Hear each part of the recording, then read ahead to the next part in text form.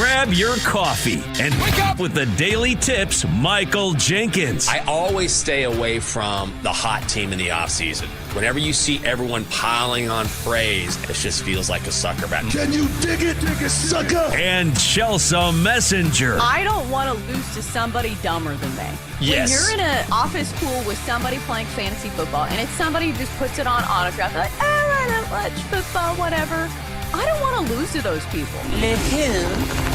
The her. For the best wagertainment here on the BetMGM Network. Hey, Dad, don't forget about me, the dogster. Sponsored by BetMGM. Make it Legend? Wait for it. Dairy. Download the app today. Please gamble responsibly. Here we go. It is a daily tip on the BetMGM Network on a Thursday. Hope you're having a great morning. I'm Michael Jenkins. She is Chelsea Messenger. Coming up, we start with the action in the NBA last night. The big action. Wemby and Luka going at it in La La Land. In 20 minutes, the Cardinals make a decision at quarterback while Stephen A. Smith makes a decision that puzzles us all. And finally, we bring you our NFL Power Rankings at 6:40 before we get you ready for Broncos, Raiders, and Sin City. I'm Jenks. She's Chelsea. It is once again a Thursday. Good morning, Chelsea.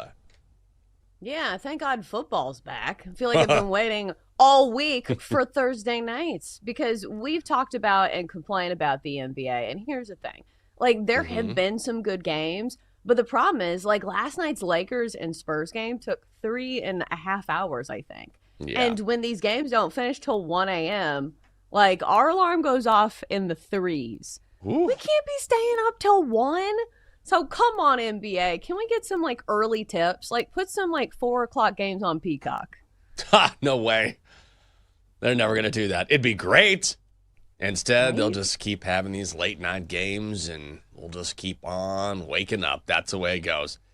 It really sucks when it's such a great matchup. I get it, though. It's the Lakers. It's the Spurs. It's out west. But I miss a ton of these games because I just can't stay up that late, not during the week. And we're not alone. Like, you don't even have to wake up at 3:45 to say, all right, this is getting a little late, guys.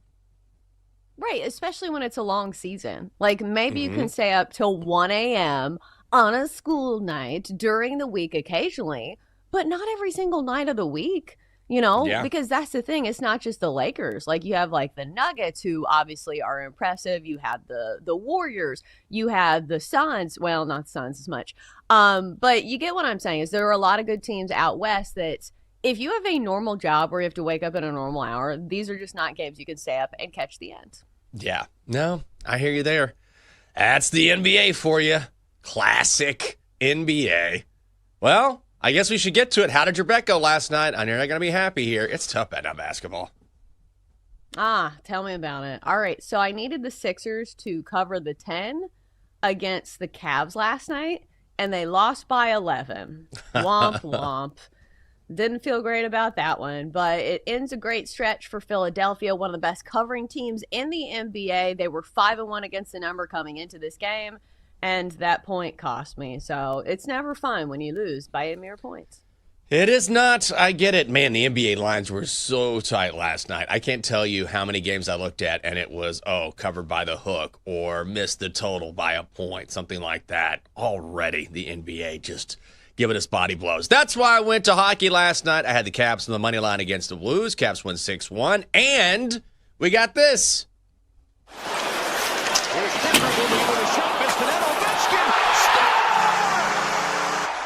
Number 900, Alex Ovechkin, first player in National Hockey League history to reach that magic number. How about that? Call courtesy of TNT. Ovi gets 900 on a no-look backhanded shot that goes into the net. As we predicted on this show, that's the way you get her done. I got to hold on to that because it might be the last bet I win all week. But finally, Ovi gets 900. It was an awesome moment. Did they actually play it? I wonder. You probably didn't go out last night because it was a school night. But this has to be a big moment for like the general area as well, especially with like please correct me if I'm wrong, but I feel like especially in DC where there is so many like heavy topics because it's our nation's capital and like politics reign supreme. Yeah. Does it bring a lightness to the city when like the sports teams are good or there's a great sports moment? Yes, DC can be really heavy in that way because anything that happens politically, I mean, it's centered here, right? And then DC is the target of that often, so people feel that a lot. So yes, when you have something like this that you can celebrate and everybody can get behind, it's awesome. And plus, you know, Ovi is a legend. He is arguably the greatest DC athlete of all time. No, he's from Russia, but as far as playing for DC teams, I mean, he's right up there on the Mount Rushmore. So to see him get this at 40 years old, and that shot was just unbelievable. Yeah, it was a special moment, so at least for a little while, we got that. Well, and it's always good to see, like, greatness with your own eyes, because we talk about this a lot, where if you are privileged to watch one of the best players at their respective sport, you should be watching. So it feels like there's a little of that baked in as well. Yeah, there is. Absolutely. And people have been waiting for a while. First it was Gretzky's record, and now it was, can he get to 900? I really can't believe it when I think about it. I'm like, Alexander Ovechkin has scored 900 goals in the National Hockey League and beaten Gretzky's record along the way. It really is special. So, yes, huge night for DC. As for the Donkster, speaking about tight lines, look at this. He had the Jazz plus 10.5 taking on the Pistons. Pistons win by 11. Lost by the hook.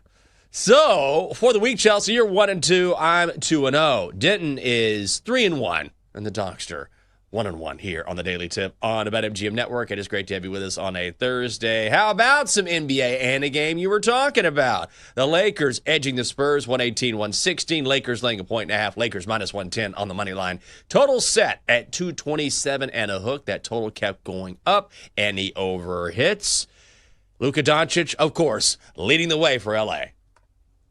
Doncic looking. Castle right with him. Doncic a three. Punts it in! Luka Doncic from downtown. And the Lakers' first lead of the fourth quarter. Call from ESPN. Doncic, 35 points, 9 boards, 13 assists as the Lakers finish the game on a brilliant 21-10 run. DeAndre Ayton, 22 points, 10 boards. Wemby, 19 points, 8 rebounds, but he fouls out with a minute and 39 seconds to play in this game. This was supposed to be tight, and boy, was it ever. Oh, absolutely. And I think a lot of people wanted to see Luka v. Wemby in the final minutes, but of course he fouled out, and it was a back-to-back sloppy kind of off night for Victor Wembanyama. So I think the questions are starting to rise that have teams kind of figured out how to play him defensively. I don't necessarily think that's the case, but the turnovers were a problem. He's had 11 turnovers in the last 2 games, so he's going to have to figure something out. I know he's still young, but the Lakers deserve a lot of credit in this one. This was not, the prettiest game. We had 84 free throws in this game. It took over 3 hours, and so there was a lot of stoppage. Both offenses really didn't find their rhythm until late in the game. And Luka Doncic, I know he filled out the stat sheet, but it wasn't really his most efficient night. And I think the sign of a good player and a good team is being able to still win games, even when you're not at your absolute best. And that's what the Lakers did in this one. DeAndre Ayton, another big game. For somebody who's only making $8 million, this was a great ad by the Lakers. He's had a fantastic start to the season. And speaking of, the Lakers sitting at 7-2. Second in the Western Conference, which is kind of a shock because, Luka Doncic has missed several games. LeBron hasn't even played. Austin Reeves didn't play in this game. So the Lakers are cruising to start the season. I would have never thought this without LeBron in the lineup. And now we're seeing reports of LeBron being unhappy behind the scenes. Why? Why would he be unhappy? I don't know. He's got his son right there. They're waiting for him to come back. I don't know what it is. If you're LeBron, I would just be sitting back and enjoying life right now, waiting to come back, making sure I'm careful in my recovery because he has that sciatica issue, and then saying, I'm going to watch my son. I'm going to get 100% healthy. Luka is leading the way. The team looks good right now. Then I'll integrate myself. I'll have some rest along the way, and we'll keep winning. Well, here's the thing. Like, sometimes when you hear reports about star players, especially in, top markets, sometimes I wonder, like, how much truth there is to it. I'm not calling out the reporter. I'm just saying, like, after the game, LeBron James was like hyping up DeAndre Ayton in his post-game interview, and he seemed happy. And why would he not be? His team is 7-2. This is the best possible scenario where you get to wait in the wings and you don't have to use all of your gas in the gas tank in the first month of the season. Because if the goal is truly another championship for the Lakers, LeBron probably wants to, sit out some games and do some load management. I know that's not the case. He does have sciatica, but still, you get what I'm saying. Why would he not be happy this team is one of the best teams in Western Conference right now? Did you get that alert that I got on my phone? Bronny fans, watch out. Oh, no. Bronny gets posterized by Victor Wembanyama. And it was just,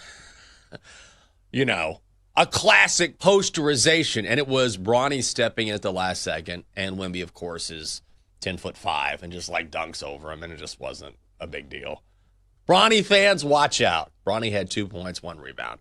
I was like, come on, ESPN. What are we doing here? It was a dunk. It was a good dunk.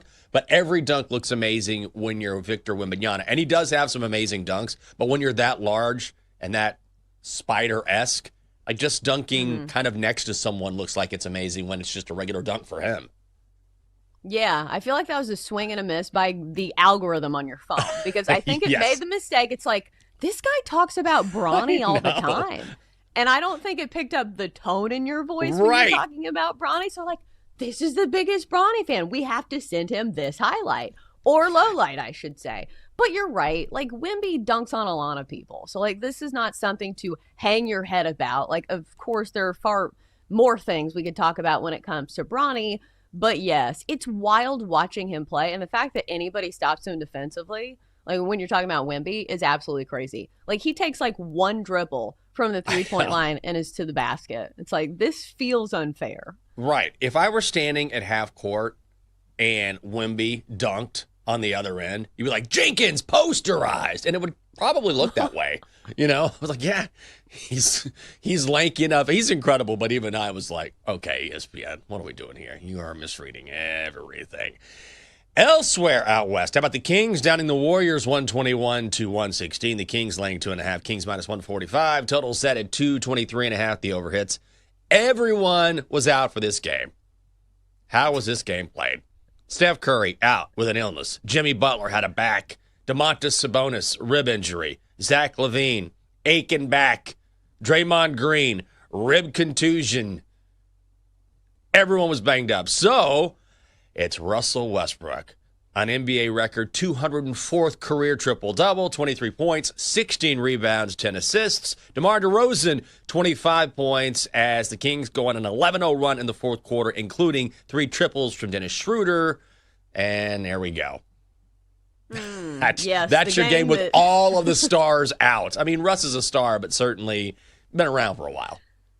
Right, he shouldn't be the main character. It shouldn't be a TV show where he has the starring role. And speaking of, I know this is off topic, but Draymond Green was in a show that I just watched the other day, St. Dennis Medical on NBC. There's probably something with NBC and Peacock and, the partnership there. But he played a guy who got struck by lightning. I was like, what a weird role. Was he good? Yeah. He was? Not really. I mean, he didn't really have to do that much. He said, I got struck by lightning, and that was it. He wasn't electric? Oh. But I like it. I like it. No. But it was weird because you're just sitting there like, is that Draymond Green? And you're like, yeah, that is. And you look up the credits, you're like, what's he doing there? So I don't know if he's trying to foray into acting, but he's not winning any, Emmys or Oscars anytime soon for that small role. I like how D-Day popped in, made his joke, and then immediately was like, all right, back to my phone, whenever you guys keep talking. It's like, I got something to say. All right, enough. I'm done. Right. I'm done for the day. What was that show? I know I've said this before. I have to look up this clip. And I am not one who is generally into promos or shows, and I get riled up one way or the other. What was that show on NBC? Is it still on? Providence or something? No, I'm getting it wrong. And, of course, it was a medical show. There are a lot of medical shows out right now on all sorts of network TV. Some are funny, some are dramatic, whatever. And what was it? They're in a hospital, and there was a homeless person in the hospital and needed some treatment. and it was about a doctor that does things differently. And yeah, I've said I this think before. it's ringing a bell. Yeah. And what was it? It was the guy who was in The Blacklist. He was the boyfriend of the main character there. I gotta look all this up. And so the homeless person sits down and says something like, "Can you help me? How about this?" And the doctor pulls out keys to a new home, was like, "How about this?" Like, wait, did you just give that guy a brand new home out of nowhere? A different kind of doctor. I'm like, let's go to that hospital. I could use a new ride. Can this guy come into my room? Guess what? Right, you get a new Kia. Most of the time they're like, your insurance doesn't cover that. That's Yeah. going to be $327 for that Neosporin route. Right. I'm like, what? That Band-Aid costs $3,500. It has medicine on it. Okay, Doc. Thank you. Coming up next on the show, Stephen A. Smith loves the NBA and more. It's next on the Daily Tip.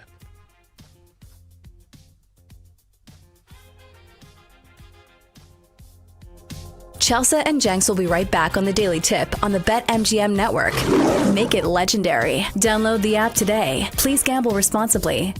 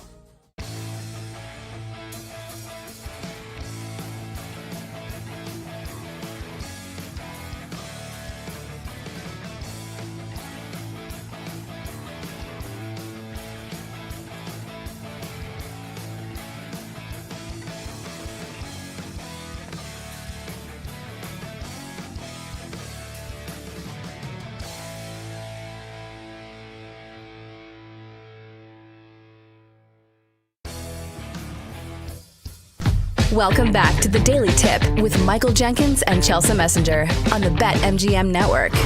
Make it legendary. Download the app today. Please gamble responsibly. Welcome back to the show. The Daily Tip on the BetMGM Network. I'm Michael Jenkins. She is Chelsea Messenger. Coming up on the show, your weekly Stephen A. Smith update, which has to do with him being caught playing solitaire. Do you play a lot of games on your phone? I was sort of into my poker game on my phone for way too long, and I just quit cold turkey. I was like, this is enough. We're playing way too much. And you can't play blackjack because people are so stupid now. They don't know how to play the game. They just get in there and they're like, I've got an 18. Dealer's showing a king. Time to hit. I'm like, what are you doing? Like the most nonsensical things. You've got an ace showing. I got a couple fives. Let's split these fives. Like, it's unplayable because you know how it is. If you play blackjack, one person can make a wrong move and the odds are stacked against you anyway. They make a wrong move. It just kills everything. So I was playing too much. I got away. Do you ever do this? No, I have a child. I feel like I can't even look at my phone for 3 seconds without, Mom, can you make me a snack? Mom, can you play dolls with me? So it's one of those things where I feel like this is a young person's game or like people who don't have children. Because I remember like playing solitaire the way that it was supposed to be played on your grandma's computer. That's right. On whatever Microsoft operating system it was, where it came with solitaire and it came with Minesweeper. Yeah. I didn't even know how to play Minesweeper. I just clicked the boxes like, let's see what this does. But at least solitaire, I knew the rules and I was playing the hell out of that because it was better than like, I don't know, cleaning the kitchen with my grandma. Remember when you would win solitaire and the cards would like bounce around the screen once you won, like gung, gung. You're like, oh, that's cool. Look at those graphics. Wow. How do they do that? What was that, Windows 95 or Windows 98 or something like that? Yeah. And it was like the coolest thing in the world because you'd never seen anything like it. Like that's the thing I try to explain to the youngs, you know? It's like, I know it seems lame, but at the time, I don't think that's a phrase at all. The olds is. But I said, you don't understand, at the time, nothing like that existed. So while now it seems archaic and staid, and you're like, well, that's boring. It's like, yes, I get it. But at the time, it's like, whoa, I've never seen anything like this before. Like, I remember very vividly, America Online was a big thing, right? Obviously, it was huge, and now it's filtered out. But there was something similar to that called CompuServe. Do you remember CompuServe at all? It rings a bell. Yeah. Was it another provider? Yeah, it was the same thing, right? Okay. You log on with a modem, and then you've got access to the internet and email and chat, all that stuff. But I remember when this came out in the 80s, like the late 80s, when the internet was, a baby. And I remember getting something in the mail and being like, what is this? Like, it seems so cool, like scores and chat and information. But what is this? Like, nobody had computers with the internet, so I couldn't figure out what it was. And now looking back, of course, it makes perfect sense. This is rudimentary software, but at the time, it didn't really exist except in these really high circles, so I just couldn't wrap my head around it. So yeah, when I saw the solitaire cards bouncing off the screen, I was like, wow. Well, I mean, you didn't even have to have internet for that. Because, like, my grandma's computer didn't even have the internet. And that's back in the day where you, like, just didn't have that many options for entertainment. Because now you can go to the App Store and there's literally millions upon millions of games you can play on your phone. So that's where I come to a crossroads with, like, solitaire. Because, like, I used to like it just out of, there were 2 options. And that was the only one I knew how to play. So now that there are more options, do you still want to play solitaire? I feel like this is like the ultimate time waste, right? Like, this is what I imagine people at like corporate jobs do when they're supposed to be filing out expense reports. But lucky for us, we're not in a super corporate job, or at least I hope you're not playing solitaire while we're doing our job, which is why it makes it so funny that Stephen A. was playing solitaire, a game for children, on their grandma's computer during, what was it, the NBA Finals? Yes. Game 4 of the NBA Finals last year. He was caught playing solitaire. But then it gets really weird. So because of this, Stephen A. has signed a deal, reportedly, with Papaya Games to help promote the Solitaire World Championship coming up in Miami. But what's weird about this is that I saw this about 3 days ago on my feed on X, where this ad was everywhere. And I'm like, why does this ad keep popping up?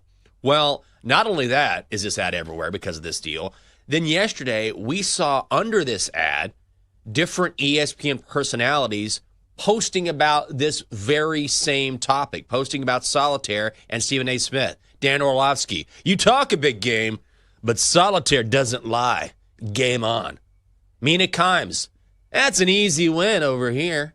Laura Rutledge, you know I love you like family, but you don't want to mess with me when it comes to Solitaire. You're going down.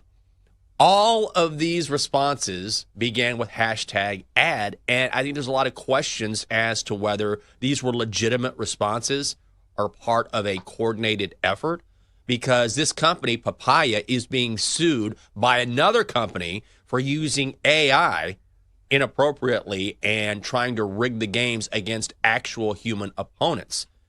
So when you see all of these ESPN personalities responding, did they really respond, or are these AI generated from a company that Stephen A. Smith now has a deal with that is already in court? It's not great. Yeah, to quote another ESPN employee, these responses sound like they're from people who didn't play the game. Like, isn't that the first thing you notice? Like, Solitaire is a solitary game that you play by yourself. There's no head-to-head matchups. You're not going down in Solitaire. It's you versus the computer. So I don't know if these are ESPN personalities that literally don't know what Solitaire is. It's literally in the name. Like, Solitaire. Think of solitary, one person. So I don't know if AI wrote these, but whatever AI chatbot did, if they did, needs to be updated because it's missing some information. And here's the really shady part of this whole thing. I was doing a bit of a deep dive yesterday, and you're absolutely right, by the way. Like, if I said, hey, I'll take you on in Solitaire, you'd be like, what are you talking about? Wait your turn. Yeah, just log on and let me know if you win or not. I'll do the same. Talk to you later. Doesn't make any sense. So this company, Papaya, they were accused of using AI bots to guarantee specific outcomes against human opponents playing Solitaire, essentially stacking the deck, if you will, against humans. They don't even deny that. They admit, okay, there were bots. What they're denying is that they knew of the existence of the bots in the first place, which is, okay, yeah, there were bots in there, but these weren't us. This is just AI, which seems like a very specious argument. But with Stephen A. Smith, what bothers me here is that it's pretty clear to me at this point that he's just going to take the money grab and just roll with it. Like, he doesn't really stand for anything except securing the bag. Like, when the whole Jimmy Kimmel thing came out and he got suspended for a week because of his criticism of what happened in the aftermath of the Charlie Kirk assassination, right? And eventually Jimmy Kimmel got back on the air. What did Stephen A. Smith do? He got on the air and said, well, I didn't think that what Jimmy Kimmel said, when he was joking about it, I didn't think it was funny. That is irrelevant. This was about free speech. You are a journalist. If you give a damn about free speech at all, which is your chosen profession, whether or not you liked what he said is irrelevant. The fact that he is being censored is what is relevant here. But what happened, Jimmy Kimmel didn't want to upset the corporate powers who are under pressure from the public to reinstate Jimmy Kimmel at his job, right? So here, that's kind of what we're saying. Okay, this is a company in Papaya that is being sued in court for rigging a game against human opponents, and you don't care. Why? Because you're securing the bag. You're not going to stand up for free speech. You're not going to deny a partnership with a company who has already admitted, yeah, these games were kind of rigged. We just didn't know the bots were there. He doesn't stand for anything except for making money. And when you're in a journalistic space, it's really bothersome to me. Right, especially when you need your credibility for your job to survive, right? Because if you don't have your credibility as a journalist, you don't have anything. So that's why it's important for journalists, which I know it's kind of a soft journalist now for Stephen A. He's more of an opinionist. But we see this all the time with celebrities, where I think the main one right now is Sydney Sweeney, where people kind of question some of the ads that she takes on and some of the products that she is hawking. Because you should pick and choose very carefully, because this is how the public kind of, associates you. When you're selling bathwater, like, I feel like that kind of takes a hit on your credibility, does it not? Because she is a great actress. She's good. It's just, it feels like there's all this other nonsense that kind of goes into it. And the same goes for Stephen A. Like, do you really need to be promoting, solitaire on your phone that has all of these, lawsuits against it because of AI? I'm sure there are other options. Go talk to Shaq. If you want to make the bag and promote companies that feel like, I know Papa John's has had a past, but at least, Shaq was trying to spin it. Yeah. You get what I'm saying? Is that, like, pick and choose your endorsements wisely, because it's the same thing as, remember, people on Twitter used to say that? They used to say retweets, not endorsements, because endorsement was such a big deal. Yeah, that's exactly right. So at the end of the day, sadly, this story, while interesting, I think, to a certain extent, doesn't really surprise me, considering where we are and what we've seen in the past from Stephen A. Speaking of decisions, well, the Cardinals have made one, and it's Jacoby Brissett as a starter, because Kyler Murray is going on IR with that foot injury we talked about yesterday. Doctors have said if you really want this foot injury to heal, then he needs to continue to stay out. He needs a 4 to 8 week recovery time. Instead, it is Brissett going for the Cards, and he's been really good in place of Kyler. So maybe we were talking about the soft benching for Kyler. Maybe this isn't a soft benching after all. Yeah, maybe not. Or maybe they just told their team doctor, they're like, hey, can you read the script and tell everybody that this is the diagnosis? So, like, I don't really know what's going on, but I will say in the meantime, Jacoby Brissett has given them a chance to win. And I'll say this, even in the games when Kyler Murray has been playing, like, the Cardinals have played in a lot of close games. Like, so from a betting standpoint, I think the general public will see, okay, face of the franchise has been is out for the foreseeable future. This is a Cardinals team that not a whole lot of people care about anyway, even when they are good. So maybe there's some betting value, and some of these lines are a little inflated towards the other team, even though this week's matchup is against the Seahawks, another team that the public doesn't really love. Yeah, I love the Seahawks. I mean, now I say that after that loss against these guys a few days ago from my Commanders, so I don't love that from the Seahawks, but there's not like a natural rivalry between Washington and Seattle, so it's just a loss because this is kind of a lost season anyway. But I think this is going to be good for the Cardinals long term, and I think this line is way too big when you look at this game. Seahawks laying 6.5. It's still a divisional game. Also, C.J. Stroud out against the Jags this weekend, so this game is in Houston. Jacksonville is laying a point. They're minus 115 on the money line. Houston is minus 105. Total set at 37 and a hook. I like the under in this game. Yesterday, it was 38. A couple days before that, it was around 41, I think. My God, it keeps diving down. And now, our old friend Davis Mills is going to be a quarterback. Strengthen that neck, baby. Make it longer. It's giraffe neck season for Davis Mills. But yeah, I feel like this was an under game to start with, even if it was C.J. Stroud, just because the protection has not been there for C.J. Stroud. So no matter who's playing at quarterback, the offensive line is not going to give whatever that quarterback is much time to throw. So sometimes you see these numbers that are really low. It was a low number last week for the Texans. I think it was, below 40 between the Broncos and the Texans, and that game ended like 16-13. So I don't know. Let me ask you this, because you talk to a lot of players. Do you think there's rust that builds up for some of these players? Because Davis Mills, once upon a time, started several games for the Texans, but it's been quite some time. It looks like he played a bit.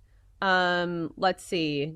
He's played in 2 games this season. Not much, but still. Do you think there's a rust factor when it comes to these old quarterbacks who have actually not played in that many games? I think there has to be. You can only stay so sharp, particularly if you're a guy like Davis Mills, which is why I think this total keeps dropping, right? The Texans have the number one defense in the National Football League. The Jags offense has kind of been operating in fits and starts all season. Then you have Davis Mills going for an offense that doesn't do much anyway. Like, even with C.J. Stroud, this is a Texans offense that just is not very good. They had an opportunity, I think, 4 chances inside like the Broncos 5 over the weekend, could not convert. So they were bad with C.J. Stroud. Now they have the backup in. Just doesn't bode well for this game if you're looking for a lot of points. But that number is low. Coming up next on the show, we got new power rankings in the NFL, in which new team is at the top. That is next on the Daily Tip. Chelsea and Jenks will be right back on the Daily Tip on the BetMGM network. Make it legendary. Download the app today. Please gamble responsibly.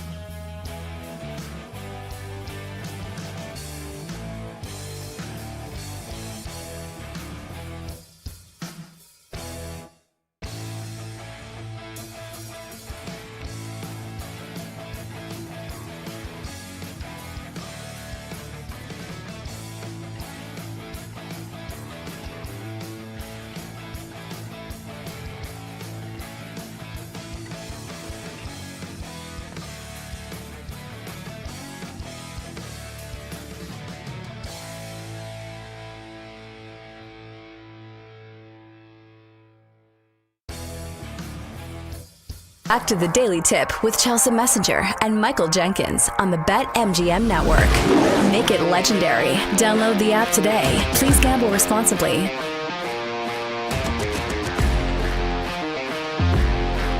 Welcome back to the show. It is the Daily Tip on the BetMGM Network.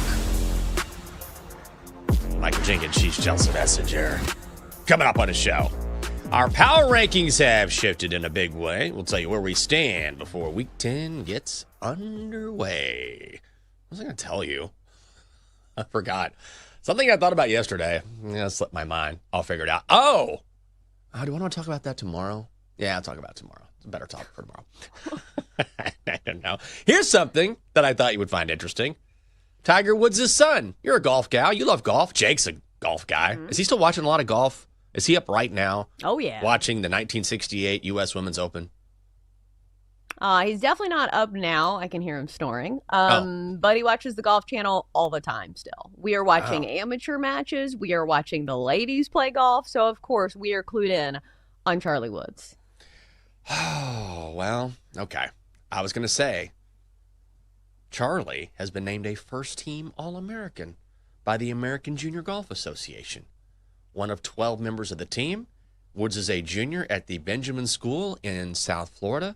When I see Carlos Boozer's son at Duke, and I see Charlie Woods as a high school junior being named an All-American, that's something that makes me feel incredibly old, because I'm like, I remember watching your daddy play in Durham, and I remember watching your father win majors, and now here you are about to be on tour again. Man, it's unbelievable. But it's going to be so much fun to watch these guys develop and evolve over time, too.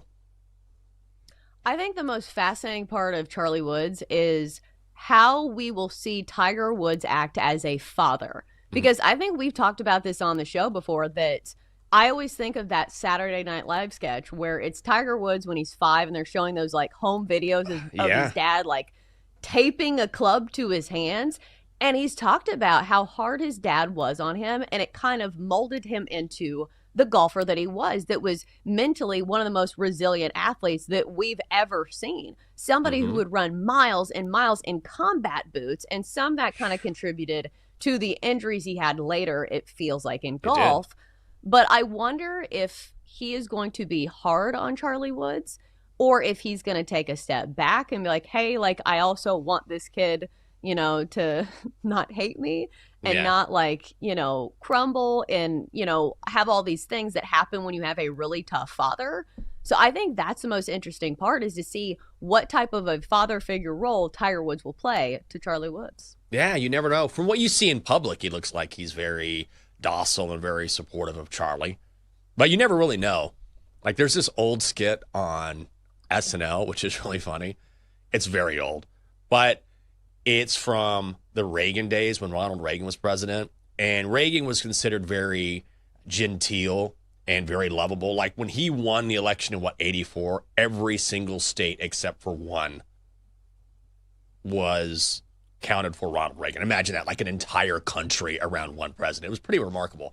But he was seen as kind of this grandfather figure and very kind. And so there's this skit on SNL that basically points out, hey, you never really know who someone is behind the scenes, right? And so someone walks into the Oval Office and he goes, well, you sure did do a great job selling Girl Scout cookies. Congratulations. Okay, take a picture. And then the girl walks out, and as soon as the door closes, he goes, back to work! You know, just like loses his mind and yelling at people. So you never know how people are behind the scenes. I don't think Tiger is like that, but I mean, you never know. His dad was definitely hard on him.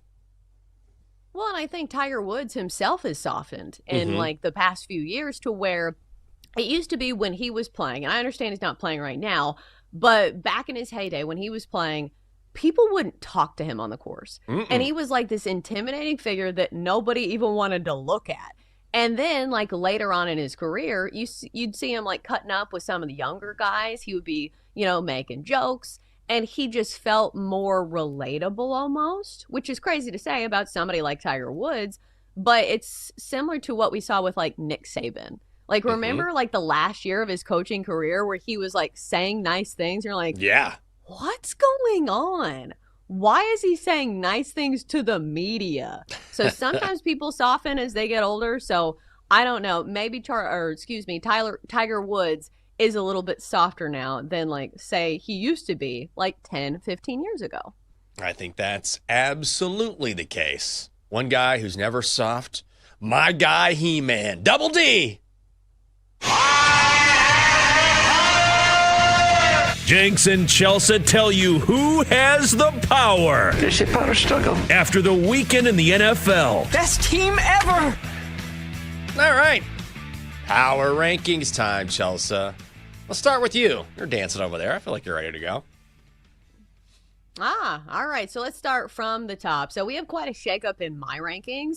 But here's the thing. I'm not going to sit here and, like, put my feet in the sand and be like, I'm not changing. No, these are going to be changed week to week based on who wins the big games. And speaking of, the Buffalo Bills won the big one over the Kansas City Chiefs last week. So I'm going to go Bills at the number one spot simply because we knew that Josh Allen and that offense is amazing and usually unstoppable. But I had questions about the defense, and I think that the defense showed us a lot in that game against Kansas City. So if they can keep progressing towards the end of the season, this is a Bills team that looks like the best in football. And speaking of the Chiefs, got them at number 2. The defense is still very good, but it's very hard to stop Josh Allen and company, and especially all those tight ends that they employ.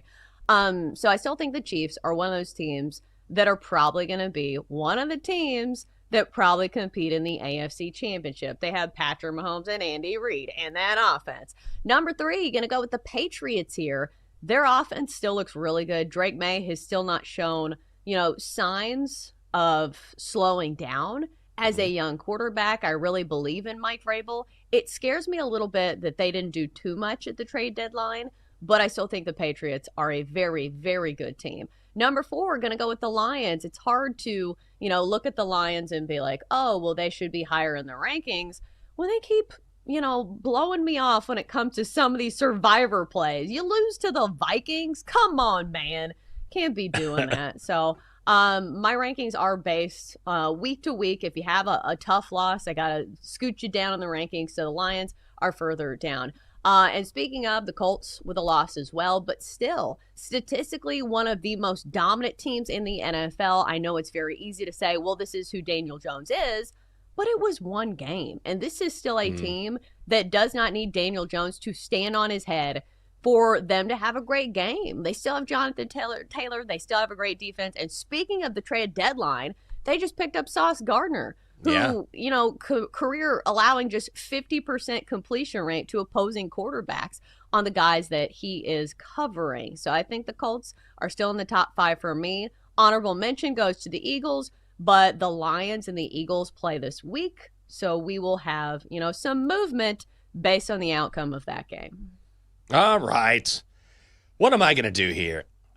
I have a team at number 1 that wasn't even in my rankings last week, but I'm with you. I'm going to start at the bottom, though. Here we go. Number 5, the Eagles. The Eagles are just that team. They just keep hanging around, third favorite to win the Super Bowl, sitting there at, if my vision is correct, plus 850 right behind the Bills and the Chiefs. So I'm not quite sure the Eagles really like each other. I don't know if they're having a good time, but I do know that they have the talent to win it all. Obviously, the defending world champions, and on any given Sunday, they can beat and compete with anyone. Also, the Eagles have the feel of that team that might just decide, okay, it's the playoffs. Maybe we're not all best friends. Let's go win another title. At 4, first appearance this year in the top 5, Patriots. How about that? It took me a while to buy in on this team just because when you're coming off, a 4-win season, then you put it together again. Are you legitimate or not? We have finally seen enough from New England to know this is a legitimate team. They have looked good all season. They're well coached. We know that. Drake May has been fantastic in his second season. He looks like he is going to be one of the next superstars in the NFL. He's already ascending on that trek. So they're at 4. At 3, got the Lions. I'm not worried about the Lions losing to the Vikings last week. It wasn't a great loss, but ultimately we see all the tools that they have on offense. And that division, like the NFC North, is so fascinating because all those teams are just going to beat up on each other all season long. Division games are tough like that, so I'm not punishing Detroit too much because of that loss. 2, here we go again. It's the Chiefs. Fine. They lost to the Bills. This is what they do. They lose during the regular season to Buffalo, and then they'll play again in the postseason. And who knows, maybe this is the year that Buffalo finally rises up. We've only been saying that for 3 or 4 years. And then I'm with you. Number 1, let's go Buffalo. I didn't even have them in the top 5 last week, so I understand this seems a little overreactionary. But at the end of the day, Buffalo is still Buffalo, and you tend to forget that after they have a really bad performance like they had against Carolina. When they want to show up, they can show up, and they keep winning at a really high rate and looking great. That defense does look better, even though, yes, they're still banged up. So Buffalo goes number 1. Well, and if you believe the odds makers, for we are here to cheer for you. Go Bills, we are your fans so true. So true. With victory in sight, we'll yell with all our might. So go Bills, fight, Bills, go. Go. Can't believe that hasn't come back. all right. Okay, so if you believe the odds makers, the Chiefs and Bills have the 2 shortest odds to win the Super Bowl as well. So it's not just us being, well, these are good teams. And plus, I feel like when you're talking about Patrick Mahomes and Josh Allen, you don't really have to explain yourself too much because the postseason experience is there. And I did want to correct myself because I said the Eagles play the Lions next. They play the Packers next and then the Lions. But still, back-to-back tough matchups for the NFC North and the Eagles. So we'll see what the Eagles are made of over these next 2 weeks. We're going to find out. What is your take on Philly? I keep saying it over and over. Like, I just don't know how much they are enjoying the process right now. They're winning. They have the pedigree. But are they going to put it together and make a run and sort of put their differences aside? Maybe that's being melodramatic. I think it's the A.J. Brown thing. I think that they still deserve that, like, reserved credit that we give to, like, the Chiefs and the Bills, right? Because, like, it's the same deal with, like, the Chiefs. Earlier in the season, they didn't look that great, but they're still the Chiefs, and the Eagles just won the Super Bowl. Yeah, they certainly did, so they're always going to be right there. Coming up next, Week 10 is here. And if ESPN and YouTube get their acts together, maybe we can watch some of it. That'd be nice as well. That's coming up next on the Daily Tip here on the BetMGM Network.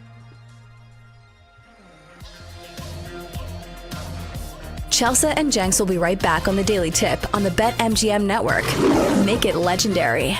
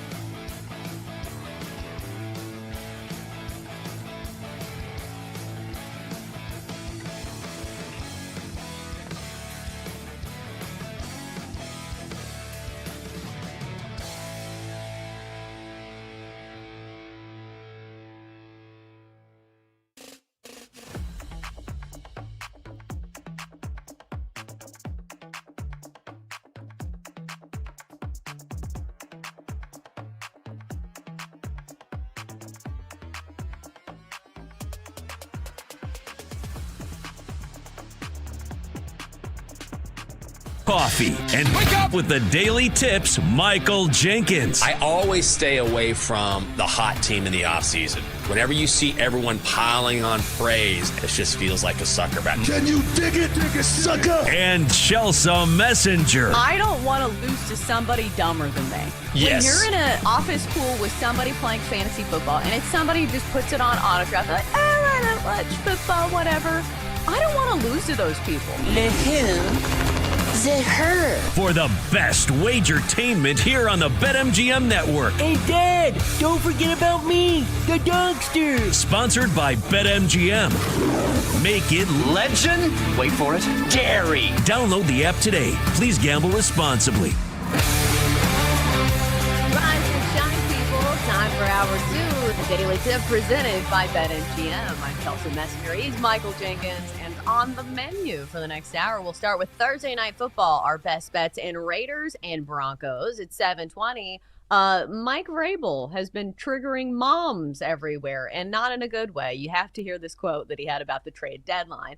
Then at 7:40, we get on to our Survivor plays, which, boy, was it a bloodbath this past week. Chaos reigns supreme, hopefully not the case this week, in the National Football League. So, Jenks, I was just thinking to myself, okay, Thursday Night Football, that is on Prime. So luckily, I get to watch it without having to go to a pirated site.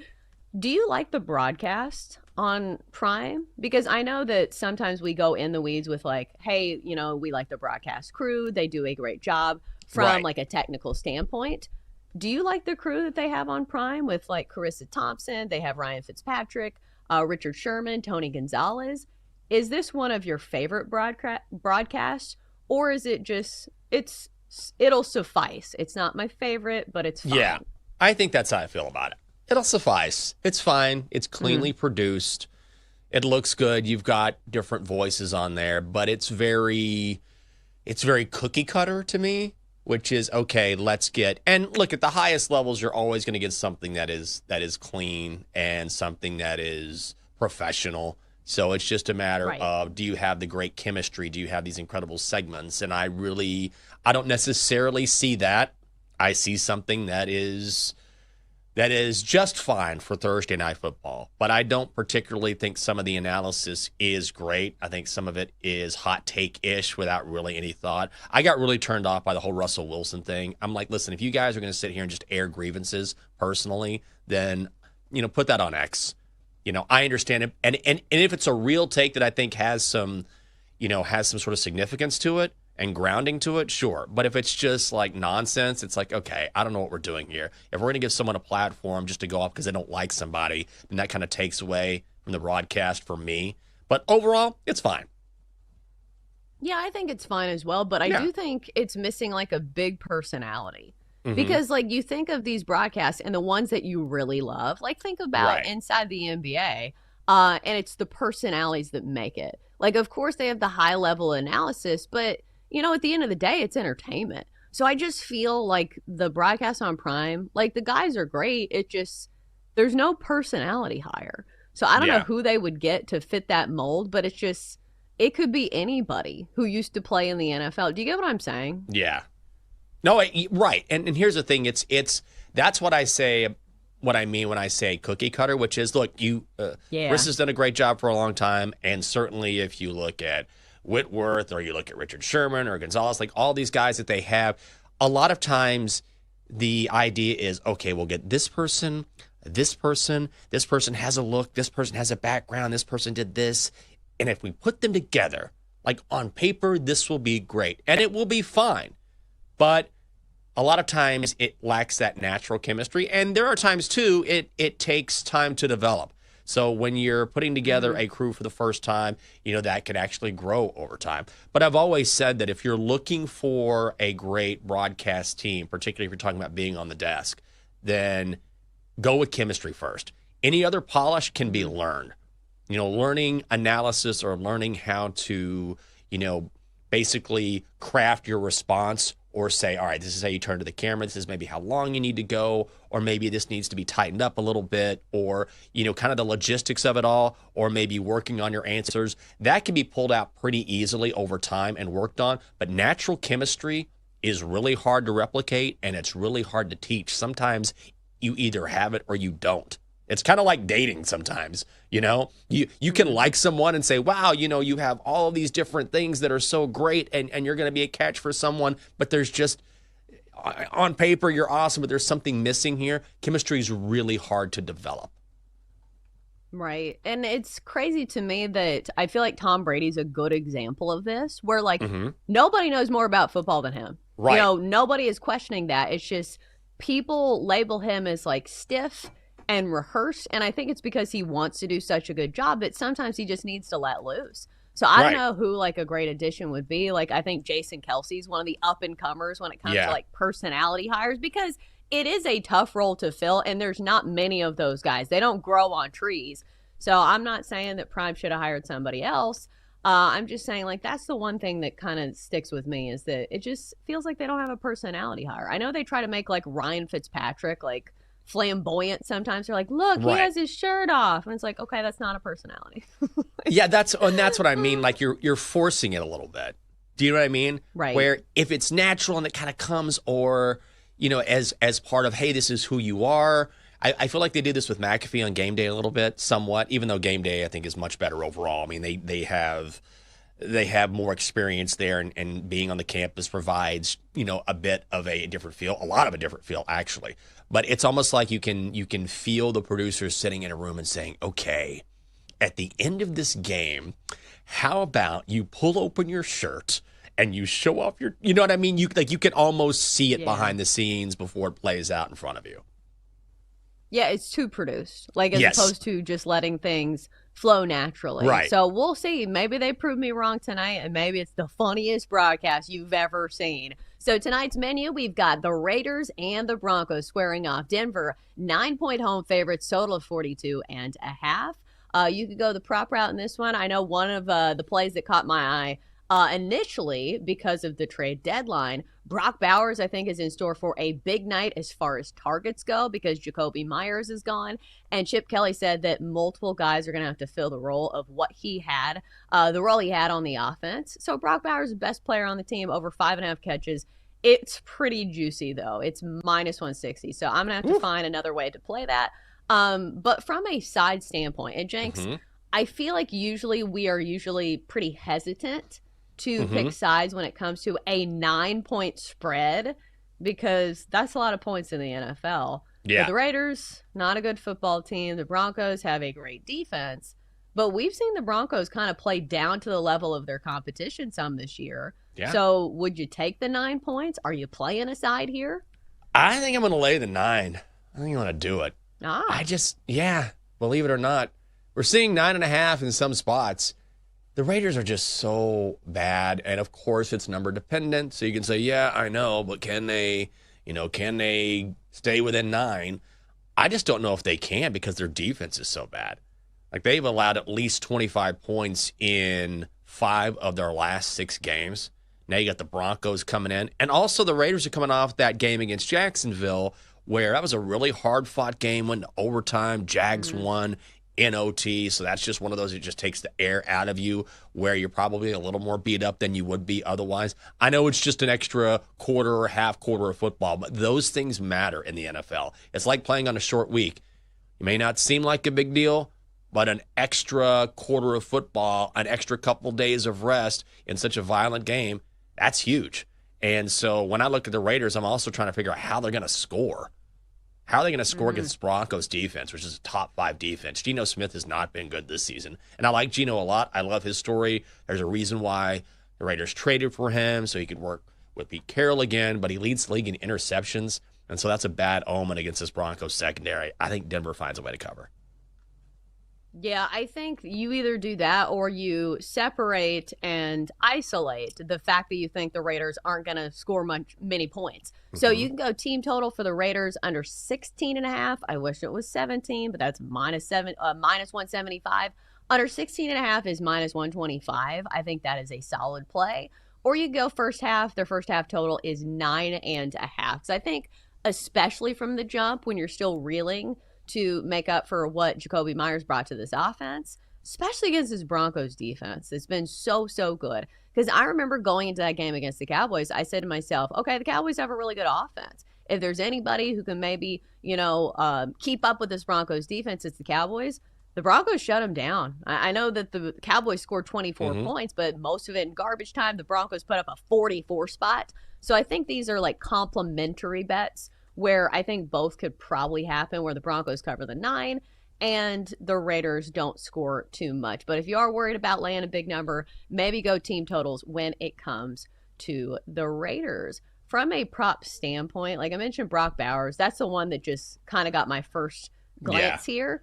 Is there anything else that you saw where you're like, hey, that's kind of interesting? I am going to put together a small parlay, I think, here.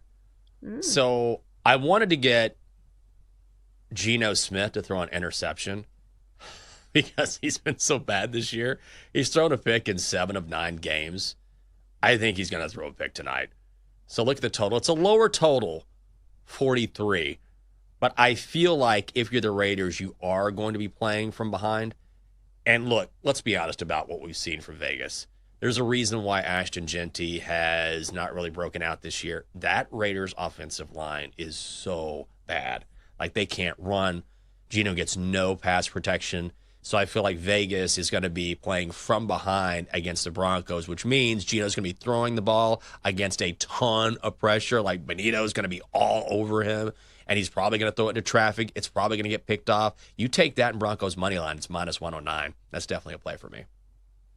Ooh, I like that. Another way to kind of play the game script here is sometimes you look at the quarterback for the team that you think is going to win, and you hit their passing attempts under. So the line is set at 33.5 for Bo Nix.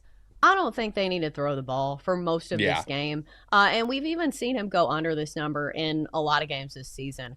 So he's gone under it in 2 of 5. But remember, some of these games, I feel like have skewed his averages. Like, remember that back and forth affair between the Broncos and the Giants that ended 33-32? He threw the ball 50 times. But that's not the game script that I'm really expecting here.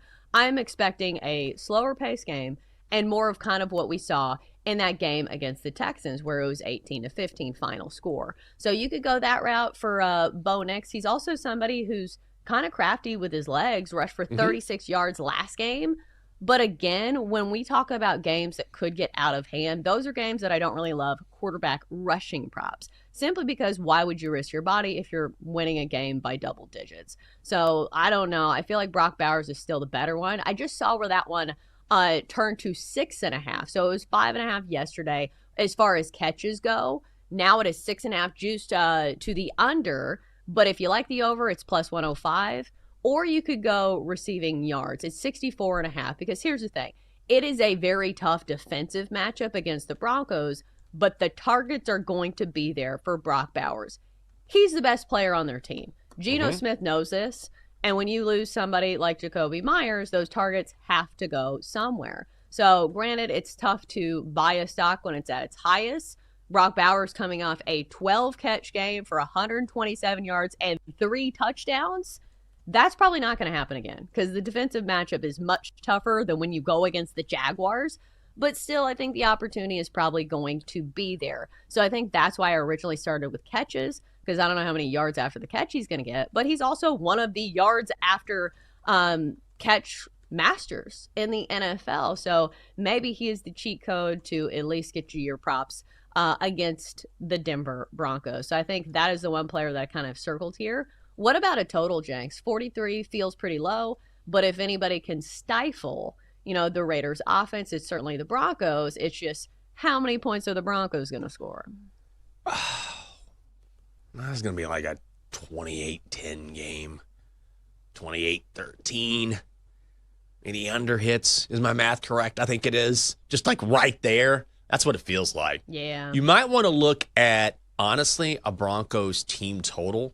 I think it's at 26 and a hook. And I mentioned the Raiders have given up at least 25 in 5 of 6 games.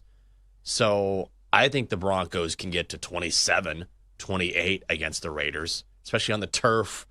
Tend to get a few more points. I know it's a short week. So that's something I would look at as well if you like Denver, and I like Denver in this game. I think there's a lot of ways to actually bet this game. I know it's not the most exciting matchup, even though it's the Raiders, but there's a lot of different props that I like.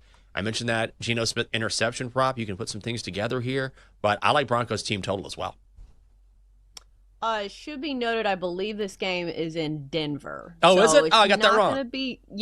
Not going to be turf. It will be a little chilly. But still, the Raiders defense equals bad. So I see where you're going there. It's hard for me to trust Bo Nix because he's been kind of inconsistent this year. So I can see it happening, but I think there's other ways to play it. All right, coming up next, we got to talk about Mike Vrabel and this quote he had about the trade deadline. I'm not going to lie, I was a little triggered. You got to hear it. It's next on the Daily Tip.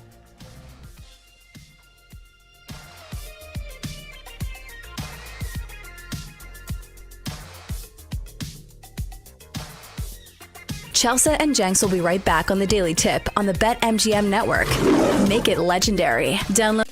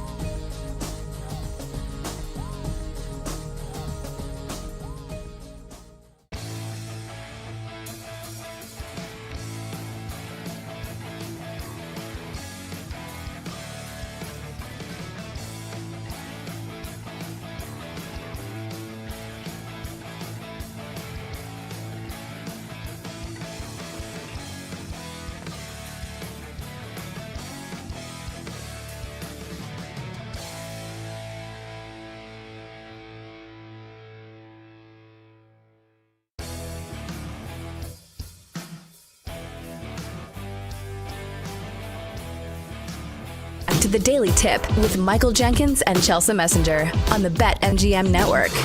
Make it legendary. Download the app today. Please gamble responsibly. All right, we are back.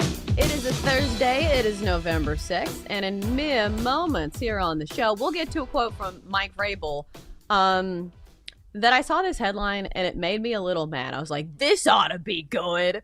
And my inner Karen came out. So we will get to that in a minute. Maybe some Coach of the Year odds as well, because this was surprising to me that Mike Vrabel is now plus 175 to win Coach of the Year. Mere 25 cents behind Shane Steichen of the Colts. We'll get into our hypotheses on why that gap has shortened quite a bit.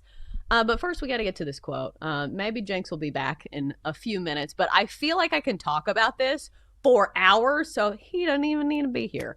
All right, so let's roll this quote from Mike Vrabel on talking about what the trade deadline feels like. Well, first, I would say that deals are like being pregnant. You either are or you aren't. There's no like it's either a deal or it's not. So I don't know how close you can be.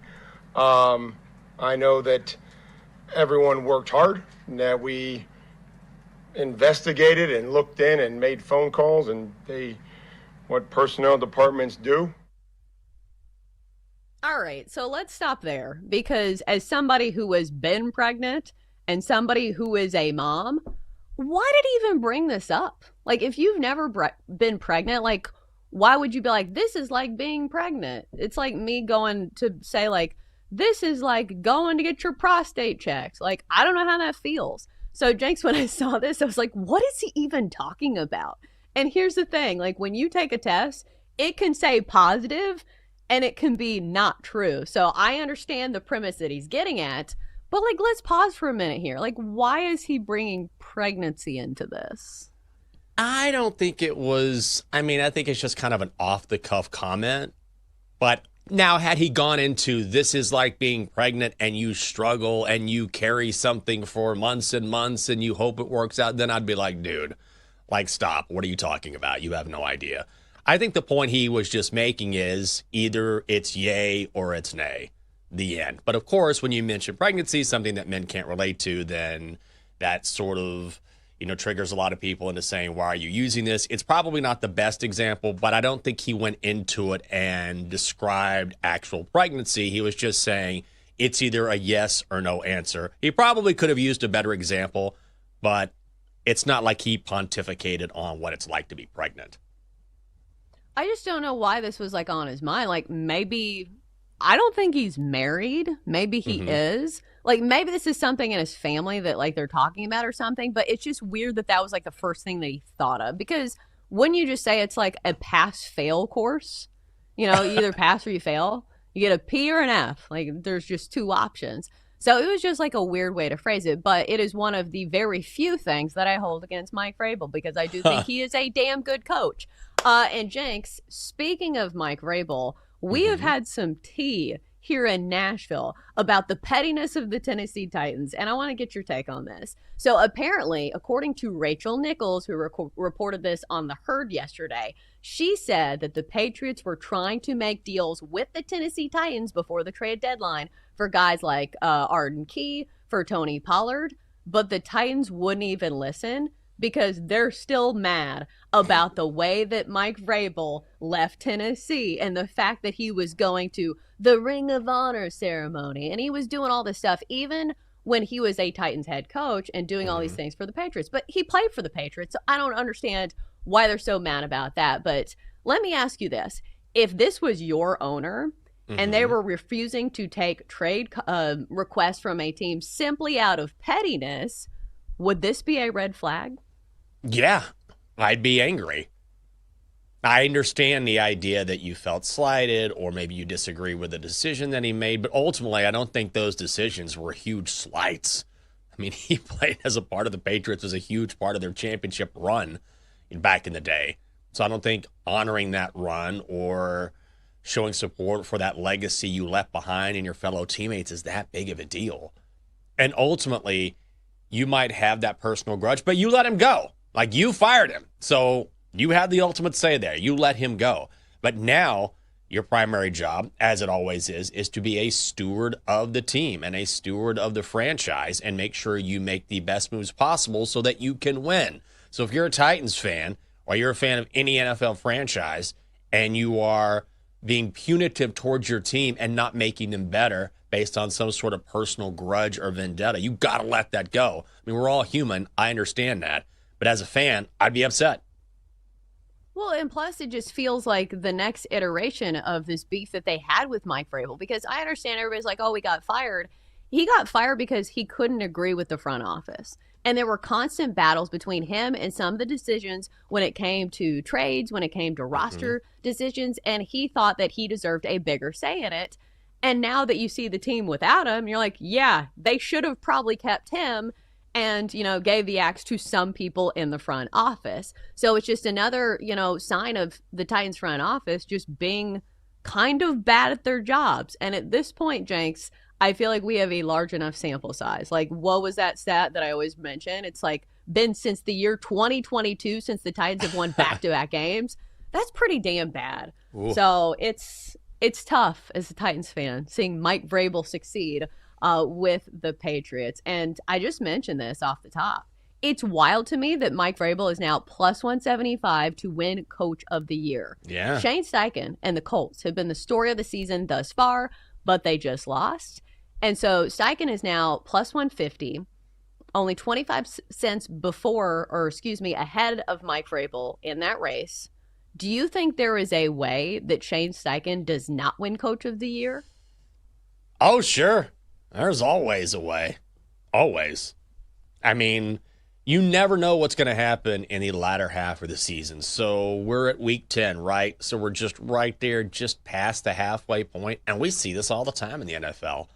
There will be a team that starts losing that shouldn't be losing, or that didn't lose the first half of the season very much. And then we'll see the opposite. We'll see a team kind of come out of nowhere and start winning. Like, who knows? Let's say the Jags win 4 or 5 straight. Liam Cohen right now is 30-1. I don't know their schedule. I'm not keeping up with the Jags. I'm just saying some team will surprise us. Some team will disappoint us. It's the National Football League. It happens each and every single year. I don't think the Colts are going to do that. Is the possibility there? Sure. Absolutely. Could Daniel Jones regress and suddenly be the Danny Dimes that played behind that awful offensive line in New York? Yeah, it could happen. I don't think it's going to. But there will be one of these teams near the top, and they will falter. Guaranteed. Well, the craziest part is that both these teams are so kind of parallel. Like, I understand, like, the story has been the Colts, but, like, the Patriots are a damn good story as well. They were not a good team last year, and Mike Vrabel is a first-year head coach with the Patriots. I understand he's coached for the Titans, but you get what I'm saying. So, I don't know. I feel like as far as narratives go, maybe you get a slight bump in New England simply because that's a market that gets more attention than Indianapolis. But it's going to be a race down the stretch. And then let me ask you this. Do you think it's anybody other than those two coaches? Because to me, it does feel like a 2-horse race. Mike McDonald certainly has a case out in Seattle. He is 5-1 to win Coach of the Year. And the Seahawks have been a team that have been gaining steam and one of the best teams in the NFC, at least as far as their record goes. Does anybody else win this award? Or is it Mike Vrabel or Shane Steichen? I think McDonald has a chance. I don't know why I'm so high on the Seahawks. I just feel like when you look at complete teams and teams that have experience, like the thing with the Patriots is that Vrabel has the edge because the Patriots were so bad last year, right? This is a 4-win team. So the fact that he's turned them around so quickly gives him a massive edge. And you can say the same thing about Steichen. The one thing about Mike McDonald which hurts him is that the Seahawks weren't terrible last year. So he's going to really have to go on a run here. But if those top 2 teams falter, the Seahawks are right there, and this is a very complete team, and that defense is just really nasty. I feel like whenever you're talking about a team on the West Coast that maybe isn't the Rams or Niners, we kind of push the Seahawks and Cards to the side a little bit, especially Arizona. But I think a case can be made for Mike McDonald. And frankly, Kyle Shanahan is sitting at 16-1. I don't think he's going to win it, but he has done a hell of a job with all of the bodies they have lost. Like, that will get lost in the mix because the Niners have been so good, or at least competitive, for a long time. But Shanahan has done a hell of a job, too, because their injury list is essentially a mash unit. Right. But this award is also based on like narratives. And for so sure. it's hard for like entrenched coaches to win it. Like I was just laughing. Andy Reid of the Chiefs is 150 to 1. It's wild that I need to double check this, but I'm pretty sure he has never won Coach of the Year, which is wild. You know, for all the Super Bowl rings that he's won, you would think, hey, maybe he should be Coach of the Year. But it's just not the way the award works. Like usually it is a first-year head coach or a coach that turns around a very, very bad team. So it's kind of an interesting award in that aspect. I'm looking at the Patriots schedule down the stretch, and it does feel like they have a lot of winnable games. But I think the biggest roadblock for them is that, you know, they still have to play the Bills. And do you think it matters if the Patriots win their division? Because here's the thing, like the Colts are winning the AFC South. Right. And I do feel like they're very much in the driver's seat. And you look at their schedule and their two tough ones, I think, you know, for the rest of the season is they do play the Chiefs on November 23rd. And then they go on the road to the Seahawks December 14th. But other than that, like their schedule is very palatable. The Patriots have the Bucks coming up next, which they're underdogs in that game. Then they play the Bills December 14th. And that's pretty much it for them. Depends on what we see from the Ravens, because they do play the Ravens December 21st, but we're not sure like what that team actually is right now. But do you think that goes into the mix? Like if a team doesn't win their division, or do you think it's just wins and losses? You know, as long as you make the playoffs, I think that's all that matters, ultimately. Just get in. You know what I mean? Of course you want to win the division. Of course you want, if you can get it, home field advantage, you want all the benefits that come with winning as many games as possible and making that playoff run comfortable. But if you're a team like the Patriots, if you win the division, that's just bonus, right? That's just cream. That's just whipped cream on top of the sundae. That's the cherry on the sundae because nobody expected this. I'm telling you, the Patriots are the Commanders of last year. They are playing with house money.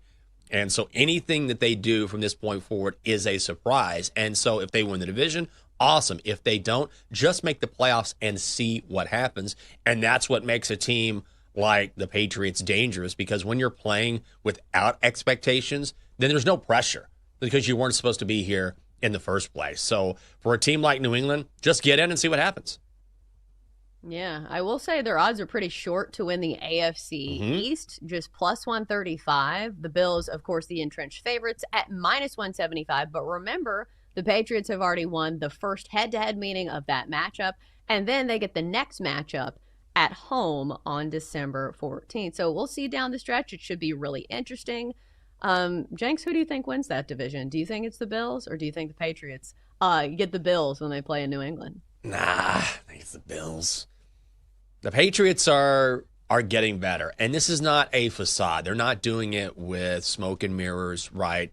They're not like last year with the Commanders. I know I keep going back to that comparison. And it wasn't smoke and mirrors, but in the NFL, they had so many games where they were winning at the last second, like they won with the Hail Mary, or Jaden Daniels would throw a fourth quarter touchdown pass. And it was amazing. But it's hard to have everything like that come together in one season and go your way. If it does, you take advantage of it. It was magical. But to replicate that year in and year out is really, really difficult. And then you get to the playoffs and kind of you see teams with that championship experience sort of overcome you, and that's what happened to the Commanders in the NFC Championship game. So I kind of see something similar to the Patriots here, where everything's kind of going their way, not necessarily that same magic that Washington experienced, but having a very healthy team, a quarterback who's coming into his own, a head coach who has the attention of his team. They're playing together. All of those things are falling the Patriots' way, but at some point, they will probably run into a Bills team that has been there, done that. And so maybe you don't see what you want to from the Bills week in and week out, and their defense worries you. But that experience, having been there, means you can sort of take it to a next level when you need to. And that's what Buffalo did against Kansas City. And so that's why I think in the end, as impressive as the Patriots have been this season, it's still Buffalo's division to win. Right. I think that it takes another jump. Like you see the jump from bad team to really good team. Right. But you kind of fizzle out when it comes to the postseason, kind of like we saw with the Commanders. Not that they fizzled out. They just met a better team in the Eagles, who absolutely dominated just about everybody. But I feel like it's very, very difficult to go from really bad team to Super Bowl champ. Yes. Like that feels like a jump that should be made at least over 2 years and not one. And that's why I kind of have questions about the Colts and the Patriots. They're good teams, and I do think their success is repeatable as opposed to like a couple years ago, it was like the Vikings and the Giants who won a bunch of close games. But like the eye test told you, these are not great teams. And then they got blown out in the playoffs. I don't think the Colts and Patriots fit that bill, but I still think that it's tough for them. The pathway for them to win a Super Bowl. All right, coming up next, we play Survivor in the NFL. Who's winning outright? That is the question next on the Daily Tip.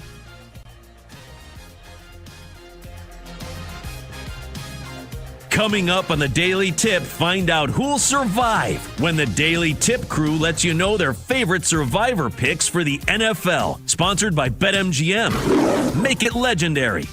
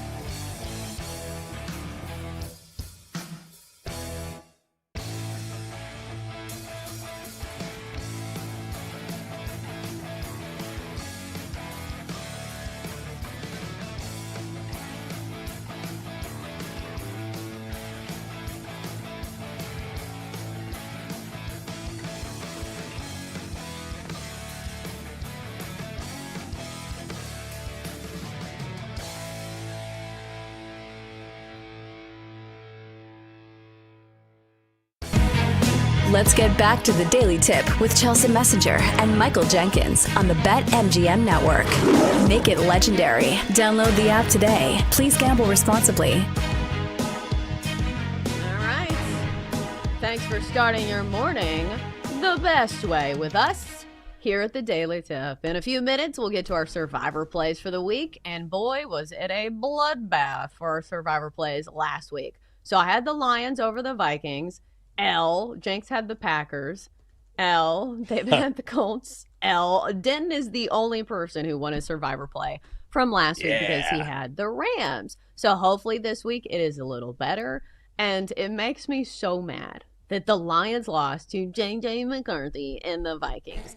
And I understand some people really love J.J. McCarthy. Like, Vikings fans, it feels like will go to war for him.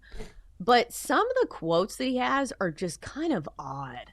Like, I think it's the accumulation of quotes for me, because we've had some of these over the years. Like, do you remember the quote that he had in college that said, "Better to be a warrior in a garden than a gardener in a war"?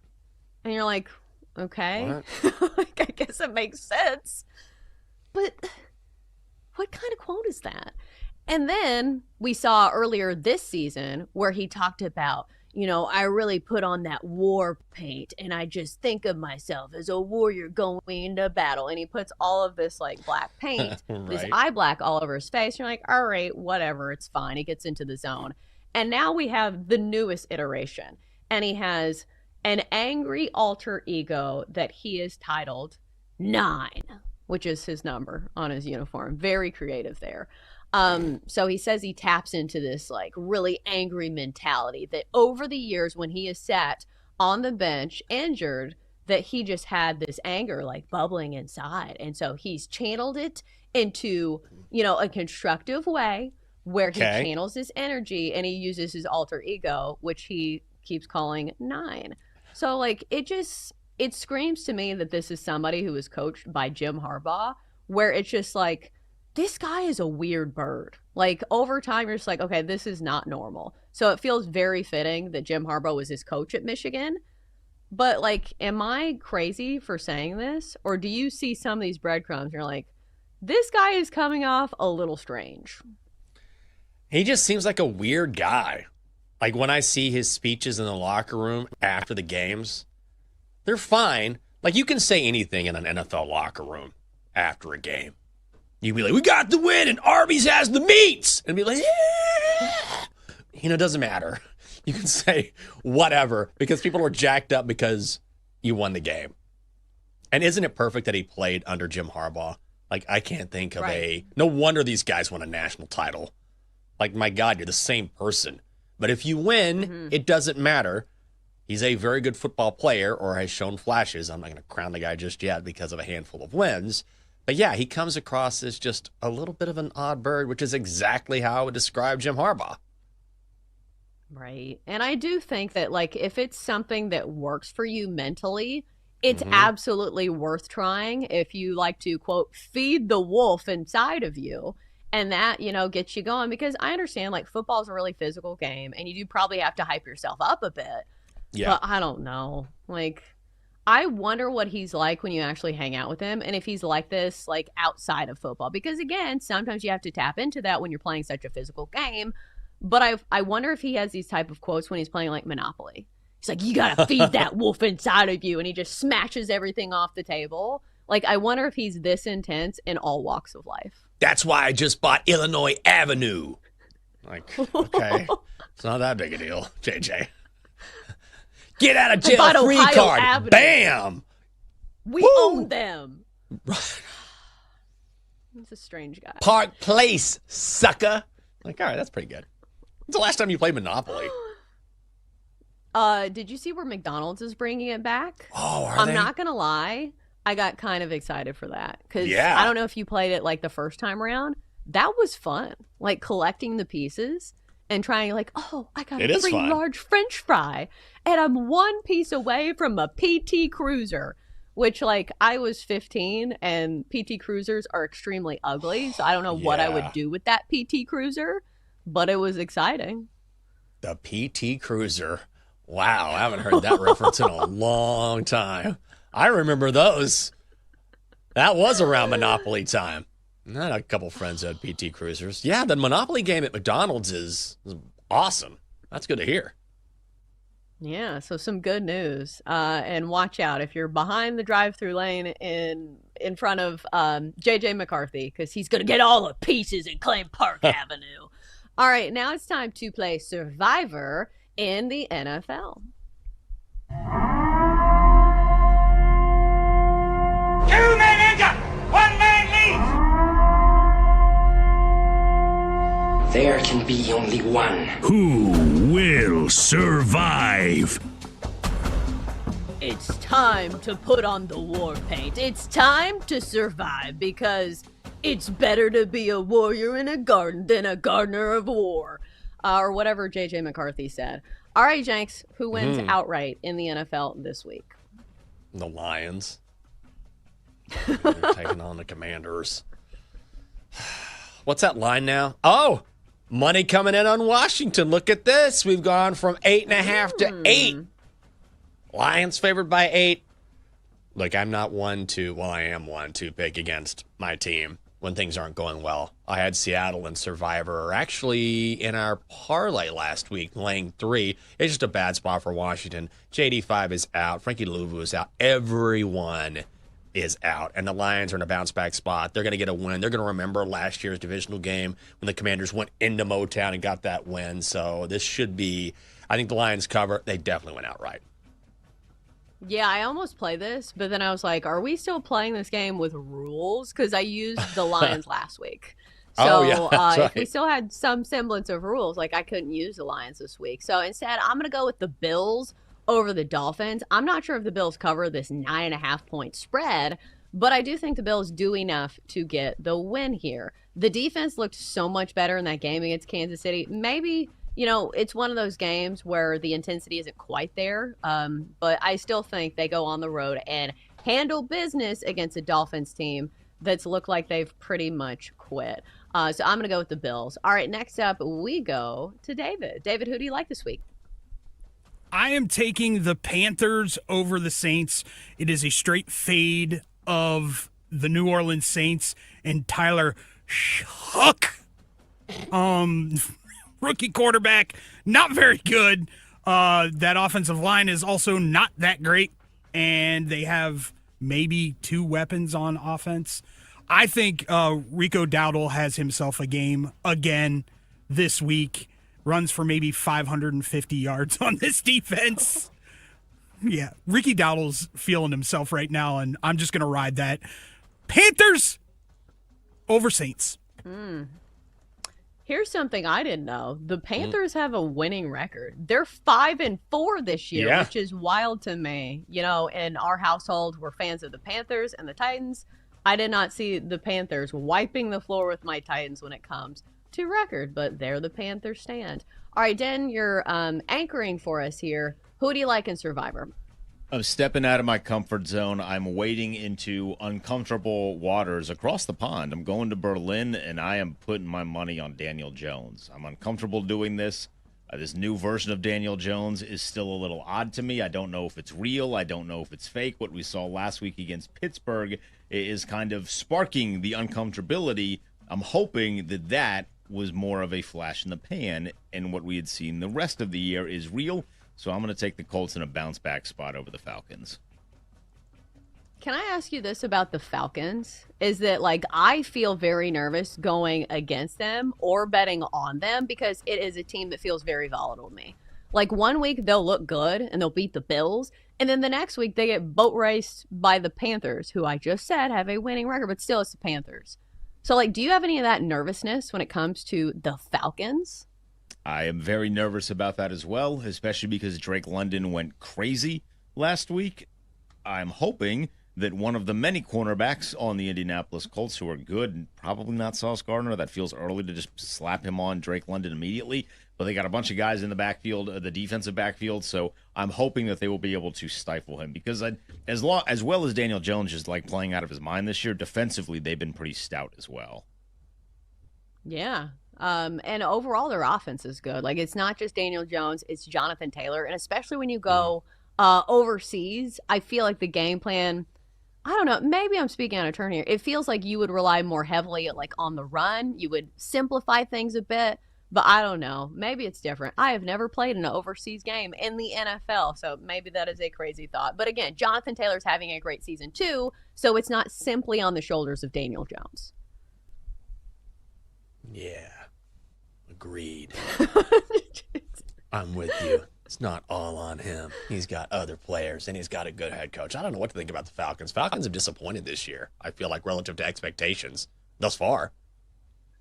Yeah. Well, I feel like I never trust them. Like, they feel like a team that can have all the potential in the world. And even, like, on the number side of things, like, the Falcons have a good defense. Yeah. It's just they can't seem to string together a consistently good season. But you could probably say that about a lot of teams in the NFL. Like, it's wild to me that there is no team that's just straight up dominant. Like, every team this year has really had their flaws, which makes things in turn more interesting because it feels like, you know, there are more teams that could maybe win the Super Bowl, but I don't know. We'll probably get to January and be like, nah, there's like 3 teams that can win.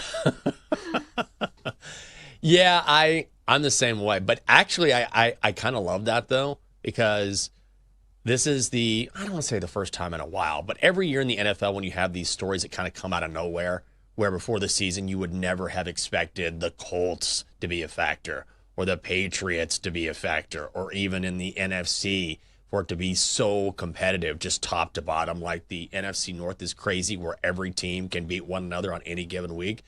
That's what makes the NFL such a sell each and every week, even if we can't watch it. Yeah, but we can. You can find ways, Jenks. I gotta send you those links, brother. Yeah, you do. But just make sure it's not on your own personal computer because it can be damaging. Do it on the company computer. Right. Your computer has been infected. I'm like, I don't care. It's not mine. Click. That's fine. That's it's Odyssey's fine. problem. Yeah. All right. Coming up next, Sour 3 of the show. We'll start by talking more NFL with Sam Barukas from Sumer Sports. It's next on the Daily Tip, presented by BetMGM.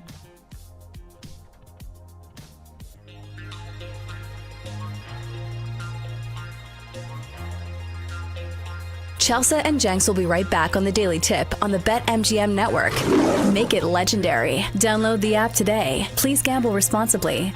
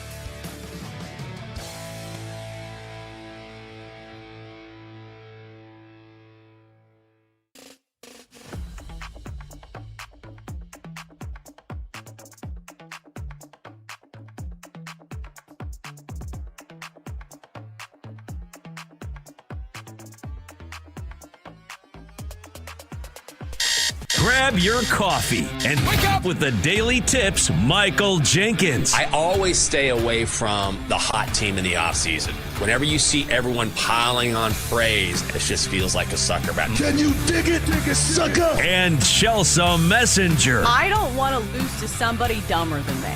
Yes. When you're in an office pool with somebody playing fantasy football and it's somebody who just puts it on autograph, like, I don't watch football, whatever. I don't want to lose to those people. Le who? The her. For the best wagertainment here on the BetMGM Network. Hey, Dad, don't forget about me, the Dogster. Sponsored by BetMGM. Make it legend. Wait for it. Dairy. Download the app today. Please gamble responsibly. Here we go. Final hour of the Daily Tip on the BetMGM Network.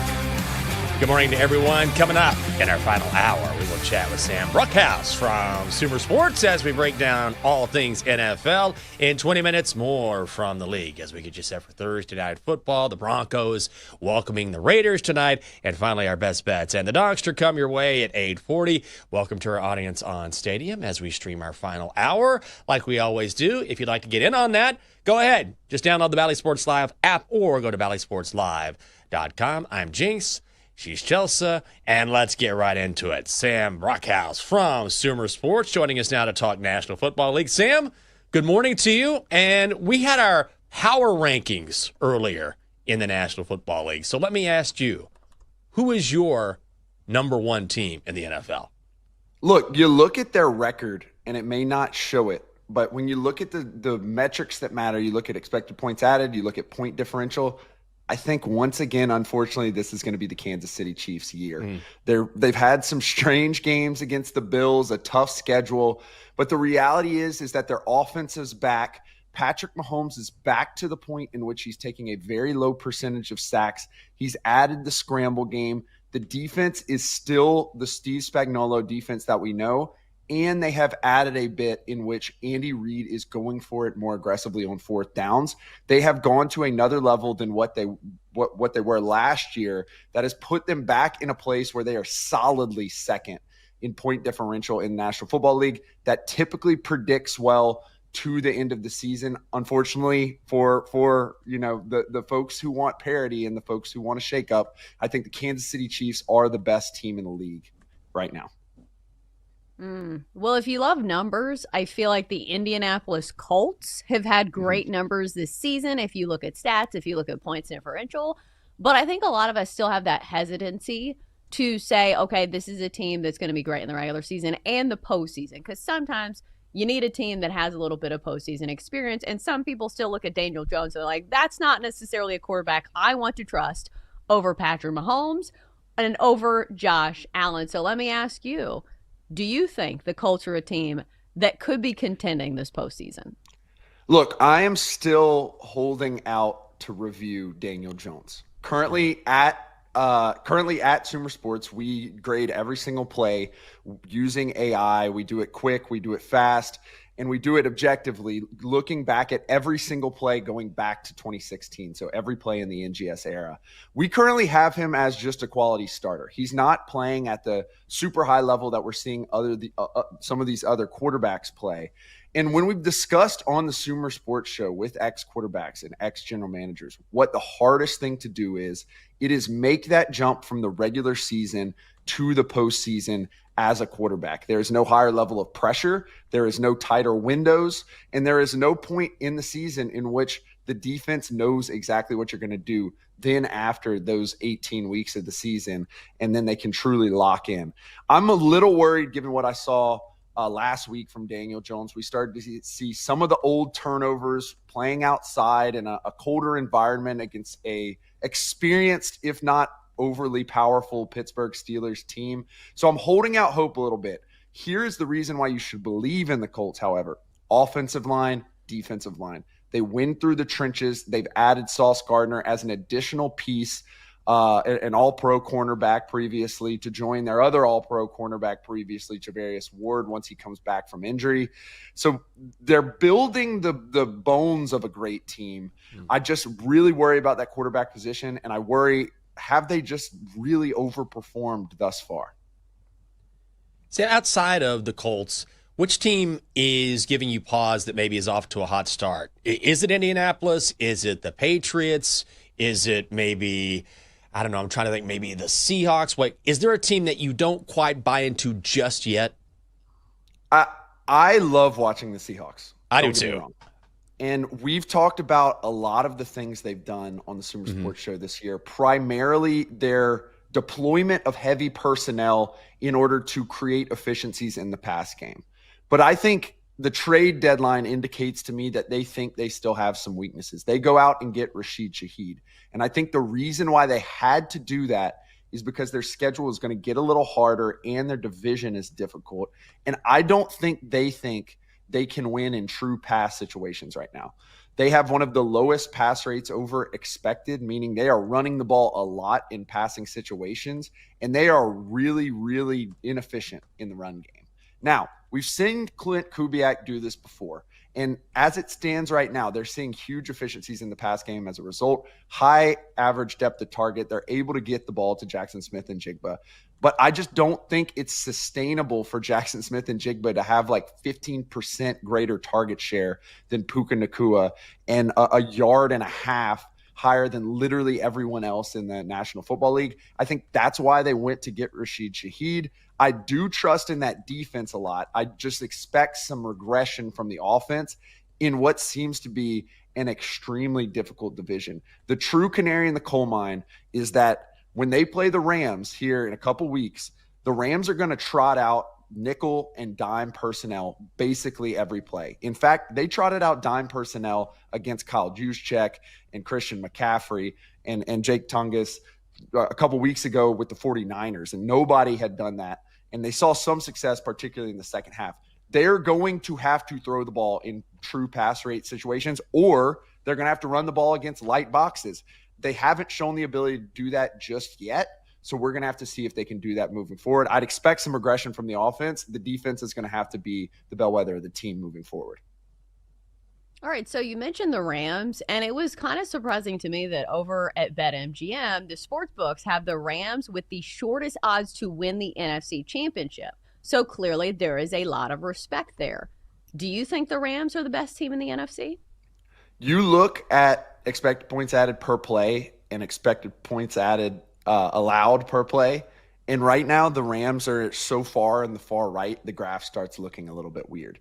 They've built their team around premium positions. They have Puka Nacua, who for the past 3 years, when healthy, has performed almost like a Hall of Famer at this point. And you have a borderline Hall of Famer playing quarterback and doing it at a very high level at the quarterback position. The run game right now is not explosive.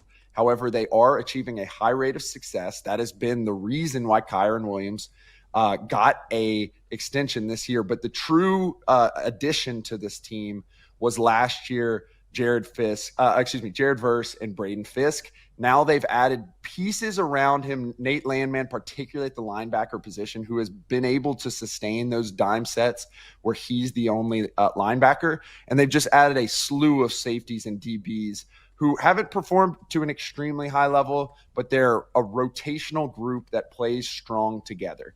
And that is why they're so highly ranked right now, is because they are really and truly, at least in terms of the metrics, they're really the only complete team. Now, we mentioned the Seahawks. The Seahawks are also a complete team right now with a much bigger weakness than the Rams have at the quarterback position in particular.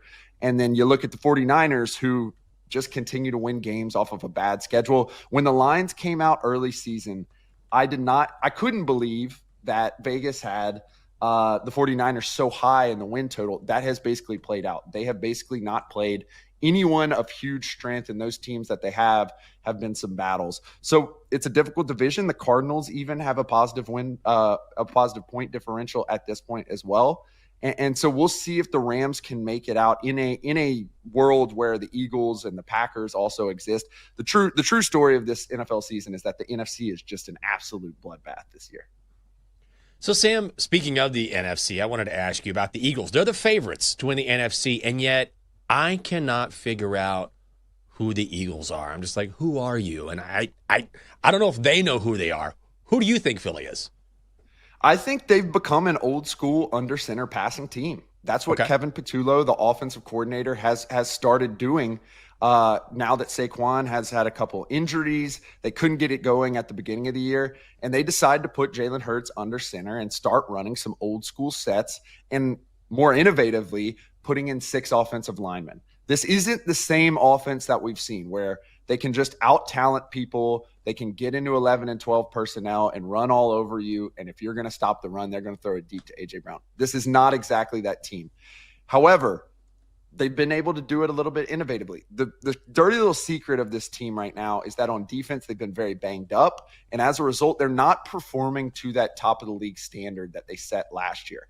And I think that's why they were so comfortable sending out a 3rd-round pick for Jalen Phillips, who us at Sumer, the AI looked at it. The AI scored him as one of the better defensive ends in the league in run defense this year. And more overall, we think that he should be in contention for a Pro Bowl spot. I think he's really going to be set up to shine by Vic Fangio. I actually expect them to I think they've actually underperformed as it pertains to their talent. They obviously have won a lot of games. I think they will continue to as the season moves on.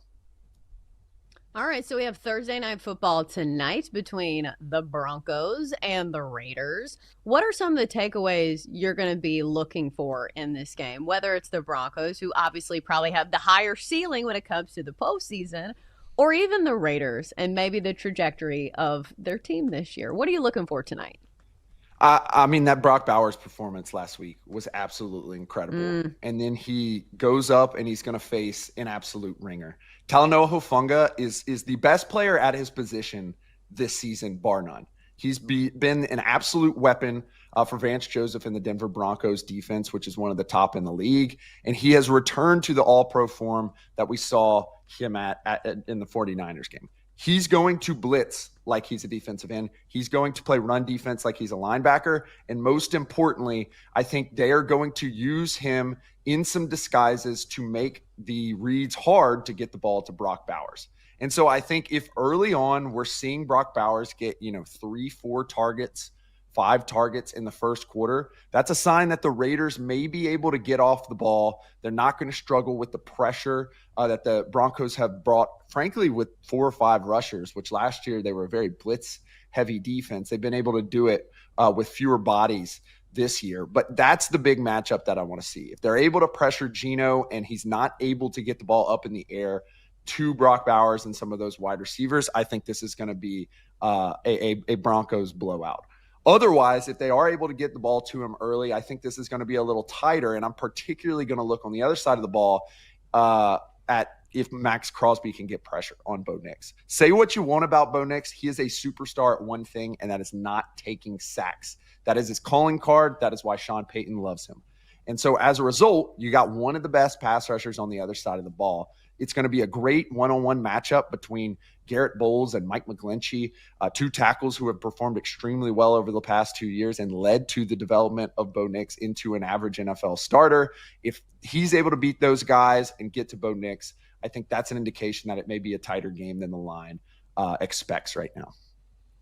You can check him out covering Sumer Sports. His name is Sam Broadcast, knowing everything and anything about the NFL. This is great analysis, Sam. Thank you very much.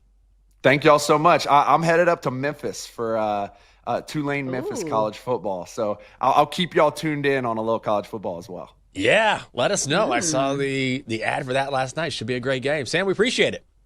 Thank you so much. Yeah, you bet. I saw it last night. Getting me excited for college football. I love that he's using AI, too, for this analysis. That's what I need to get into. Instead, I just pull out the old scratch pad. Yeah, let me get the number 2 pencil here. How's Bo Nix looking? But that's super interesting. I wonder how much teams are using this, because I would imagine there's some aspect to it. And I kind of know the ins and outs of like the baseball world, because obviously Jake played and I kind of have a window into that. But I know the Astros were one of the first teams that did this, where some of their front office guys worked for like NASA. And they were like one of the first teams that really looked into the numbers, and it was super numbers oriented. But I know, especially in the football world, there's a lot of like head coaches even that are like super against going on that side. But I feel like you can't stick your head in the sand that long, and you have to at least explore it. Yes, you do. And, I think there's such a thing as a fuel for the game and momentum and things like that can't be quantified. But at the same time, metrics are a real thing, and artificial intelligence is going to increasingly become part of our lives. And you have to take advantage of that in the NFL and college football, and particularly in betting where it is about the numbers. So you don't want to use it exclusively because the eye test, I think, means something as well. We've talked about that, but certainly using it as a tool would be very smart no matter whether you're an NFL team or just a casual bettor. Coming up next year on the show, been a bad season for the Raiders, but the Silver and Black getting a ton of points tonight in the Mile High City. We have to preview Thursday Night Football. That's coming up next on the Daily Tip here on the BetMGM Network. Stay right there.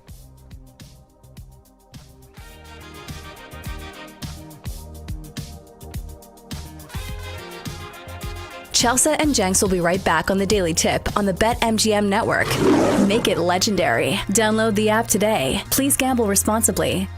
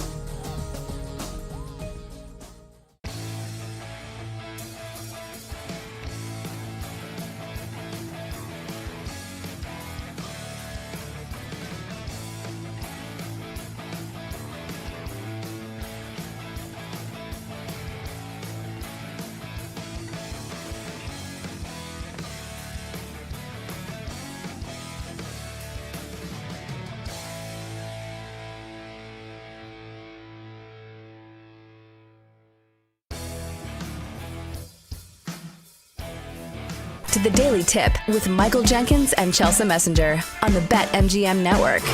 Make it legendary. Download the app today. Please gamble responsibly. Welcome back.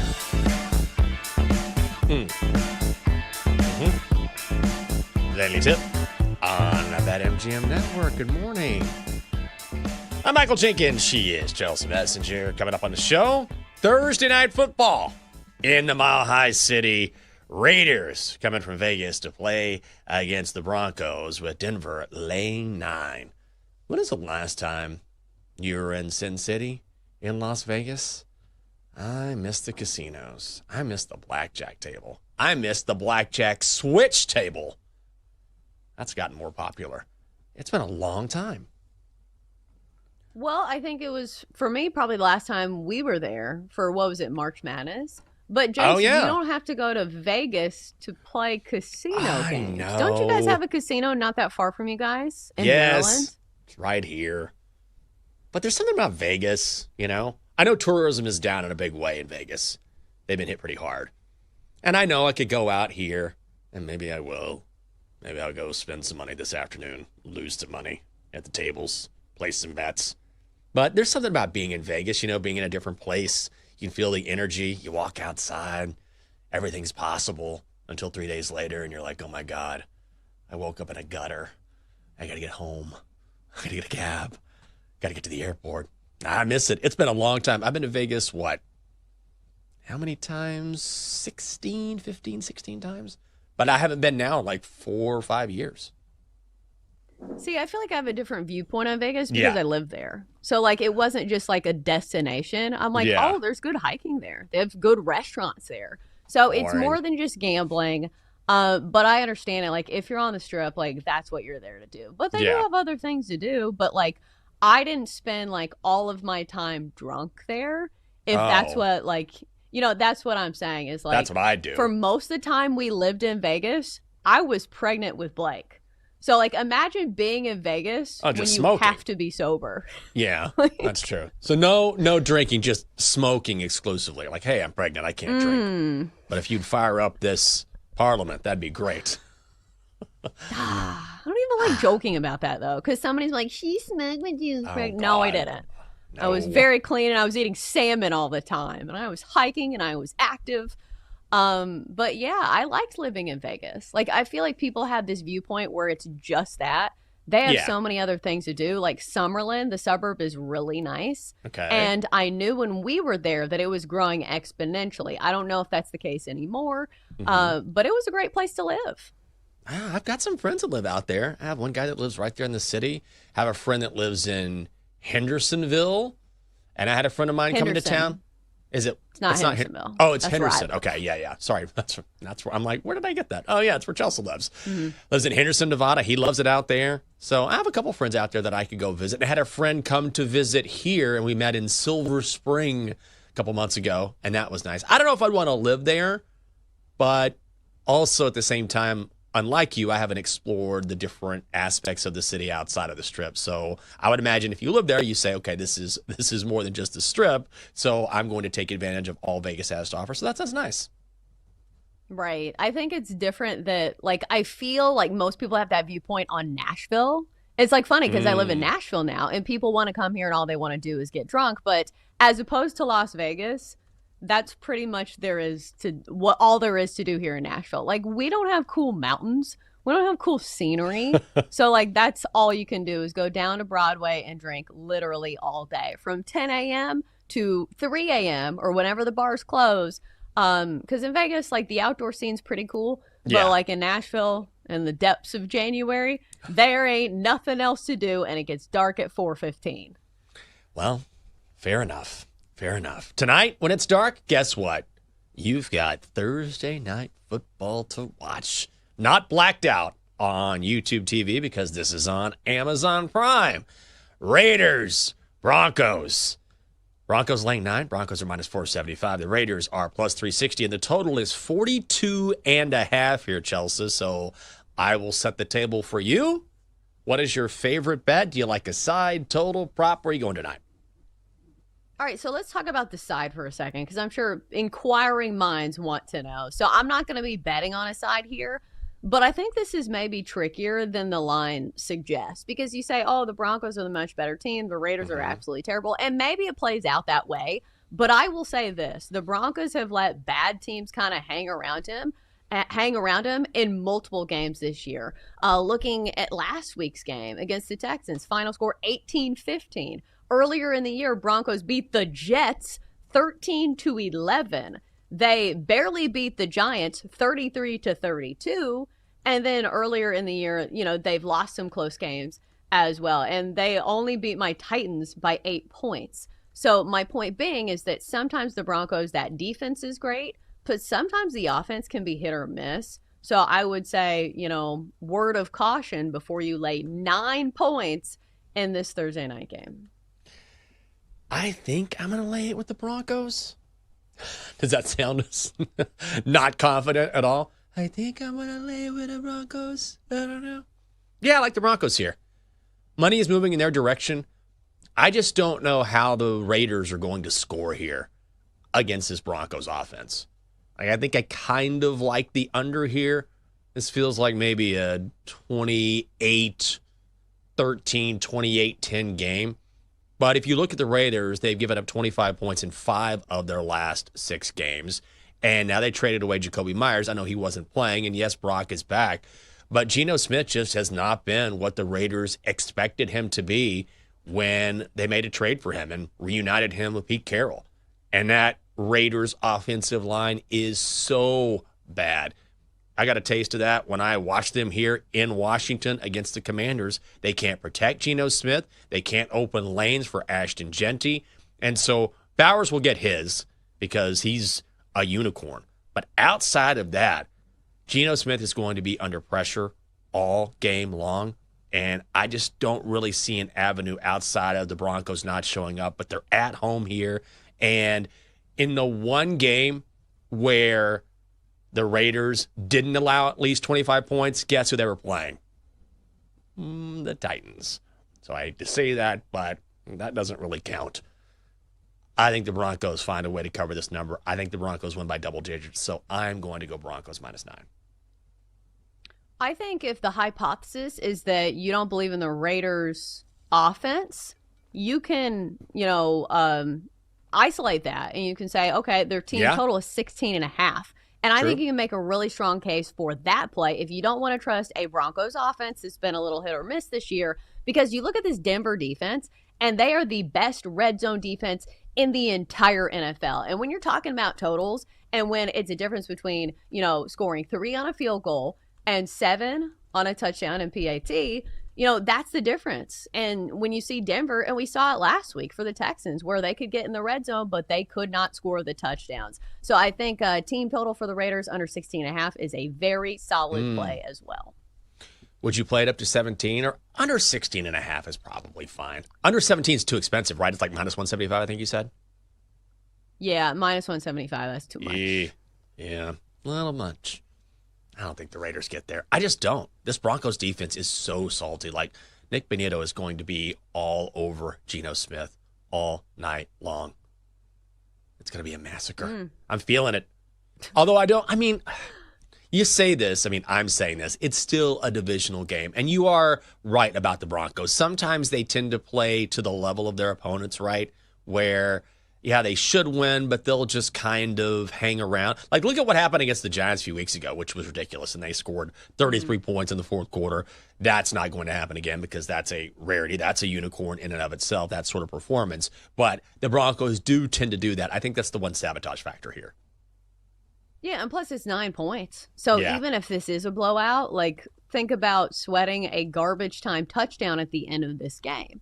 So I don't know. I'm not saying that I'm playing the Raiders +9. I am just saying, that is the sabotage factor when playing the Broncos. But the play that caught my attention earlier in the week after the NFL trade deadline is, of course, the tight end that you mentioned earlier. Brock Bowers for the Raiders, set to have probably another big game. Granted, not as big as his last performance, 127 yards and 3 touchdowns.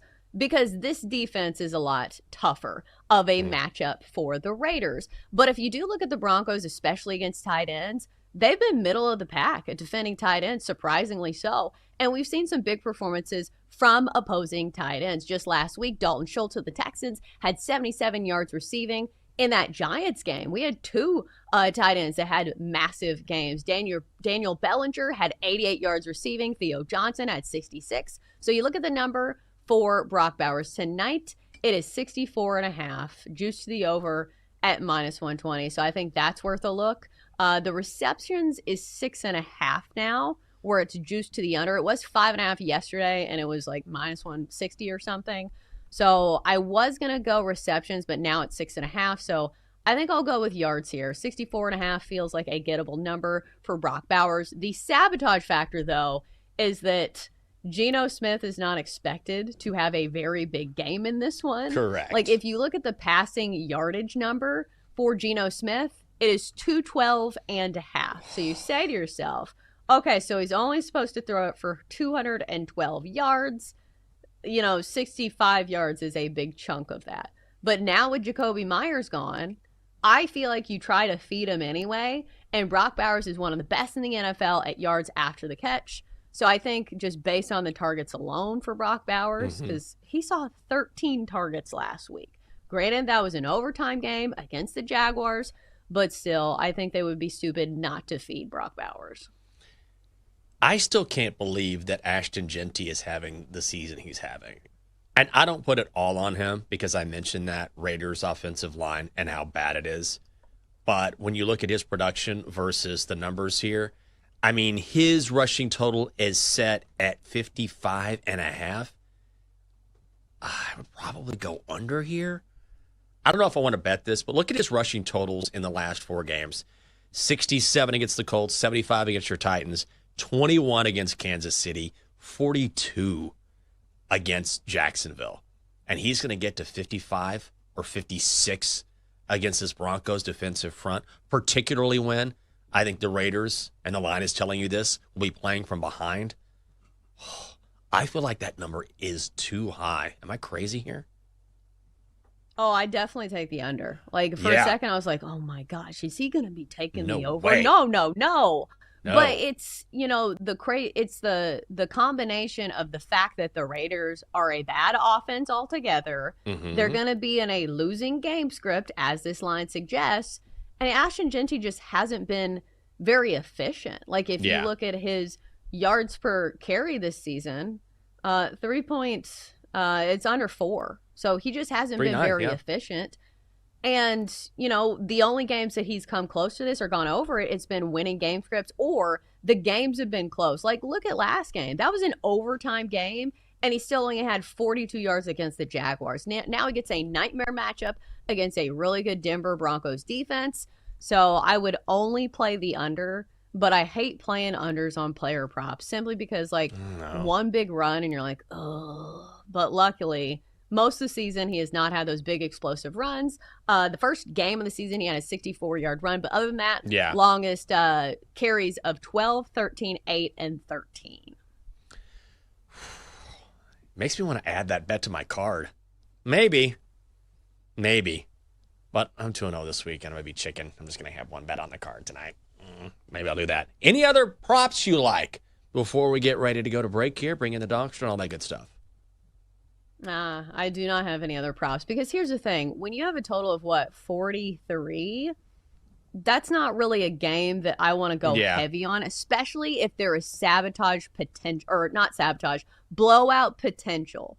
When games get out of hand, like those kind of games kind of kill props. Like, say you have a bet on a Broncos receiver and you're like, okay, well, they're winning by 20 points. They're not going to force feed Cortland Sutton in the pass game if they don't have to and they just want to get first downs. So I think this is going to be a lower scoring game. Like, if we're talking about totals here, 43 feels like a very low number. And maybe the Broncos offense is the sabotage factor here. But again, this Broncos goal line defense has been the best in the NFL. And especially on a short week, I feel like this is the week where teams just want to get in, get out, and get their win. Like, I don't see the Broncos keeping their foot on the gas pedal and be like, we need to score 50 in this game. Maybe they do because this Raiders defense is bad. But my point being is that I think I would lean towards the under. Yeah, I think that's probably the right call here. And a short week always tends to portend to going towards the under, primetime unders, which we know. But, like I say, even if the Broncos, quote, go off, the Raiders, I don't think are going to score enough to get us over the total here. Again, we're sitting at 43, so I'd be with you on that. I think the under is the play as well. I actually like a lot of plays in this game, oddly enough. It's not the best game. It is a divisional battle. Mile High is always a great setting for a football game, but I do kind of like a lot of numbers in this game, and so maybe we'll look at that. Coming up next, we got to look at something because our best bets are locked and ready to go, or maybe we'll decide during the break. Donkster is here as well. All that coming up next. It is the Daily Tip on the BetMGM Network on a Thursday. Always great to have you with us. Stay right there.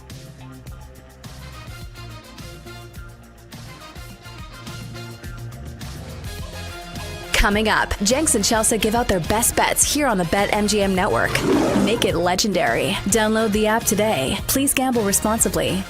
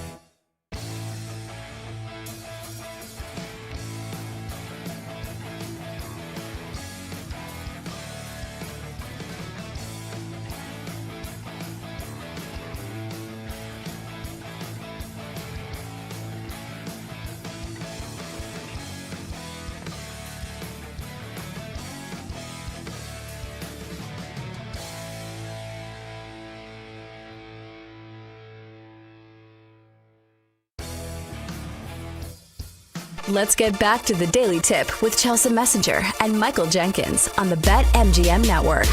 Make it legendary. Download the app today. Please gamble responsibly. Welcome back. The Daily Tip on the BetMGM Network. It's a Thursday. Welcome back to the show. Great to have you with us. Best bets coming up. Donkster as well. Got my hair cut yesterday, which she did a great job. But let me tell you something. I am a nervous wreck when I get my hair cut because I am kind of OCD, as we know.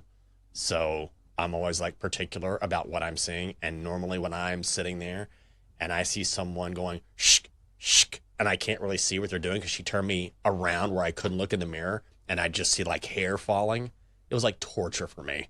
I sound like a weird, I don't know if I've gotten bad haircuts before. I don't know. It's because when I was younger and I was sick or I lost my hair. Like, I don't know what the issue is, but there's some sort of issue there where I am just like, yesterday, Chelsea, I had like a bead of sweat like coming down my forehead. It's not like she was shaving my head. So I don't know where the issue comes from, and everything was fine. She does a great job. I finally found someone I like, which is hard for me to do. But I was a wreck yesterday and for no reason. I think a lot of people are like this, though, when it comes to getting your haircut, because it is a complete loss of control where you're just sitting there like an idiot in that stupid smock and looking in the mirror and you're just like, what are we doing today?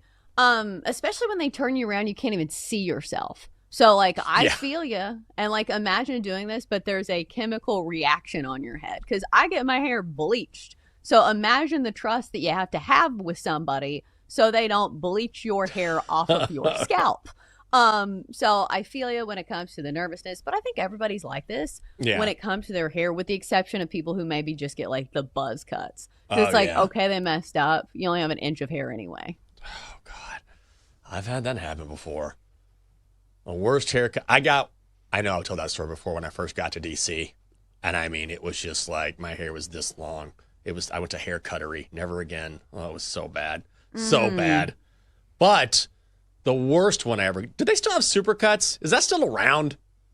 Yeah? I think so. Doesn't Kirk Cousins go there? Does or is he? it Master Cuts? Yeah. Or Sport Clips? I think Kirk is Supercuts. He's Supercuts. one of those haircut places. I used to go to Supercuts in college. $6. That's how you get a haircut. It was $6. Right? And I'll never forget.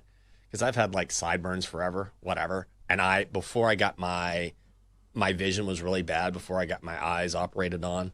I had a surgery that doesn't exist anymore back in the 90s. And I couldn't really see the mirror. And so this guy was going like snip, snip, snip, snip, snip, snip, snip. And I'm like, it looks pretty good. I can't really see. And then I'll never forget. And I get back to my dorm room at Texas. I was a freshman. I was still figuring things out, where to go. And, I'm a small town kid, so it was all kind of overwhelming to me. And I will never forget. It's like frozen in my mind. I get up to the mirror in my dorm room and I look in the mirror, and this sideburn right here was just a wisp of hair. Like, I don't even know how I did it. And so I could flip it like it was just hanging there. I was mortified. I don't know how he made that happen. So what I had to do was, to make it even, was get the razor, the straight razor, and go like right above the ear. Like I was in the military. Oh. And I never went back to Supercuts again. It was not great. I just feel like, even if you had a buzz cut, like you would still look not that bad. Like, think about the disaster that could happen for me. Like, imagine if there was a huge chunk of my hair taken out. Like, that would be very, very noticeable. And I think women are like, with hair, that's one of your biggest like accessories, because obviously you see it with everything. And like, guys, worst come to worst, you could wear hats. Like, I would run out of hats, this week, because I have a lot of cool hats. I'll say that. But it's not like you can't go around town in like a baseball hat all the time, like boys do. Like, some men, I feel like I've never seen their head.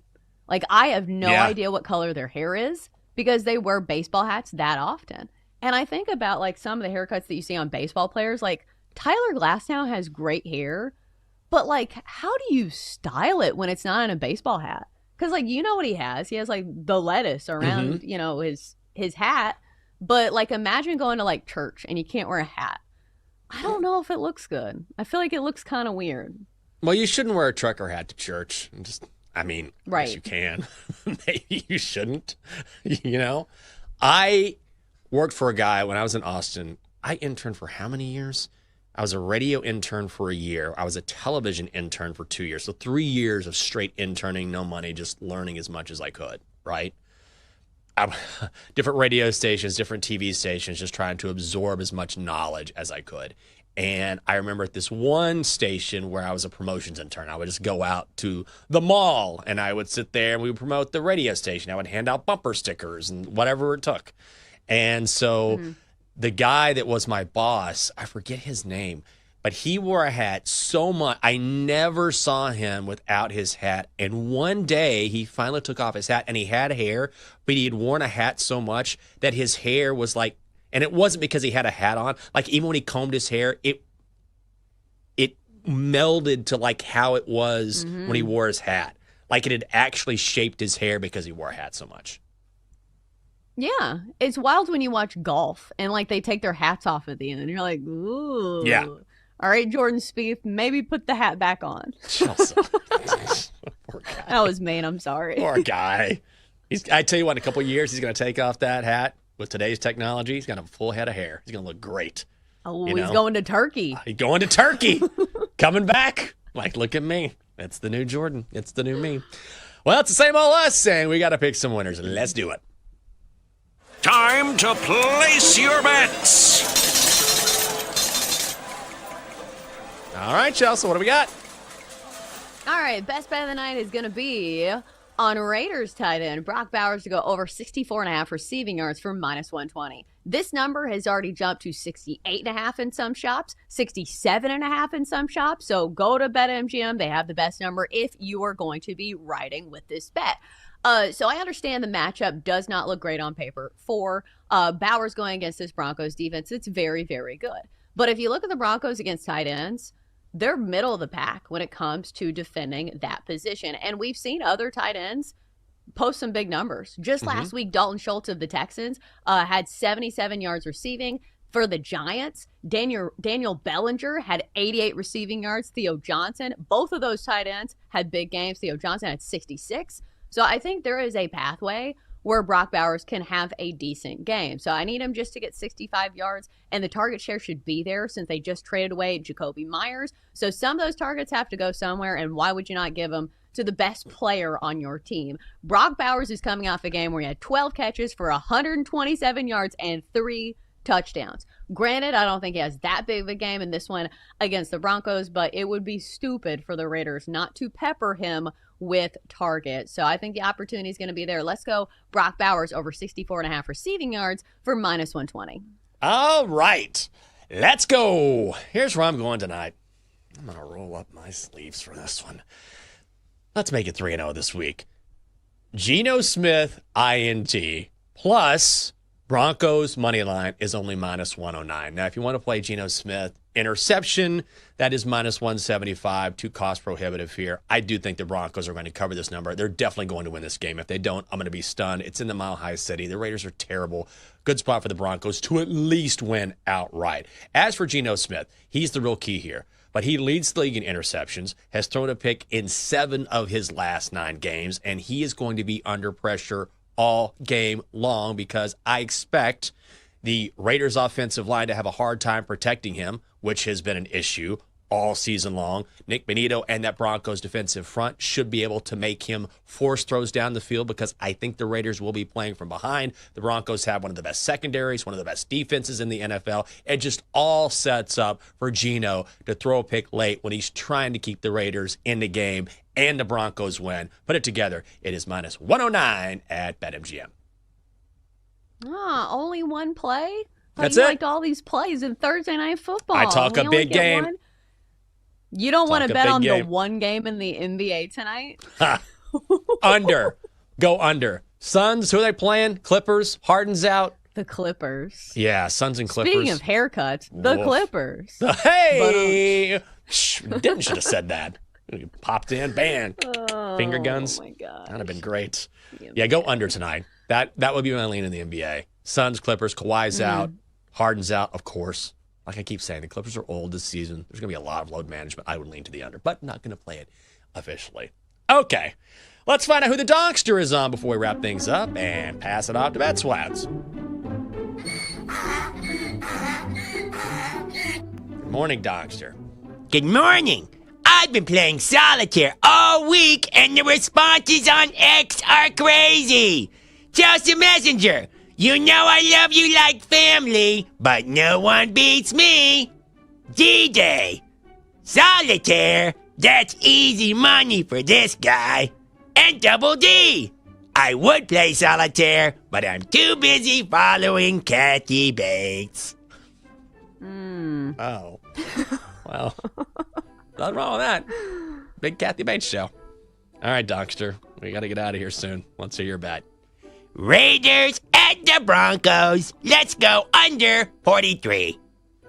Okay. Well, you know, he's been like 1-1 this week. Yeah, it's not a bad bet. I don't mind it. What's on the docket for you today, Chelsea? I took not melatonin, a magnesium pill to help me. Is it magnesium, I think? Yeah, to help me sleep last night. God. I mean, I've just been like chugging coffee has not worked. I slept great, but just too much. I feel like that's the tough part about our schedule is that like if you take a melatonin and stuff, it's meant for like a full night's sleep. Yeah. Not like for me if you get like 5 hours a night. So you're still in that deep REM sleep. God. Or REM sleep. REM. Do they call it REM or REM? It's REM. Like the band. REM, the band. Yeah, I was like, wake up to some REM. Like I never sleep to my alarm. I always wake up before my alarm. Usually around 3:45, maybe 4-ish, I'll get up. But my alarm is set at 4:20 at the very latest. And man, I slept to my alarm this morning. I never do that. Woo! Well, it's over now. What a show. Look at us. That is it. Look at us. For this edition of the Daily Tip on the BetMGM Network. BetSweats is coming up next. We always appreciate your time. Good luck in your bets. Have a great Thursday. We'll be back tomorrow, melatonin or no, at 6 a.m. We'll see you.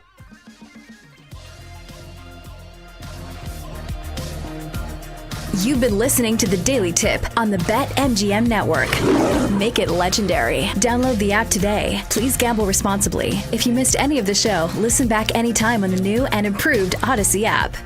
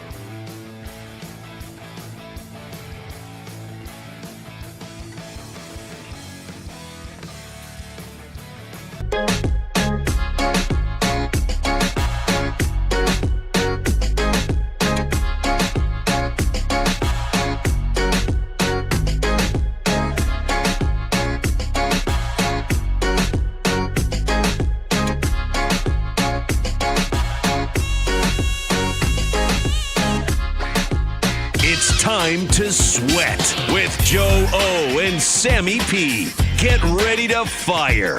This is Bet Sweats on the BetMGM Network.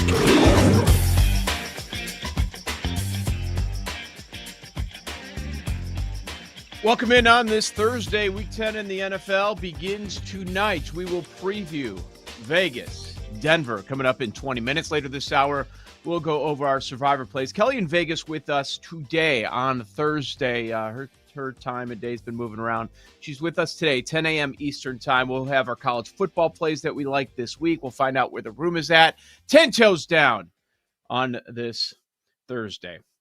Sam, I want to go over a lot of the injury updates. There were plenty of them throughout the National Football League. Don't want to go too crazy, but there were some that popped up that I wasn't quite expecting. Want to go over that.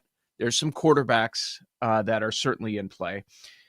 We'll have to say, not only is it strange doing a show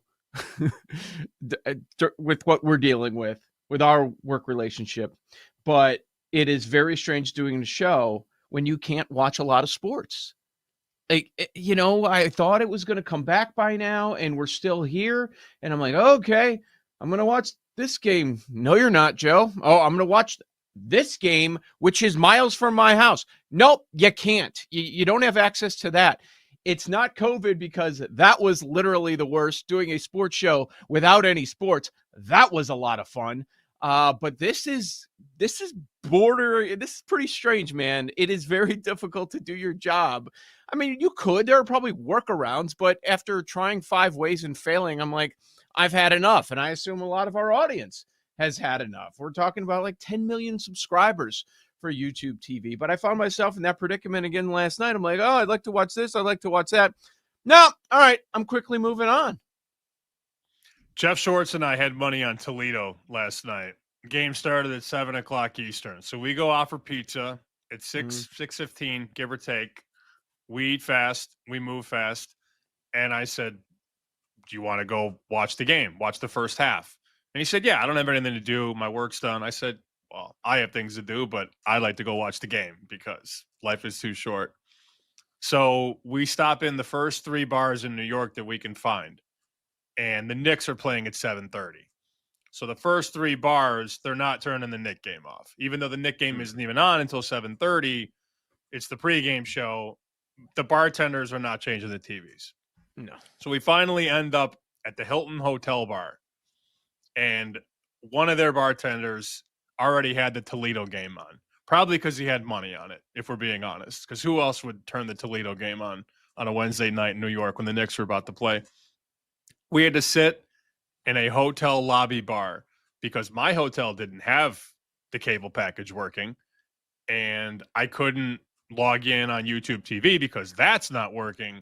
So that's where I'm at. And I do feel for the people that last week had to tell their wives or girlfriends, all right, I'll see you in 8 hours, college football Saturday. I'm going to the bar. That excuse works once a month, twice a month. Yeah. But for a football consumer, a sports bettor, a real gambler, that's what your excuse is going to have to be again on Saturday if you're at home without YouTube TV or if you have ESPN Plus. That's not working for a lot of this stuff. It's a joke. It's a joke, man. What channels is the college football playoff on? I'm not ESPN. asking you knowing the answer, but it is ESPN, right? Okay. I'm almost positive. Yeah, I mean, what this is telling me with a quick search is primarily on ESPN. However, some games for 25-26 season will be shown on other networks such as ABC. Okay, you're out too. TNT and True TV. Okay, so it's going to be all over the place, but primarily I'm looking at these quarters are going to all be on ESPN. Semis, ESPN. Championship, ESPN. So some of the first round games will be elsewhere, and that's it. They better get this crap figured out. I know everybody's saying the same thing, but like now I'm getting pissed. Isn't everybody getting pissed? I don't have time in my day at this time during the football season to change providers, but I'm going to down the road. I don't want to do it while I still have Sunday Ticket for 8-9 more weeks or whatever it is. but I might be forced to. And then guess what? I'm paying for 2 streaming services throughout the rest of the football season. Hooray. Unbelievable. So annoying. As we're trying to save money, you and I. Yeah. Got to hoard that money, son. Exactly. So who knows how much. Don't even get me started. There's a lot. There's a lot of directions that we could go, and some people, okay, stop talking, Joe. Please stop talking. I wish you would just gloss over this once. No, not going to do that. All right. Injuries. A lot of injury news. I know it's Wednesday. We preach you don't want to get too crazy, but let's talk about the quarterbacks. We did get some news. Stroud, he's not going to play. That was expected after the concussion. So now you got Davis Mills as your backup quarterback. He's going to be your starter this week for Houston. We got new official news out of Arizona. We were thinking they were going Brissett. You know, Gannon was flip-flopping like a fish. And then he finally is like, oh, yeah, I guess we'll go Brissett. Kyler goes on IR. Kyler goes on IR 9 days before the new Call of Duty comes out, which I find to be hilarious. Okay, so Kyler's on IR. What else we have with the quarterbacks?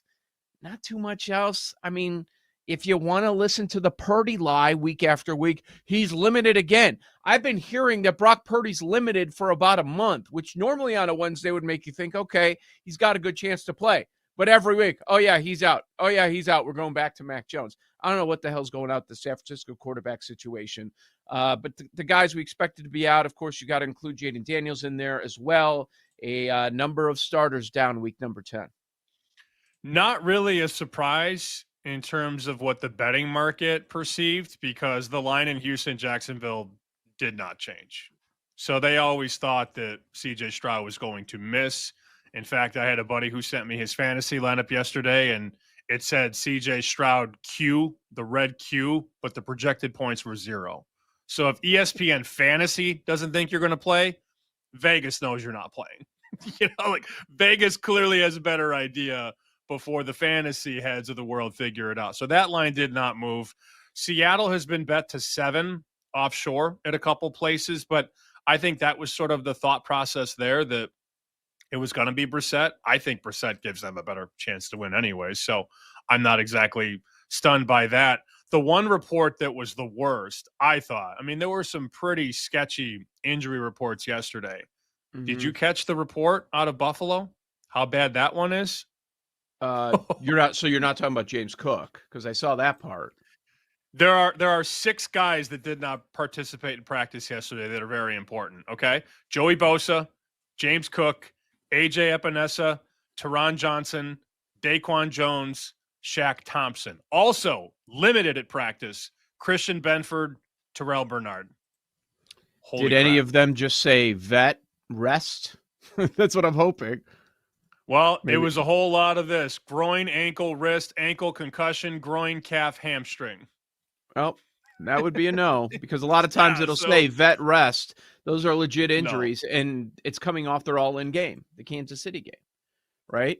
So this is not a spot I'd be back in Buffalo, and I love Buffalo. I'm big on Buffalo. Luckily, I didn't burn my Bills future tickets 2 weeks ago, like some were telling me to do. That number did come down, though. I mean, there are some 9s now. This was on the way to 10, and it still might get back to 10 if the injury report is better today and or tomorrow, but that is not ideal. I mean, you're talking about an emotional letdown after hosting Kansas City, beating Kansas City. The game went down to the wire. It was probably closer than it should have been, and now you got to get back up and go on the road, where Miami always fights against Buffalo for the most part, and now you got all these guys potentially banged up. Well, they are banged up, potentially not playing. I don't know. We'll learn a little bit more today, and we'll probably have a solution by tomorrow. That Thursday injury report is very important. But again, all of these guys either did not practice or limited. Benford, Bernard, Bosa, Cook, Epinesa, Johnson, Jones, Thompson. Those are mostly important players for the Buffalo Bills. Miami fought in that Thursday night game in Buffalo. So coming back home, you would think so. Oh, man. We're going to have to talk about Buffalo and Survivor later this hour. Now I'm really thrown for a loop. because you're right. It's a bad spot for the Bills, but you're talking from the cover perspective. We'll have a conversation whether or not Miami could surprise them. We've seen Miami surprise teams like Atlanta just a couple of weeks ago. Some other stuff that stood out, Carolina, Dowdle did not practice, but the Panthers are coming out. They're like, hey, we're just being smart. So that lends you to believe that he's going to be out there. Tampa's interesting. They're coming off the bye. Part of my brain was thinking, okay, coming off the bye, you've got these extra weeks. You would think a couple of these guys are going to be returning. I don't know that that's the case. Bucky Irving still not practicing. Godwin still not practicing. He said Irving is running, but no contact yet. It's New England week. It's a big game to us because we think it's going to be a competitive one. But for Tampa Bay, I don't know if it's a big one to them because, it's AFC, NFC. It's not like it's a divisional matchup, but that's going to be big to see how healthy the Bucs are. I was assuming healthier. Maybe that's just not the case yet. I have a feeling the Patriots are going to morph into the public dog. Some of the texts I talked to yesterday, some of the guys I texted with rather, and some of the conversations I had, it's sounding like the sharper guys at these sports books in Vegas are on the Bucs, and it looks like we're going to be potentially to 3 relatively soon. I mean, some of these offshore books are -2.5, -115, -2.5, -118. Superbook -2.5, -116. So we are slowly climbing. Look ahead number 1.5. Now we're 2.5 everywhere on the way to 3. Now you're going to write some 3 on New England, which would be sharp because, again, wise guys bet numbers, not teams. But the early push from respected money in that game is on Tampa. And there's a really good chance they get it to 3, at which point, again, you're going to see some support for the people that have been waiting to bet New England. They will take 3, and maybe this closes 2.5. But so far, in the first few days of this market, a lot of sharp side on Tampa. Off the bye, getting healthier. You mentioned some of the guys, but still, New England has been playing, I don't want to say nobody, but New England's played a lot of trash in the last 5 weeks, and their record is great. They're in first place. They're 7-2. How many of those teams outside of Buffalo are good to great? None. And they're getting away with playing some sloppy ball, right? Nobody notices because of the wins, but you had May with a couple turnovers this past week. He's taking a ton of sacks. You would think that one of these weeks is going to come back to haunt them a little bit, and this might be the spot. I do agree with that idea of Tampa Bay. We can talk more in depth about that game later today and certainly tomorrow when we break down every game in the National Football League. As far as some other stuff, not too much has really popped up. We'll get some more clarity. Booty, he's a big weapon there for New England. You know that. He did not practice yesterday, so that's worth bringing up. Stevenson, I don't think really matters. Movement. 2 games stood out to me, Sam. They were both 3.5-point favorites when we were on the air yesterday. Then in the afternoon, both favorites got some love, and they go from 3.5 to 4.5. Chicago, a 1-point move north, 3.5 to 4.5 against the Giants. And then the LA Rams, divisional matchup, revenge on the mind after what happened earlier this year in Thursday Night Football, also go from 3.5 to 4.5 at San Francisco. What do you think about those 1-point moves? I was ecstatic because I didn't bet the Giants yet. I thought about getting in yesterday at 3.5 and thought, let me sleep on it one more night. And now I get 4.5. Yep. So now 21-17, I'm going to win and not lose. 28-24, I'm going to win and not lose. I'm betting the Giants. I had to send in my bets this morning. Bear Bets always wants our bets by Thursday morning so they can build the graphics out. Giants is on there. And I'm like, make sure I get 4.5. Because that's a lot better than 3.5. Some people might think, oh, you're past the field goal. What's the big difference? No, getting the other side of that 4. Sometimes that ends up being the difference. Now, if we were 4.5 to 5.5, whatever. But yeah, I thought that was interesting. Around the same time, early afternoon, both games, same point spread The favorite in both of them goes from 3.5 to 4.5. So that one certainly stood out to me. All right, week number 10 starts tonight. Now, it's a heavy point spread. Maybe you're thinking it's not all that interesting. I don't know. It's a divisional matchup, and there's certainly a lot of things to discuss.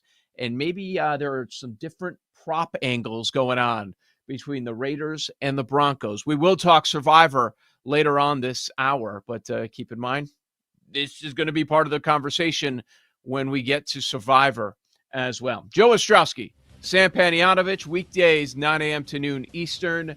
You've got Bet Sweats on the BetMGM Network.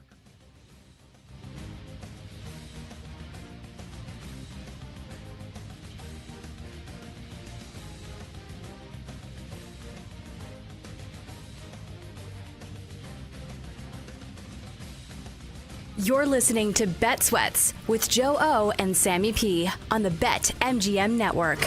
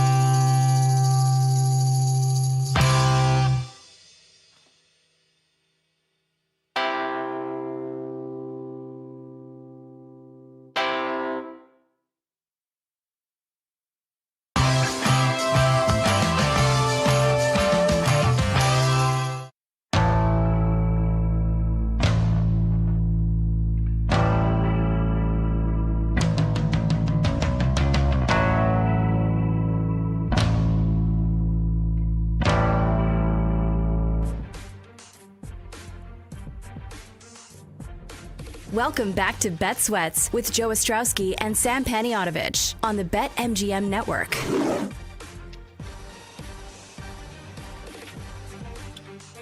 Survivor chat in 20 minutes. Kelly in Vegas, top of the hour with her top college plays of the weekend. A lot of college today, especially in that 10 a.m. Eastern hour. If you're into that, we'll be covering a whole lot of different games there. Joe Ostrowski, Sam Paniotovich, Sam on X at SB Shoot.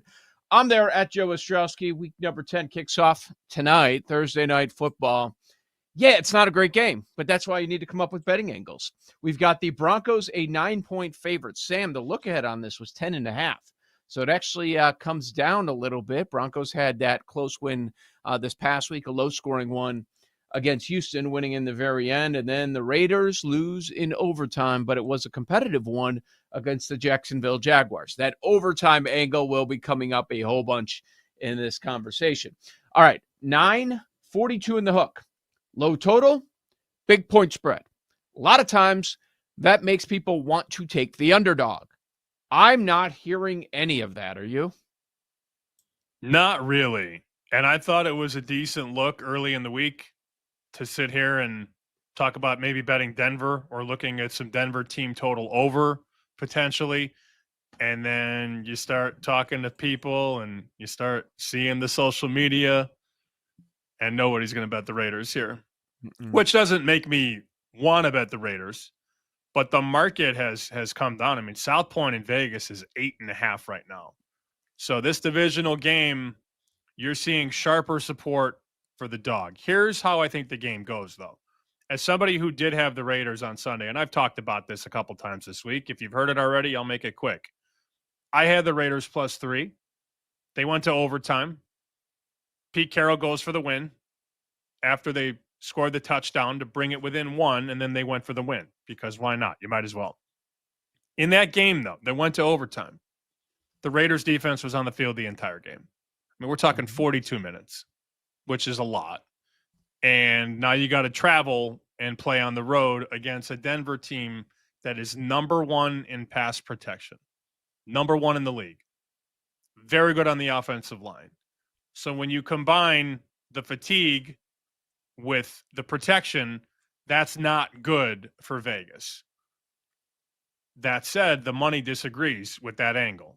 So what's more important, what we've seen or the money that's coming in? Because if you just line these two teams up, Denver's going to win. The question isn't, are they going to win? The question is by how much? And I was really looking at a lot of the rushing props because I do think the Broncos are going to be playing from in front. And if that's the case, you look at Dobbins, who's got a number BetMGM 70.5. I could bet that over for sure. Bo Nix, 21.5. He's one to take off. He's one to bust a 20-yard run every once in a while. So those are the first two things I was looking at. Dobbins over, Nix over. And look, Bowers was everywhere last week. Again, I watched more Raiders Jags than probably anybody in the state of Massachusetts. I watched every play. Every time the pocket broke down and every time Geno faced pressure, where's Bowers? Where's Bowers? All he did was look for Bowers. And when you get a guy like that back, it's the blankie, it's the security, it's the warmth. You know he's probably open and you know he's going to catch the ball. So anything Brock Bowers has my attention. I haven't decided yet. We could talk this out together, but I was looking at Broncos rushing props and Bowers props because I do think the Broncos are ahead and the Raiders have to throw. Yeah, I'll start with Bowers, of course. That 3-touchdown game makes a lot of sense. His number is 64.5. He is plus 170, Sam, for an anytime touchdown. That is a good number. So why is that the number after a 3-touchdown game? Well, you're playing arguably the best defense, right? However, I started looking at some of these games with the Broncos defense against tight ends. Where do they rank across the league? They're about the middle. They're not great. They're not bad.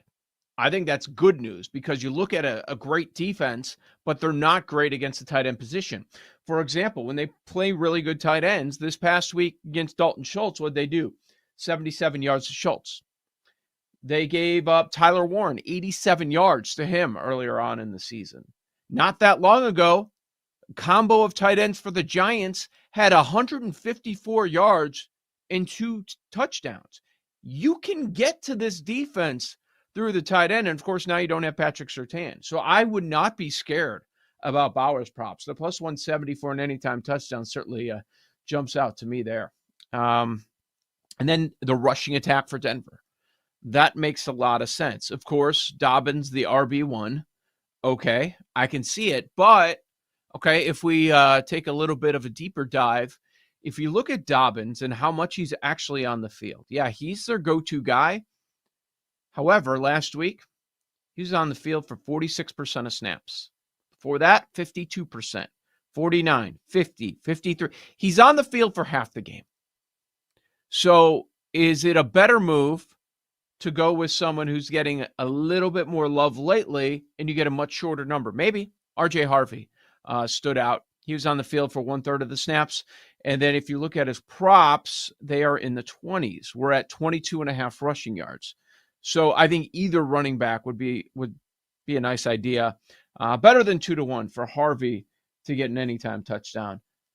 That makes sense to me. I like what you're thinking about Broncos running backs and then Bowers, because where else is Geno going to go without Myers? And maybe we just get points in this game. I mean, both moves are interesting on the side and the total. I'm trying to figure out which one is more telling, though, because Denver was on the way to 10, and now we're seeing 9 and 8.5, as we mentioned. But in a Denver game, usually you see the totals come down.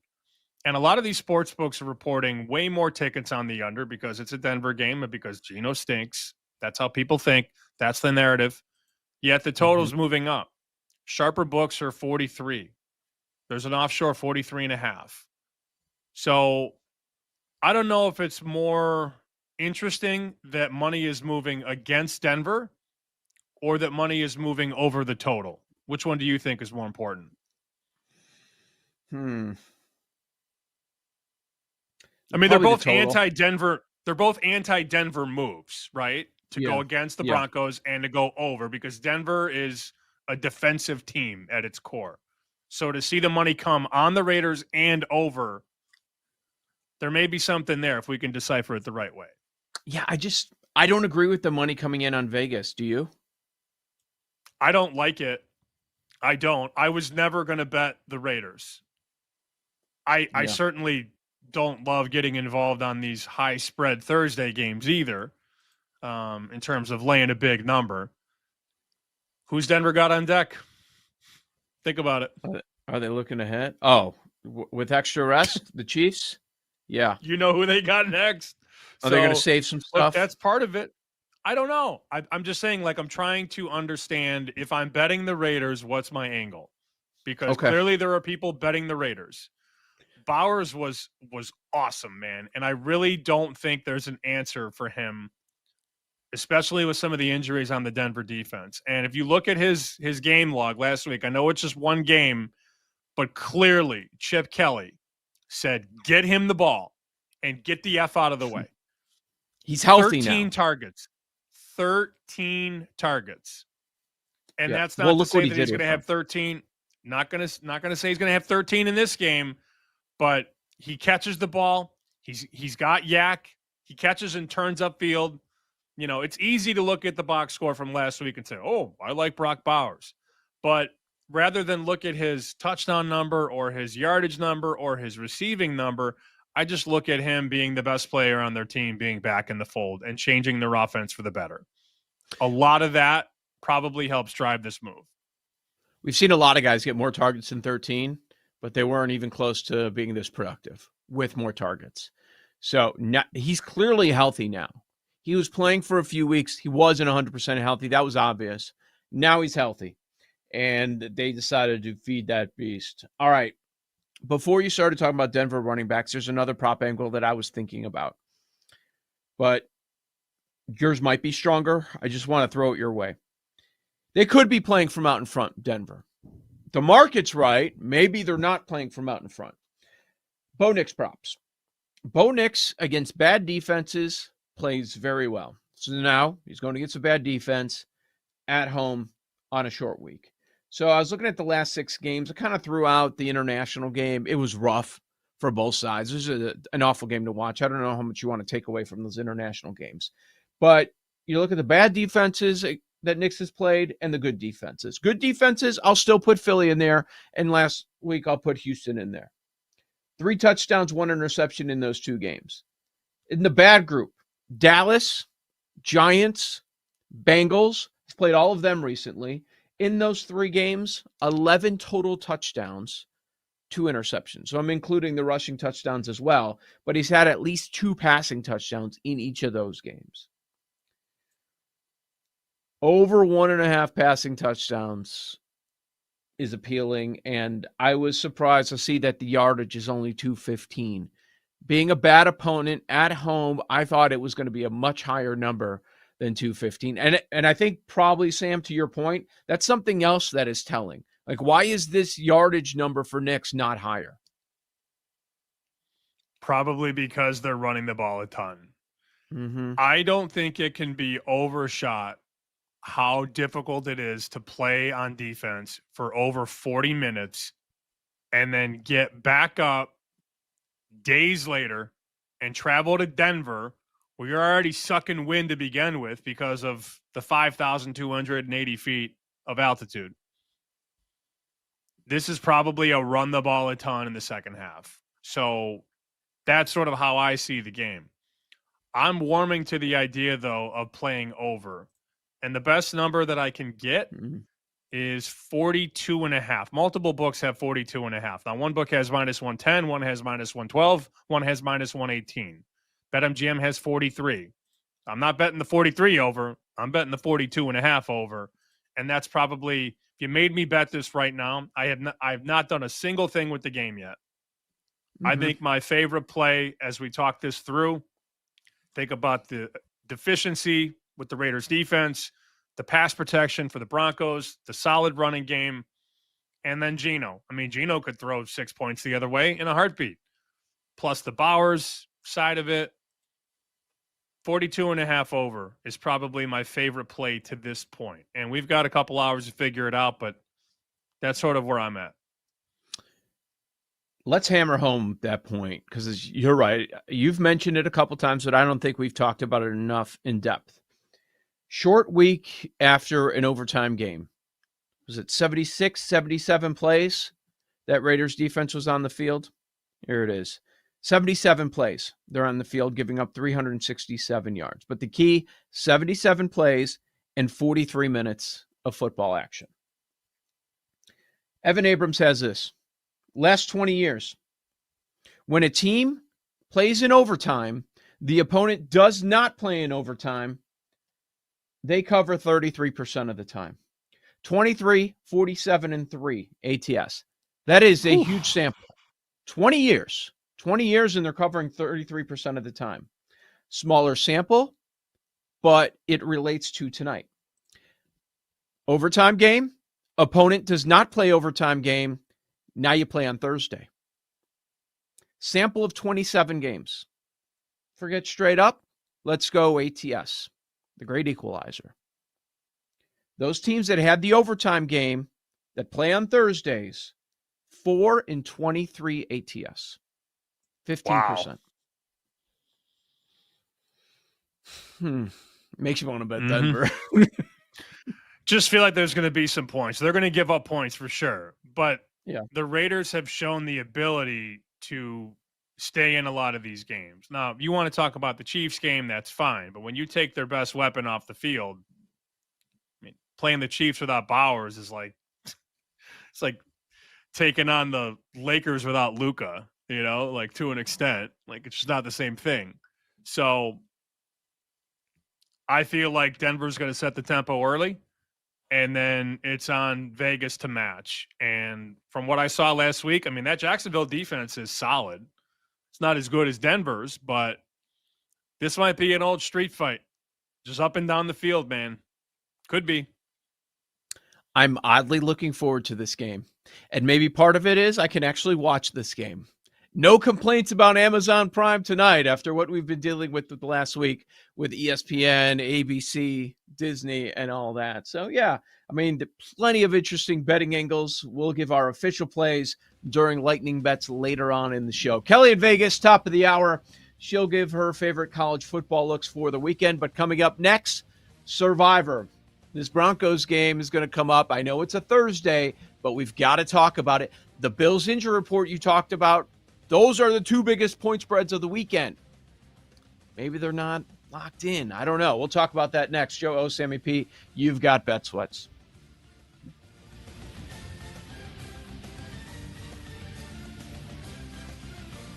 You're listening to Bet Sweats with Joe O and Sammy P on the BetMGM Network.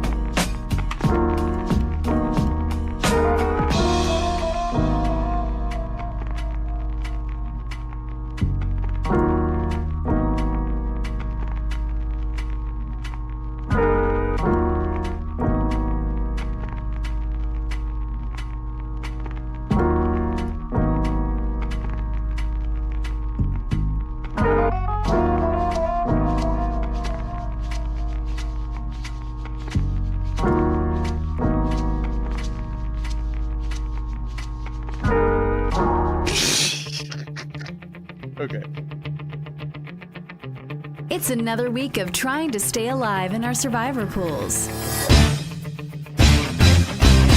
Survivor, man, that's like the beer bong of the contest. Give me that thing. I'll do one. We gonna do one. We got knocked out of Survivor in week 1. I think it's in my rules of Survivor. I think no Jaguars. Every week, you can be done. Survive and advance with us right now on Bet Sweats, presented by BetMGM.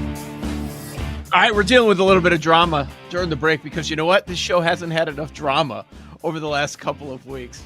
A little drama. It's good. Good for the soul. Kept us busy. We are doing Survivor for week number 10 with the week kicking off tonight. Denver going up against Vegas. And that matchup is going to be part of this conversation because it is the second highest point spread of the week. So we start at the very top. Let's first state that week 10 was identified for a while ago as a week that would be very challenging. However, now that we're here, we have more point spreads that are up there than I expected. We have 3 that are more than a touchdown. We have a couple more just inside of a touchdown, and you could even make a case for a few more. I would not, but I know people will. All right, at the very top, you've got Buffalo favored by 9.5 at Miami. Tonight, Denver -9 hosting Vegas for Thursday Night Football. Detroit -8 at a backup quarterback in Mariota in Washington. Now inside of a touchdown. The Sunday morning Berlin game, Indianapolis favored by 6.5 against Atlanta. You've got Seattle -6.5 against Arizona. We get to Carolina -5.5 against New Orleans. And then those numbers that moved up yesterday, Chicago and the LA Rams both favored by 4.5. Sam, let's start with this Buffalo conversation because that's the biggest point spread. If you have them available, people are going to be considering them. I'm considering them a whole lot. Buffalo -9.5 at Miami. We started off the show by talking about their lengthy injury report on Wednesday. Are you confident enough to use the Bills here, or would you try to save them week 14 against Cincinnati, week 16 at Cleveland? I would not use them here, only because I just don't know that it's a good idea to use a team like that off a win like that. Just a personal preference. I'm speaking for myself. If you want to use Buffalo, by all means, go for it because Miami does stink. If you missed the beginning of the show, though, here's the injury report from Wednesday out of Orchard Park. Joey Bosa did not practice. James Cook did not practice. Defensive end A.J. Epinesa did not practice. Concussion. Teron Johnson, cornerback, did not practice. Defensive tackle Daquan Jones did not practice. Linebacker Shaq Thompson did not practice. 6 players that start. And that's not anything for rest. That's wrist, ankle, concussion, groin, calf, hamstring. Then cornerback Christian Benford was limited with a groin. Linebacker Terrell Bernard limited with an ankle. That's 8 players that start for Buffalo that are already hurt or playing hurt or going to try to play hurt. That's an easy cross-off for me in Survivor. It's that simple. And they just beat the Chiefs. Come on. Yep, I know. Bring up some very solid points. Okay, let me explain the situation in the Survivor that I care the most about. I'm still alive in a $1 million pool. There are 106 left. Started with a little over 1,000, and we're down to 106. So 10% of the pool is left. I used Denver. I used Detroit. I used Indy. So of the high point spreads, my top option is Buffalo. My second best option is Seattle. Now, Seattle has Tennessee still on the road where they play better. So I'd prefer to save Seattle. Buffalo, Seattle. I would say my third best option with this one is Carolina. Carolina against New Orleans at home. Oh boy. What would you do in this scenario? $1 million pool, top option Buffalo, second option Seattle. Maybe you consider Carolina rather. Carolina? No, not me. Okay. That ain't so happening. Buffalo or Seattle? Cleveland. Tough, huh? Giants. That's a Sammy P move for sure. I was going to ask you about a different team, which I'll get to in a second, but I saw this from Ben Fox, who does a really, really good job with stats and trends for Yahoo. I don't know if you saw this. I'll just read it. The Carolina Panthers are currently, at the time of tweet, 5.5-point home favorites against the Saints on Sunday. The Panthers haven't won or covered a game as a favorite in over 4 years. Yeah, I'm not doing that one. You know how many they've lost in a row straight up as a favorite? According to this tweet, they are 0-10 straight up or ATS 10. over that time period. Yeah, there you go. 10 in a row? No, you can't. But then that means you're not using Carolina this year. The only other option would be at New Orleans, like in a month from now. Okay. Which you should play them at home against New Orleans, not in New Orleans. Right. Which is crazy. Can you honestly though, can you live with yourself if you go out on Survivor with Carolina? No, okay. I can't. There we go. So what I'm saying is I'm going to have to take Buffalo with this one. I know you don't like it, but I'm going to be forced into Buffalo. Well, I like Buffalo more than Carolina. Of course. I hate the spot, though. Like, we're spot guys. We look at stuff like that. Coming off that big win, injury report ugly, might be missing 6-7 starters. Like, I hate all that stuff, and it's a divisional matchup on the road. Yeah. All right. Buffalo. If Buffalo loses to Miami, I can go down with a 9.5-point favorite. But can I go down with the team that's lost 10 in a row as a favorite? No. I don't think so. I was going to ask you, how big are your balls this week? What about Tampa? Ooh. Oh, I didn't even think about them. They didn't even make I wrote down like 8 teams, and because the point spread isn't even a field goal. So I don't. Would you rather go down swinging on Tampa at home or Carolina? Fair counter. Certainly fair. Buffalo. That's the answer to your question. Okay, all right. The entire defense is hurt. Buffalo. Perfect. Let's see what the injury report is over the next 2 days. Let's see. I would think that they want this one too. Divisional matchup. They don't want to lose to Miami. But you're right. Miami did hang with them last time.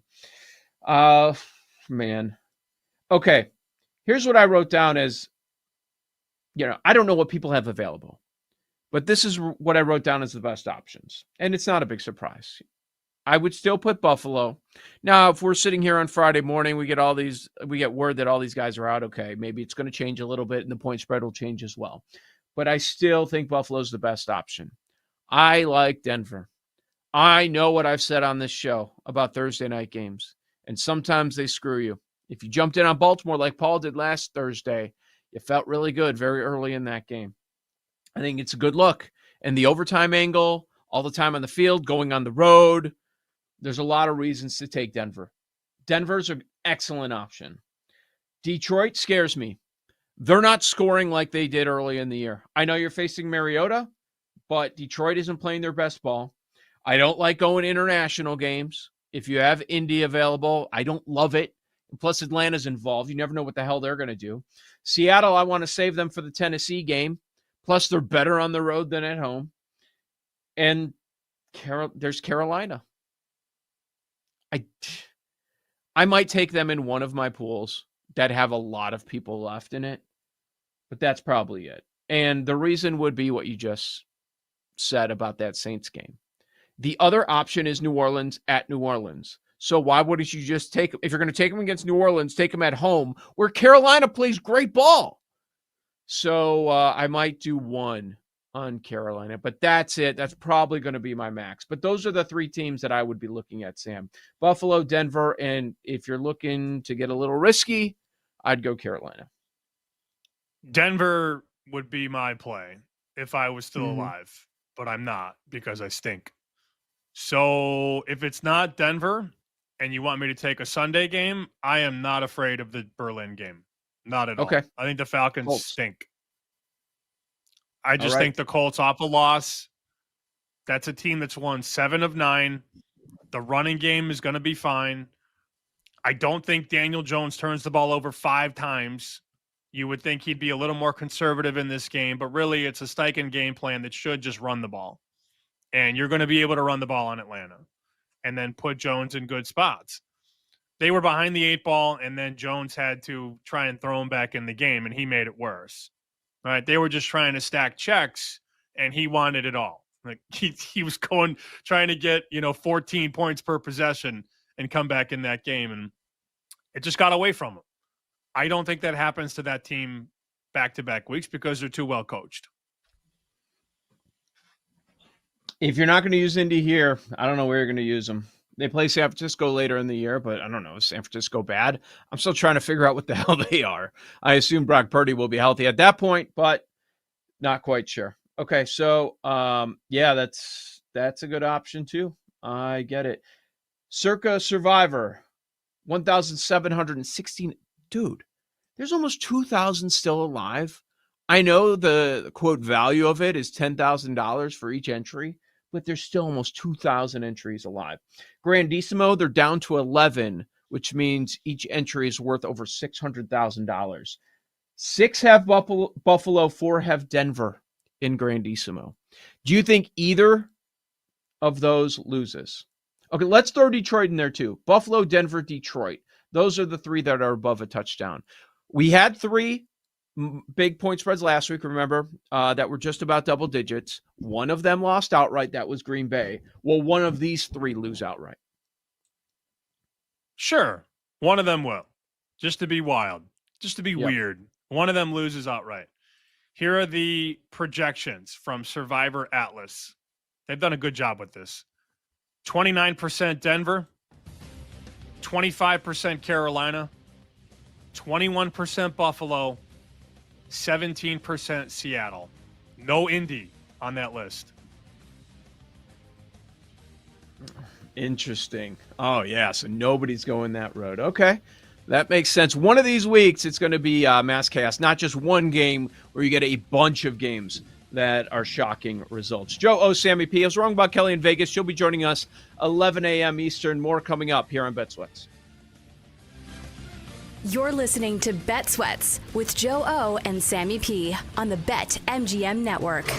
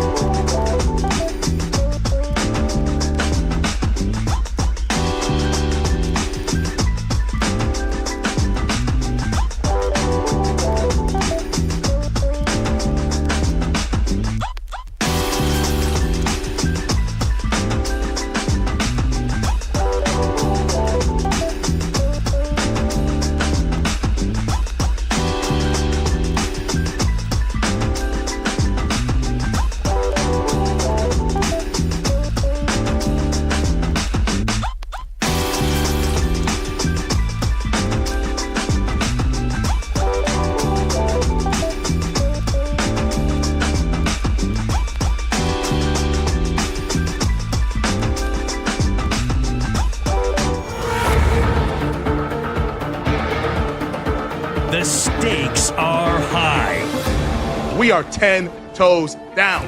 Are you sure? Look into the camera and tell everybody, Femi. We are 10 toes down. It's time to take a stand. We are heads up on this one. I'm standing on business. All these bets are action. We're 10 toes down on Bet Sweats. You're heading into the wood chipper, my friend, but I respect you. All right, now I'm concerned. I don't know where this segment's going to go. Trying to get Sam to calm down a little bit. I don't know what he's pissed about. I'm calm. I'm calm. I don't have my 10 toes ready. I thought we were doing this in an hour, so I didn't figure that out. I don't know. I don't know where this segment's going to go. It's probably not going to be pretty for somebody out there. We'll see where we end up going with this segment. Sam, do you have yours ready? Did you change anything, or where are you going here? I'm always ready for whatever. You want me to start? Yeah, go ahead. Start. This is our strongest takes. Typically, we do this on Thursdays at 11. Strongest takes right now. Taking a stand. 10 toes are down. Where are you going? Notre Dame is going to obliterate Navy. I know this because even my Notre Dame guys are getting nervous. They're even saying, Navy tends to give us problems. Navy's going to shorten the game. Navy's going to run the ball. Navy blows. And this number was 24.5 on Sunday when Circa opened it up. And I was able to bet a little bit of 25.5 on Monday night. I couldn't get 24.5 because I don't have that option. But I laid 25.5 on Monday. The current market right now is 26.5 at most places, including BetMGM. But we see Chris at 27, South Point at 27, couple other offshores at 27. And I don't know that it's a sure thing that we get to 28, but this has to be laid before the weekend. If you're going to be on the Irish side, you got to lay the 26.5 because there's a very real chance that this gets to either 27 everywhere or we get to 27.5, 28. I know it's a big number, but I think this game should be 31 or higher. Like 31 to me is conservative because my gap between the two teams is 29 points on a neutral. I know that games aren't played on calculators. That's fine. Navy sucks. And Navy is not going to stop that offensive line and those running backs and those receivers. People are just waiting for Notre Dame to flame out or play in a gag game because they don't like Notre Dame. And you know me, I'm not even a Notre Dame guy. Like, I could care less if they're good or not. I just know my numbers, and I know this spot is great for the Irish, who, by the way, need to impress the committee and need to win these games handily against inferior opposition. 10 toes down. Notre Dame 45, Navy 13. Whew, man. Monster. Notre Dame knows they can't lose or they're out. Their season is over. So I like what you're thinking there. All right. I've got my 10 toes down before we get to Jake and Gerch and Paul, of course. Can't wait to see where we're going, especially Gerch. A legend on this segment, 10 toes down. We'll go to that coming up in a minute. I'm going to the NFL. Let's talk about Arizona, Seattle. You know, this Seahawks team that we love on this show is not far off from being 8-0. Look at their losses. Lost by 4 opening week to San Francisco when they were healthy. The worst time to play them all season long. Anytime after that, with all of these injuries piling up, is great to play San Francisco. Seattle probably wins if they play again. And the other one was a shootout. They lose by 3, 38-35. It's when you have that Baker magic going on. That's it. Sitting 6-2. You could make the case that they should be 7-1. They should be 8-0. That's how strong they've played. They're maybe the most balanced team in the league as far as a great offense and a great defense. And now you've got a divisional matchup this weekend against Arizona, favored by nearly a touchdown, where they don't play as well. Of course, the market's going to give them extra credit playing at home, but in the small sample size of this season and last year with McDonald, they have not played great at home. They already played Arizona. That was a Thursday night game. That was a field goal game. If you remember, they did great against JSN. By the numbers, he's been the best receiver in football this year. Since week 1 on, best receiver has been JSN. He leads the league in receiving yards by a pretty good margin. I don't think anybody saw that one coming. And they did a great job on him until the very end of the game. Until late in the fourth quarter, he had nothing. He didn't have a catch in the game. And then on the game-winning drive, they were able to target him a bunch, and Seattle ends up winning by just a field goal. Brissett is the quarterback. He's the better quarterback for this team right now. He gets McBride involved, touchdowns every time Brissett's in there, and we just saw Marvin Harrison Jr. have his career best game this past weekend, almost getting to 100 yards. My 10 toes down. As a 6.5-point dog, Arizona goes to Seattle, wins outright. We have gone too far. I'm seeing national publications saying that they are a top 3 team. Did we do it again, Paul? Did we do it again? Were you going Arizona to win outright? Yeah. Arizona money line, and it's time to talk about Arizona in the NFC. As crazy as that sounds, we're saying I'm not doing that. Okay. I mean, honestly, it's interesting. A couple things tie together this week. Like, I forget, I think it was a college football play where it was like, all right, maybe the money line rollover is more of a play than like a futures bet. Might have been Ole Miss. I'm not entirely sure. But I think there's a similar case to be made with the Cardinals. Look at their schedule. So again, Joe, I'm on the same page with you. They win this week. They've got the Niners next week, who, again, was a 1-score loss. 5 1-score losses? All within, and a lot of them within a field goal. If you look at their schedule coming up, you win. We're assuming they win this Sunday. Niners at home. Maybe it's still Mac Jones. And as you said, like, they shut down CeeDee Lamb pretty well last week. So they're taking out top receivers. The Jags team that we famously do not trust on this show. Bucks, I mean, they'll be an underdog, significant underdog there for sure. Rams at home. Texans, what's going on with CJ Stroud? Look at this ending. Falcons and Bengals, both very winnable games. Rams, I'm not saying NFC West, obviously. They're at the bottom and way too much to climb there to get in. But if they get some of these 1-score games start going their way, they sneak in. You got a vet. You got weapons that they're figuring out how to use. You got a Super Bowl, a guy that coached in the Super Bowl as a defensive coordinator, and Jonathan Gannon. As much as anyone, I think they could be a problem in the NFC playoff picture. So, did you see their division numbers? Yes, I did. What, 125 to 1, 100 to 1, something like that? I don't 200. know if they can. 200. It's the Niners are what, 3-0 in the division? Like, that's pretty wild. I think that's why it's like, to win a division, as much as I want to buy that number, it's like, man, it's a hell of a tightrope to walk. But just get me in the playoffs, and then let's play spoiler against a Packers team that is playing down the level of competition. I mean, who else are you really scared of in the NFC? Anyway, so yes, 10 toes down.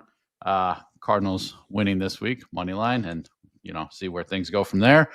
And then, man, I've got this nightmare vision that this guy ends up in the room tonight, because it'd be a very room thing to do. Maybe I am the room. But if we're talking about offense, and we're talking about, all right, where else do the Raiders go? Geno Smith and Tyler Lockett had some great chemistry for a number of years. Tyler Lockett's numbers, you want to talk about yards, you want to talk about touchdown, 10 to 1 for a touchdown. You can get 15 plus yards is like minus 134. So if you want to talk about Lockett ladders in a comeback spot, or like a up and down the field sort of game, no Patrick Surtain, I'm just going to throw some out at you. 40 plus 430, 50 plus 770, 60 plus yards for a guy that did this on the regular last couple seasons, plus 1,300. Now, look, NFL, people can fall off quick for sure. But as far as like the ultimate buy low spot where Geno's going to need some rapport with someone that he's familiar with. If they're needing yards and points, and this is an up and down game, I think there's a case there. So where I landed for the 10 toes down purposes, Tyler Lockett, 40-plus yards and a touchdown, plus 1725. All right. Woo! I loved all that. All that. I loved the Cardinals money line shot. And I love that every year around this time, Paul falls for a dog-ass team. I love it. Like, just falls for him. Falls for him. Why couldn't I just be like, the middle of the pack? Why can't we look there? Nope. Let's go to the bottom of the board. Right to the bottom. Sweep something off the floor. Yeah. Yep. To be fair, you guys did fall for the Chiefs at 10-1 to win the Super Bowl, which is a normal thought process. Cardinals? Cardinals. Can't wait. I only said this week. I didn't go that far. All right, Jake Hassan, then we've got Gertz. Jake, what is your 10 toes down this week? Far be it to make things about myself. I would just like to say credit to me for doubling down on the Dodgers last week, that they would just win 2 straight in Toronto and win the World Series. So, yep, I'm not going to sprain my own shoulder. As far as my 10 toes down for this week, don't know why I said toes like English is my second language. Anyway, I think the Bears are just going to do it again. They're going to get everyone to believe. 4-game win streak. I think they blitz the Giants this week. Then they beat the Vikings and the Steelers before they get everybody invested and ruin everybody's Thanksgiving weekend by getting smacked by the Eagles on Black Friday. Everyone's going to get excited. 4-game win streak again. Revenge against the Vikings. I think the Packers lose against the Eagles this week, so the Bears will be tied for first in the division after this week. Everyone's going to get all excited. They're going to rip off a few more wins and then just rip your heart out of your chest and ruin your Thanksgiving weekend when the Eagles beat them by 20. That's fair. I could see that. It's strange. Maybe I'm just looking in the wrong places, but it feels to me that Bears fans are actually being kind of even keeled about this. Like they're just not sure how to feel about it. Yeah. Because they know they're not as good as they're playing because of the takeaways. But, a few more wins. I think that will certainly change, but I agree with you with that Black Friday move. All right, this is what everybody has been waiting for. We've got the man Gertz. He told you Indiana winless. Indiana is undefeated, and now the 2 seed in the college football playoff. He told you Bears go winless when they were 0-2.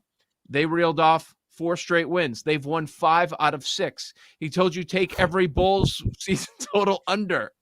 The Bulls are one of the hottest teams in the NBA so far. Gertz, where are we going? All right, guys. So for this weekend, we're going to look ahead to Sunday and college basketball. And when Indiana will be playing Marquette at the United Center, I will be in attendance, and we are going to fade the Indiana Hoosiers against Marquette. Now, the lines for this game are not out yet. So I don't really have some exact numbers for you guys to fade, but you can take Chase Ross, guard for Marquette, his overs. He's coming off of a 23-point game against Southern. And any alt lines that you might be able to find or come up with once they are released, I would hammer Marquette. I think they are going to smoke the Indiana Hoosiers on Sunday at the United Center. And I was there. I will be there. I was there. Oh, I was there.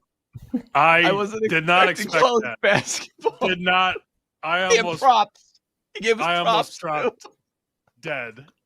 I did not expect college basketball. So, Sammy, I was hoping you were numbers- going to have like a look ahead line or something. I do. Indiana -3. Yeah, hammer Marquette. Marquette wins. How much do you think they win by, Gertz? Like, if we're doing alt lines, how far would you think? 10 plus, 15 plus. Here we go. I mean, Darren DeVries in his first year as the Hoosiers head coach, he did get his first win last night when Indiana obliterated Alabama A&M. I think it was like 98-50 something. But both teams coming in undefeated. Marquette 2-0, Indiana 1-0. And Chase Ross, their guard for Marquette, he's a good player. So pound his overs. Chase Ross is going to be 2 of 15 from the field now. I just hope he walks out of that game. Yeah. What was it? What was the Indiana football game that you got mad about? Was that Kennesaw State or Indiana State? Indiana State. Indiana State. When they won 73-0? Yeah. Not enough offense. Yeah. Too many explosive No, it was not plays enough given up. defense. That's right. Too many explosives for Indiana State. With the shutout. Yes. We'll talk some college football plays next. Joe O, Sammy P. You got Bet Sweats.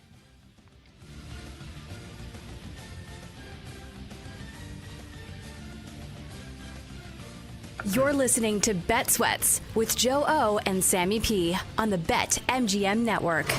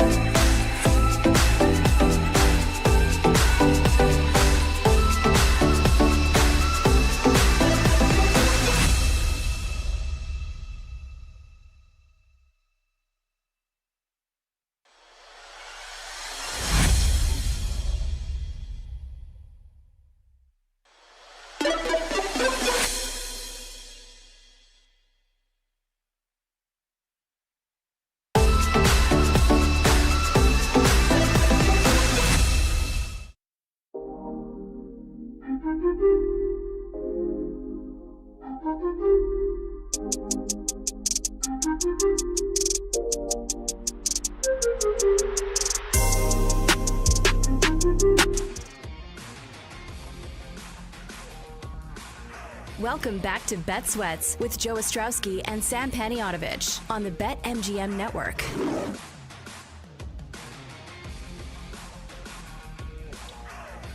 Joe Ostrowski, Sam Panayotovich, 10 toes down. Certainly fun. We got some strong takes there. We even got some college basketball player props from Gertz on Sunday. If you want to do that, we got alts. We got player props. That'll be a fun time, though, Gertz, going to that basketball game for sure. And he's going to be sitting there rooting against his own team. Only Gertz, I guess, right? He'll be rooting for I it, hope but everybody else will be rooting cut against to him. It'd be so good if they just cut to an Indiana fan, like Indiana hits a shot at the buzzer to win, and Gertz is so conflicted. I think deep down he'd be rooting for the Hoosiers in that moment. Of course. But then he'd have to face the music on Monday, because if the game's on Sunday and Indiana wins, got to face the bells on Monday morning. Gertz, he says he has good seats too, so there's a chance. Think he's going to be wearing the candy cane pants? I hope so. Look who's here. I hope so. I can see him. What's up, Jeff? It might be cold this weekend in Iowa City. Did you hear that? It might be cold. Oh, I know. Yeah, it's going to be. Can't imagine a team from Oregon playing in the rain. It's weird. Well, I know it's going to be rainy here, and I'm in the Midwest. And Sunday it might be snowy. All right. Well, first let's start off with your playoff spot. How do you feel about the playoff spot before we go into this game?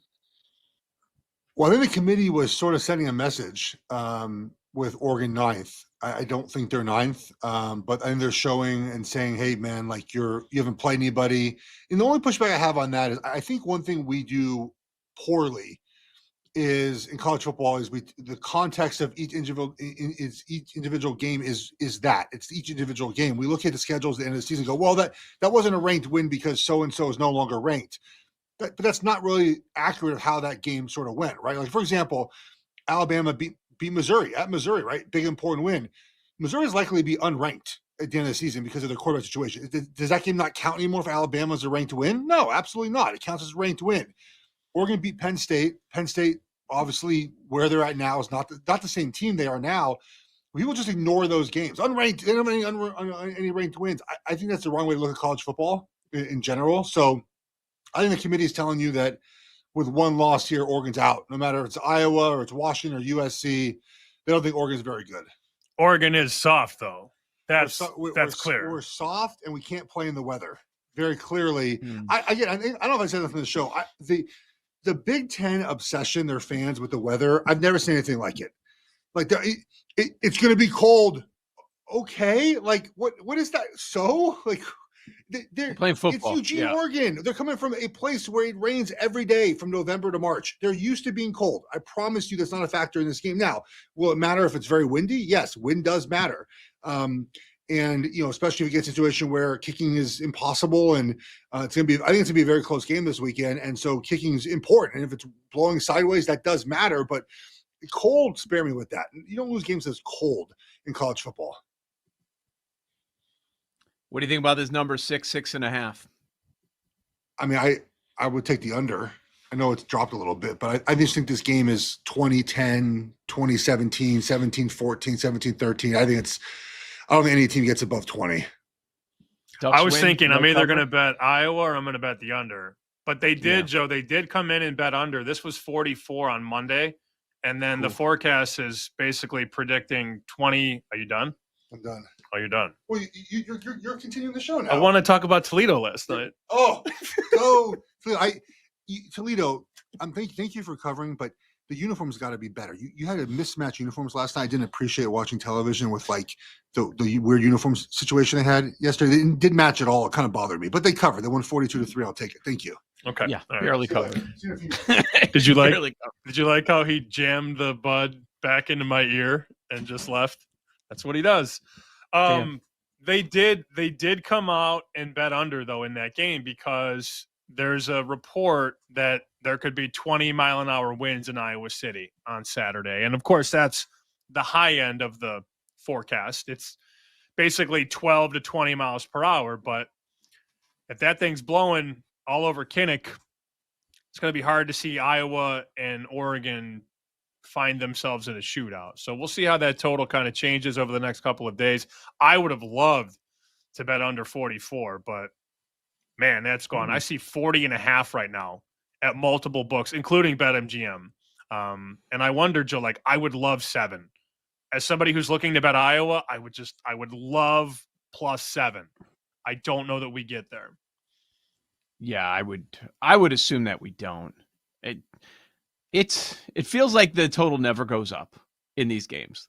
They're always Iowa at home, tougher opponent. It just always seems to go down, and it usually ends up hitting. It makes a lot of sense. I'm looking at the 6.5s right now. Yeah, it seems to be split right now. The more recreational books are sitting at 6.5.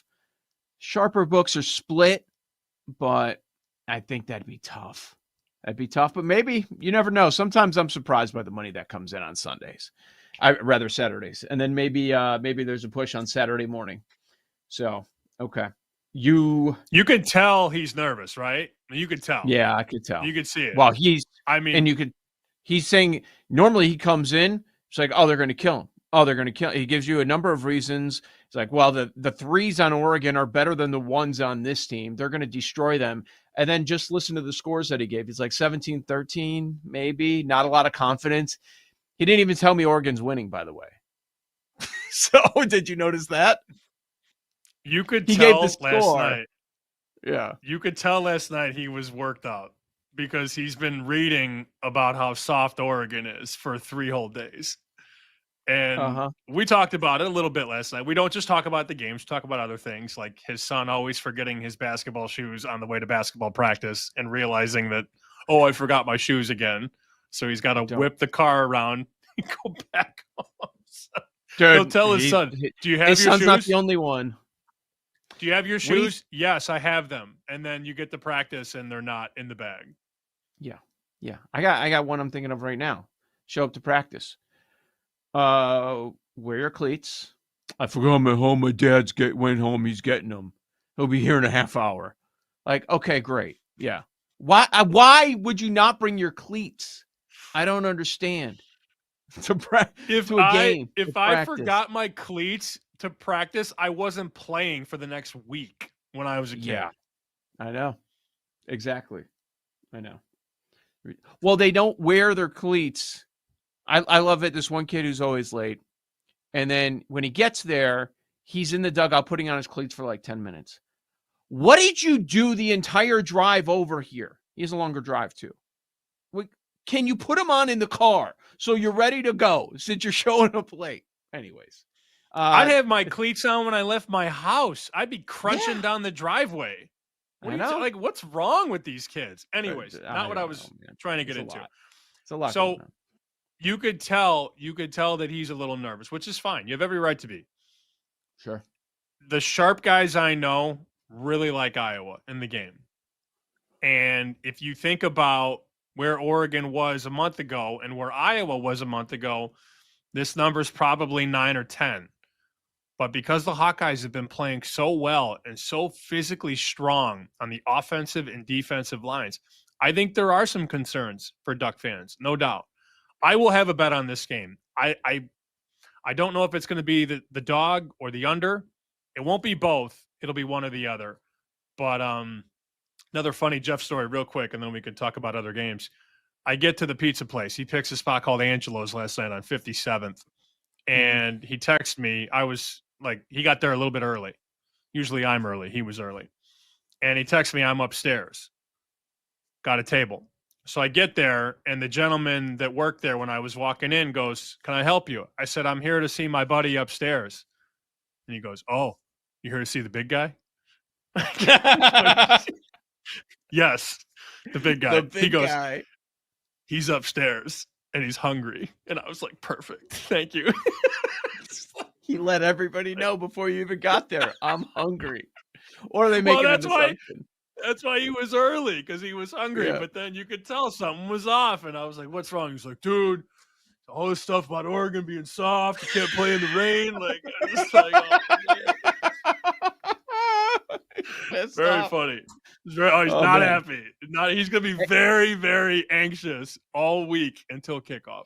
Hey, man, if they pull off that upset, they're live for the playoff. And Oregon's out. Oregon would be out. Yeah. And then Iowa's got USC, Michigan State, Nebraska to finish the regular season. Just saying, already in there are 20. How much of a climb, if they pull off this upset against Oregon, do they make? There's a decent chance it happens. All right. You talked about Notre Dame during 10 Toes Down.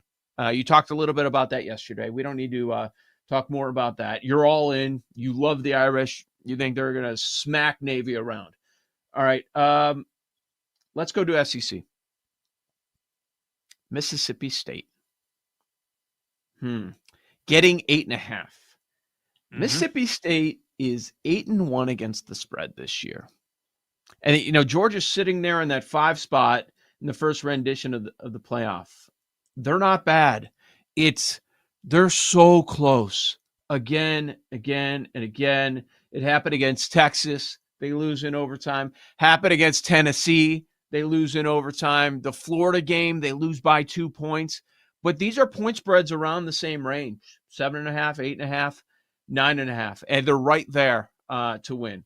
So now you've got Georgia going on the road at Mississippi State. I don't know that they finally break through, but I think this is another one-score game. This is not the Georgia team that we're used to. I think Mississippi State covers. Let's go 9-1 ATS. I'm taking them as a dog. Especially in that role as a dog north of a touchdown. That's what's enticing. It's not only the team, it's the number. So you get both wrapped up really nicely for you. And Georgia also has a big one, man. Guess who Georgia plays next week? Texas. So it's a good spot for sure. That's on my short list along with Boston College. Did you catch the Bill O'Brien video, by the way? Yes, I did. Oh, you always go negative. We're not negative. We're 1-9. Whatever they are. That's crazy. That said, this is, and Paul will back me up on this. We love this spot when the team pulls the upset as a dog, and now they got to lay the wood. So SMU at home was an 11-point dog against Miami. And then SMU beats Miami, and it's, SMU's, whoa, look out for SMU. And then the coach's agent starts getting phone calls with all the openings. And then SMU's got to go on the road and play a awful Boston College team. But now SMU's laying 11 after catching 11 a week ago. So it's a 22-point swing from an 11-point dog to an 11-point favorite that now everybody wants to bet because they just beat Miami. BC's a good spot. I also, my numbers are screaming at me to take Penn State. Screaming at me. I can't. You don't even want to know. I know. My numbers have this game 11, and I can get 15. Yeah. You might be able to get more on Saturday. They might just quit. That's the only problem. It's a noon game. Fans aren't going to go. And the real problem is that Cignetti, and I say this in the nicest way, Cignetti is a psycho. And they are not letting up. They are not. So, yeah. I was looking at a lot of that, thinking about a lot of those different angles too. So, this week, are they using them being put at number 2 as motivation? We're better than Ohio State. They're saying we're not. We should be number 1. All of the numbers say that we should be number 1, and we're still getting disrespected after everything we've done. And they just hammered 2 teams by a score of 116 to 111 to 16 over the last 2 weeks. They're clearly laying it on. And to your point about the home crowd, this is the first home game since Franklin's been fired. So how are they going to be getting booed?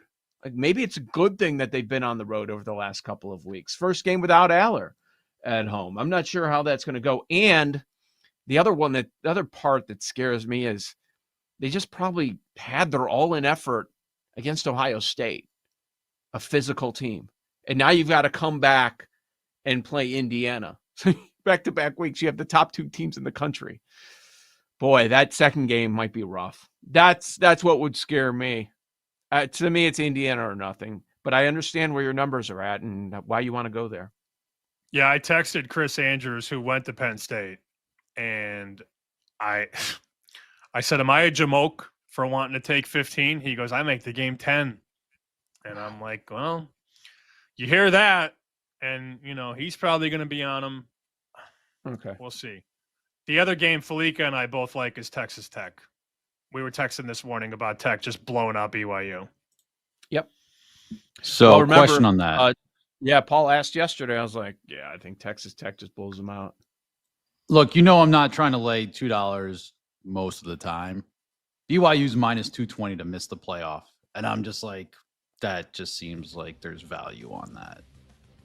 Do you think they can make it if they lose a close game? What if it's a close game and they lose? Can they make I think maybe, but I still think there's other possible L's on the schedule. Like they still got Cincy. True. Yep. No doubt. We'll continue. Kelly in Vegas, top of the hour. This is Bet Sweats. You're listening to Bet Sweats with Joe O and Sammy P on the BetMGM Network.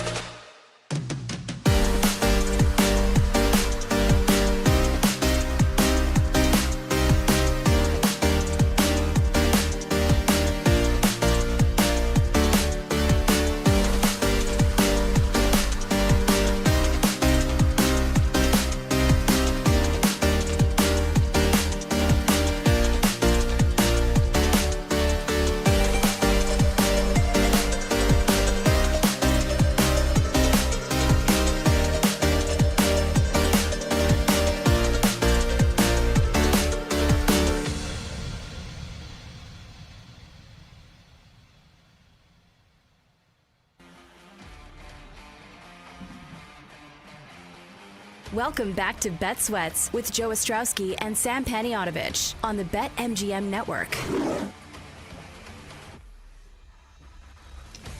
KIV top of the hour. Also, Where's the Room on Thursday Night Football? That's coming up next hour as well. Joe Ostrowski, Sam Paniotovich with you here on Bet Sweats. We were going over some of our favorite college football plays. There's a few games that we didn't get to.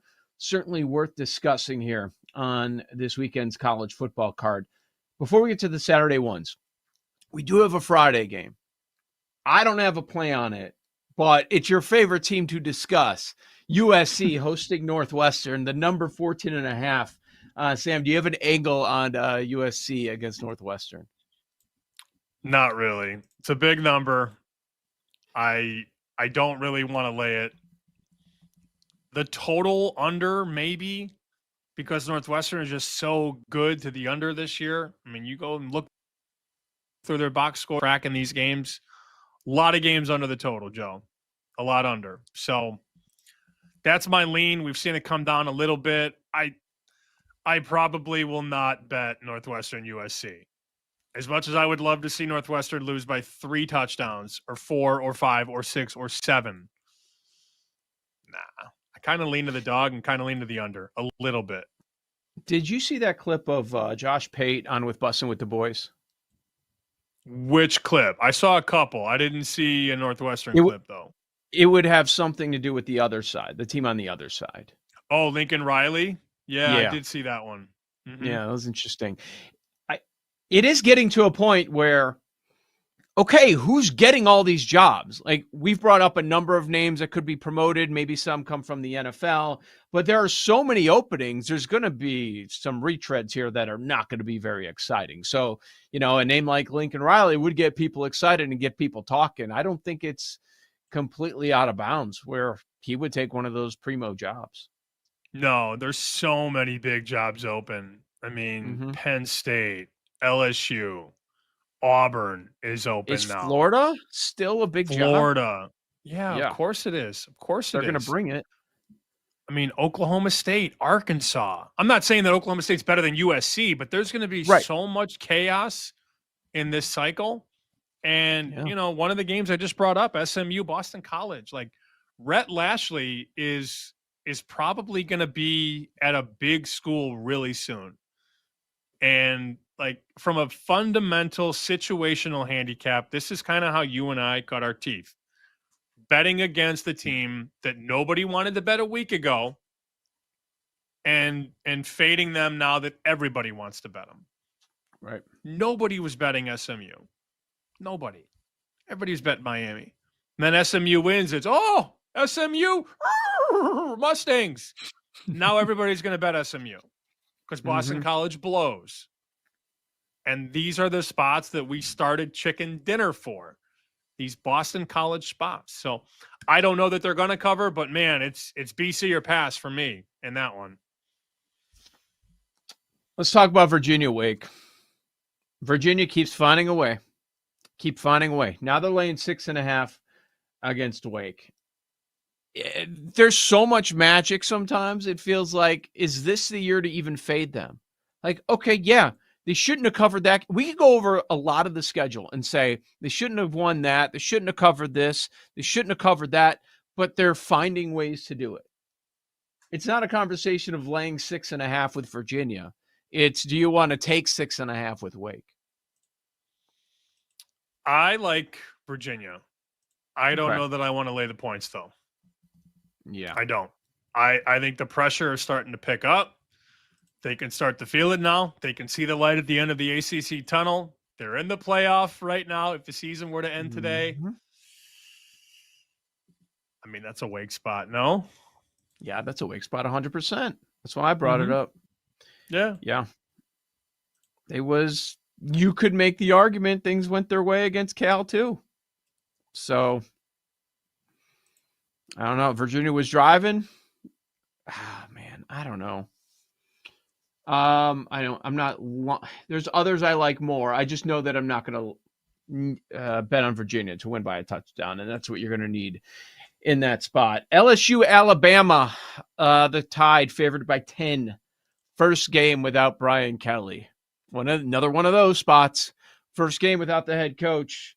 What do we think about Bama laying 10 in Tuscaloosa? A game that we thought before the season was going to be much bigger than it is. So I just need Ty Simpson to show out and ball out, put up numbers, get me closer to the top of the pack again, where he was before the bye week. So funny how that works. Simpson was favored. Simpson didn't play. Now he's not favored anymore. The Heisman market is just up and down, up and down. Tim Murray posted this. I don't know if you saw the fired coach bump that Murray was tweeting about. Teams this year that have fired their coach are 6-1 against the spread the following game. Damn. I did not know that. It's interesting. Would you take 10? Big sample. I'd take 10, yeah. I would probably take 10. Okay. Nobody wants to do that. Nobody wants to take LSU. I'm on a bunch of ugly teams this week. My list makes most people want to vomit. That's good. I'm looking at LSU, Boston College, Iowa, and can we talk about Purdue plus 30 at home against Ohio State? I know. I didn't know. Okay, now this is like the others. I could get there. I understand it. What do you have on Purdue? Why are you there at 30? Ohio State has covered every game this year. And I've talked to bookmakers who are purposely shading their lines and have been shading their lines for weeks. When that happens, the numbers are so much higher than the true rating. Like one guy tells me the true number should be 27.5. So I get through the 28. They're shading it more than a field goal, basically. So it's just such a big number, and I don't know why Ohio State needs to have its starters out there in the third and fourth quarter. Like, what is the point? How many snaps is Jeremiah Smith playing in this game? Are you going to let Julian Sayin take a hit to the head in the third quarter when you're up 21? I feel like Purdue needs to get me to 10 points, and I'll cover the game. Probably. How do you feel about the 2s and 3s on Ohio State going against Purdue late? Not great. They're better. They're probably still better. If this game was in Columbus, I'd want no part of it, but it's a road game. Ohio State's laying 30+ in West Lafayette. Not that there's a huge home field there, but it's a 1:00 kick. The building's going to be half empty. There's going to be no juice. Just one of those spots. How many times can you get up for bad teams and keep drilling them by 5 touchdowns? Yeah. I'm looking at the tough teams that they've played. Notre Dame, that was a road game. They lost by 26. They did somehow score 30 in that game. I remember being very annoyed when I was watching that game. It was an insane over. Other good teams, we don't even count Michigan. If you want to count Illinois, they lost by 16 to them. If you want to count USC, but that was a home game. They lost by around the same number, 16 there. So, there's a decent chance. They've got Indiana in a few weeks too. That's their last game. Man, this is a tough road at the very end for Purdue. They've knocked out all their easy games, and they weren't winning them. So they do stink. But yeah, 30, monster number. Paul, you said there was a game or two that you wanted to discuss. What did you have in college? Similar to the SMU play we talked about, the fading SMU play with BC. So we were talking about Houston, right? I mean, as a longer shot in the Big 12, and they get upended by West Virginia. And West Virginia stinks. They've had 2 Super Bowls this year, the backyard brawl at home against Pitt, and now they beat Houston. Now West Virginia is favored by 6.5 against Colorado. Look, the Buffs stink too, but West Virginia shouldn't be favored by 6.5 over a high school team. And Rich Rod's phone is not ringing off the hook for other college jobs, so there's no distractions there. But they're just the offense is not good on either side. The defense is not good on either side. I don't know how Pat Shurmur got 2 NFL head coaching jobs, but Deion's done with him as far as offensive coordinator at Colorado. Stripped his play calling duties. So, look, they're going with a freshman quarterback who looked decent last week, Juju Lewis, making his first college start. came in the second half against Arizona, 9-17, 121 yards and a touchdown. Again, both defenses stink, both offenses stink, but I think this is just a spot play for Colorado against the West Virginia team that has no business being favored by this much. Man, those Houston tickets died quickly last week. That was tough for people that wanted to jump in on that long shot. But it was a long shot. But that was one of those spots, Paul. I mean, like, that's your Mhm. wheelhouse. Houston had the big upset, and then they became way too expensive on the other side, right? Yep. You go from a big dog to a 2-touchdown favorite, and it's just a lot. It's a lot to handle when the bullseye's on your chest. I got a text, by the way. A buddy of mine really close to Purdue goes, the building won't be half empty. There's going to be 30,000 Ohio State fans there. All Buckeyes fans. Yeah, the ones that can't afford to go in Columbus. They'll take a short drive over. It's not that far. It's not that far. Mm-mm. That's actually a very valid point. I don't think there's a lot of incentive for Ohio State to go into Purdue and just blow them out. Watch it be 49-7 now, guys. But man, is that a big number? One other one. Does Vandy lose the Texas game twice? Like Auburn? See if you freeze. They're 6.5-point dog. The bad spot. Yeah. I will say Auburn has taken the most sacks in all of college football. It's not great.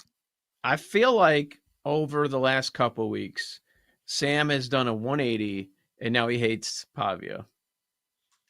I don't hate anybody. Unfollowed him? Oh, really? Wait a second. That's not true. How long have I known you? I said Yes. that's not true. I quickly said Okay. that's not true. No, I hated the Pavia thing when we started making him the Heisman Trophy winner when he had 130 passing yards against Mizzou. Like, that's when I flipped on Pavia. And everybody was in on him. Everybody. And Theo Vaughn. And Pavia's mom. This is a strange. And one. all that. Yeah, I get all that. All right. We'll talk more college football coming up. Also, Survivor with Kelly in Vegas. She joins us next. Sammy P, another hour to go here on the BetMGM Network.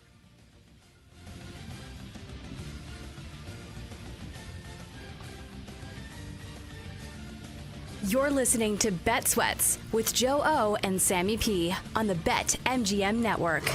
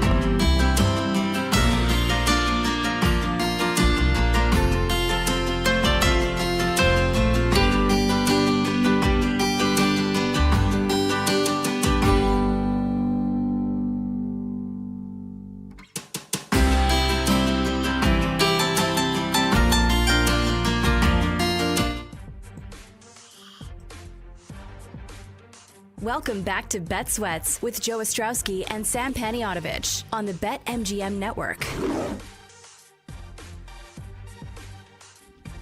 Joe Sammy P, another hour to go here. BetMGM Network. We're here weekdays, 9 a.m. to noon Eastern time, at least for now. Kelly in Vegas joining us on this Thursday morning to talk some college football. Talking a lot of college football over the last hour. We'll get her favorite plays, but Kelly, let's start with Survivor. Sam has me worried. He's making his case about this Buffalo injury report and the ones that I care the most about that I'm still alive in. I was like, oh, I got to go Buffalo. I've saved them for this point. I've got to go Buffalo. And he's like, I don't know. You had your big spot. Now they're going to Miami. Divisional matchup. Injury report is ugly. What do you think about the Bills? Yeah, I don't care how bad Miami is. You don't take a divisional team on the road, period. Like, that's like the one rule that I refuse to break. That is how we got knocked out last year in Survivor, because I conceded to my partners and said, okay, fine, we'll take, I don't remember who it was. I think we took the Falcons and they got beat by the Saints or something egregious. It's just not a fun place to be. Look, I considered using the Panthers this week, 5.5-point home favorites. What could go wrong?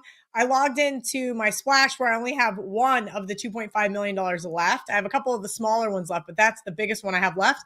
And sure enough, I used the Eagles week 1. So I'm going Broncos tonight. If you saw Broncos available, I think this is a really good spot. Now, again, I know I just mentioned the divisional aspect, but the Broncos here at home, 9.5, 8.5. I don't see them losing this game. Not to the Raiders that had so many opportunities to beat the Jags last week with a unhealthy Trevor Lawrence. Hey, good on Pete Carroll for trying to get the win instead of playing for the tie, but I just don't trust this Raiders team. I don't think that there's anything great to write home about. Yeah, Austin Genty, sure. The guy's a great playmaker, but Geno Smith, come on, the guy's good for at least what? 1 interception against this Broncos defense? Maybe more. I was on the Raiders, and I told Joe there's no way I would bet the Raiders because I watched them play on defense for 42 minutes in that game. And then you got to go to Denver in the mountains and get back up. And I was looking at Denver for sure. I also think I don't think Tampa's a crazy idea in Survivor, Kel. If you're looking for a deeper dive, if you want to go past the big favorites, Tampa's going to win. Yeah, I think Tampa is going to win. Tampa's actually the best bet I gave out on Wager Talk this week, and I do like them in this spot. No disrespect to what New England's been able to do over the last few weeks. I don't want to take that away from them, but the reality is playing teams like the Falcons, playing teams like the Titans, those middle of the road type teams, it's a lot different here. With Tampa off a bye, you're getting Godwin back for Baker Mayfield. I know a lot of people want to give Drake May the MVP, but we all know it belongs to Baker. Damn. I agree with your thought on Carolina. They play better at home. Scares the hell out of me that the last 10 times as a favorite they've lost outright. That's quite concerning. But yeah, we have options. I thought this week was going to be a tough week where you didn't have many options. You do have options this week. Do you still have any Circa around, or did that go down with Green Bay? I don't even know if you still had one. No, that actually, all of the Vegas contests, so Westgate or Circa, went out with the Rams. That fateful Thursday night at the beginning of October. We still had a couple of slashes left. One went out with the Falcons. One went out with Green Bay last week. I have not just done a full-on shove in. Joe, I was thinking about using the Broncos in your revival contest tonight as well. I don't know if I want to go Broncos across the board. I think in the big contest, 2.5 million guaranteed, I think Broncos is the safest bet, if you will. But I think I may try to zig a little bit and look at towards the Bears, maybe Seattle in yours, just get a little spicy, because I don't want to discredit it, but there's still plenty of people alive in your new one. And I think early on taking some of those shots is different versus in the splash 2.5 million, there's only 1,600 of us left out of, I think it was like 13,000 to begin with. I'd have to look. So now that we're almost less than 10% of the pool, you kind of start to play a little, I don't want to say I'm playing scared, but I'm certainly not pressing the pedal to the metal. There are 1,689 of us left out of 16,337 that entered, $150. My partner Steven and I started with 6 entries. So kind of just one of those things where it's like, all right, we ended up using the Eagles week 1 in a couple of them, and that means the Broncos are still available. I think this is probably the last best spot to use the Broncos. Certainly, they're going to want to make a push towards the playoff late, but I think there's like teams on the outside looking in, like the Panthers, who do have an outside shot here if they can continue playing at the level that we saw last week, at least against bad defenses like the Saints. During this last break, I had to send in my games for Bear Bets, all the college and NFL bets. And during the college show, we do underdog, most likely to do the outright win. And I put Iowa on that list. Ooh. Am I insane? No, absolutely not. Who doesn't love Kirk Ferentz as an underdog? Hello, that's the spot where you want to use this guy. Except against PJ Fleck, since apparently they hate each other. I have since found that out since I didn't lay it with Iowa in that game. But look, Gronowski has been great. He has got 225 rushing yards on this season. This is like one of those spots where you want to take this team. Iowa's going to get up as a home underdog. Last time we took Iowa against Indiana, they had multiple opportunities to win that game. Iowa 6-1 against the spread this year. 8-1 against the spread as a single-digit Big 12 home underdog. We know what Iowa's going to do.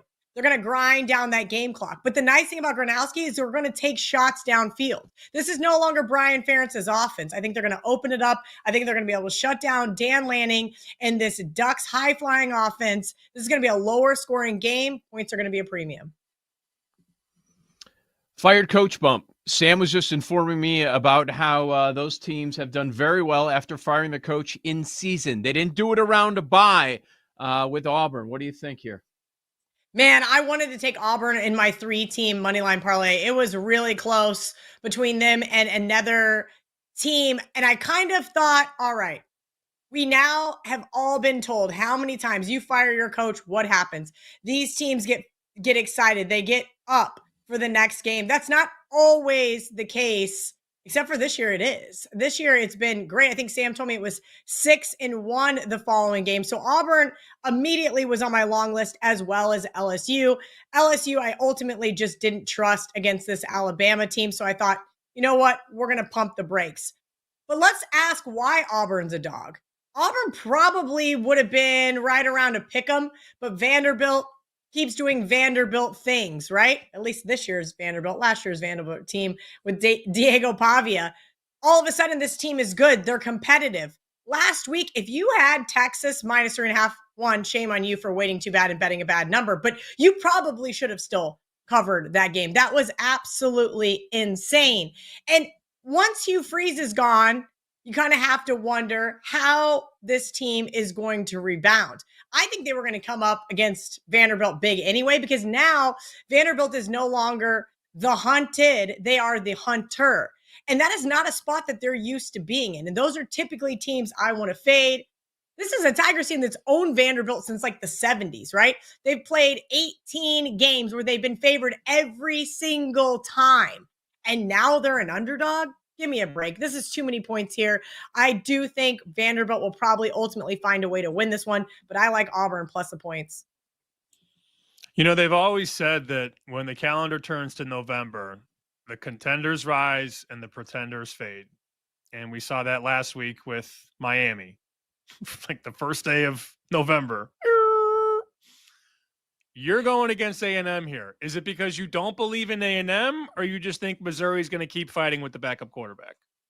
Here's the reality. I haven't believed in A&M for the last 2 decades. They're like the second Texas team with more money than God that never lives up to the hype. Hey, congrats to Mike Elko and Colin Klein.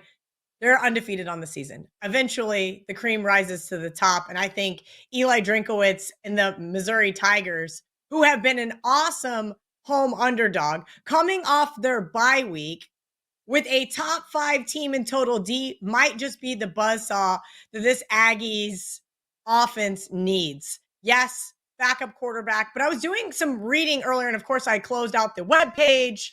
Blonde moment on my part. But one of the quotes with Eli Drinkowitz, to paraphrase, was saying is like, look, we know we have a backup true freshman quarterback, but we know his limitations and we know his strengths. And guess what?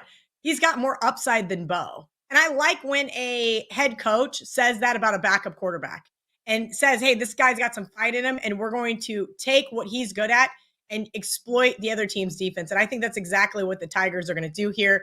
Not only catching points at home, but just really being disrespected at this point in time. Is Bo really 3 points better than the backup? I don't think so. With Kelly in Vegas here, this is Bet Sweats, Joe Ostrowski, Sam Panayotovich. Virginia makes the playoff, at least the first rendition of the playoff, barely, at 11. How much of a fraud are they?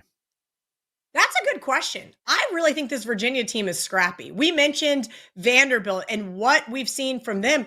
Virginia is kind of that team in the ACC, right? Where they're kind of catching my eye, right? That Friday night there versus Florida State. But again, now here they are. They're asked to lay points and they're off back-to-back.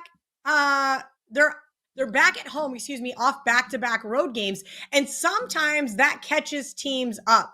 This Wake Forest team is frustrating. Let's leave it at that. I know a lot of people who have liked them over the course of the season, and I considered them for my parlay as well. But my problem was I don't trust bad teams that don't know how to win games on the money line. And so I did take the points. I played them in a couple of contests. I like the Demon Deacons here. Could Virginia win this game? Sure. Could they win it by margin? I don't think so. I see UConn's on your list too. I love when you bet UConn. I love UConn. I love when I bet on UConn as a dog and against UConn as a favorite, right? Who doesn't? This is a fun team. I really, really like what we've seen from Jim Mora here. And by the way, he's 8-3-1 against the spread versus the ACC. And we already saw the Huskies beat BC on the road. And how could we forget them blowing that double-digit lead to Syracuse that started the succession of all the other teams that blew double-digit leads for me this year. But bottom line, this is a massive sandwich spot for Duke. What did they do last week? They went on the road. They beat their in-state rival, Clemson. Now, the team we just talked about on the outside, well, not on the outside, they made the first rendition of the playoff. Virginia sitting there going, all right, why does Duke care about a little old team named UConn? Well, he should. UConn's quarterback, no interceptions on the season against Duke's 113th ranked pass defense. It's going to be really interesting. Again, Jim Mora, not only great against the ACC, 14-7 there at home. I think this is a great spot for UConn, catching Duke off that big win.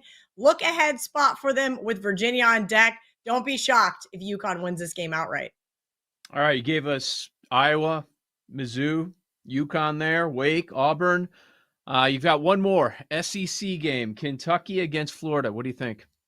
Yeah, we just talked about sandwich spots. Hey, kudos to Florida for covering last week. Did you guys catch that? How could you not? That was like frustrating if you had Georgia. I did not get involved in that game, but it was fun sitting around after the wedding watching everybody lose their minds that did lay it with Georgia. I thoroughly had to laugh, especially after K-State's performance. So Florida somehow doesn't get obliterated in the good old cocktail party for once in a blue moon. And now they're going to go on the road to Kentucky. Kentucky has had really good games this year, and there's been a couple of absolute stinkers. And this is one of those games where I think Kentucky knows they can win. Kentucky's went into Gainesville and gotten a win before. Kentucky knows that this is a down year for Florida, playing with an interim head coach. And guess what? Florida's only covered one of the last 8 games in this series. Kentucky owns them against the spread. Mark Stoops, hey, I'm not sure what's going to happen with him here, right? Are they going to make a bowl game? Is he going to get fired at the end of the season?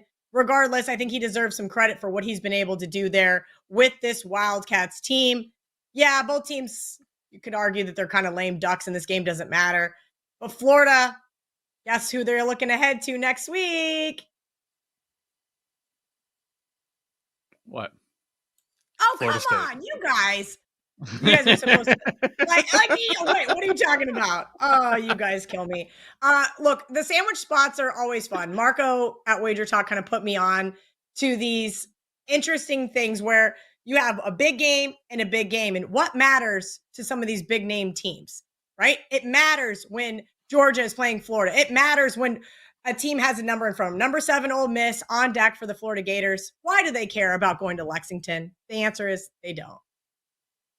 There you go. We've got just over 30 seconds left. Is there one NFL play that you really like this week? Yeah, the Buccaneers is the only game that I have played with my hard-earned money. I did a lot of teasers, guys, so I'll give you those. Jets, Eagles, Jags, and I did tease the Pats. I do think that the back door will be open there for the Buccaneers. We know they can't quite close teams out. And keep an eye on if the Broncos, Bills, Lions, or Steelers move in to those positions. Teasers have been doing great again for the last couple weeks, so I'm going to keep riding those and keeping my selections minimal. Thank you, Kelly in Vegas. Good luck this weekend. Thanks, guys. All right, good stuff from Kelly. Where's the room for Thursday Night Football? We'll find out next on Bet Sweats.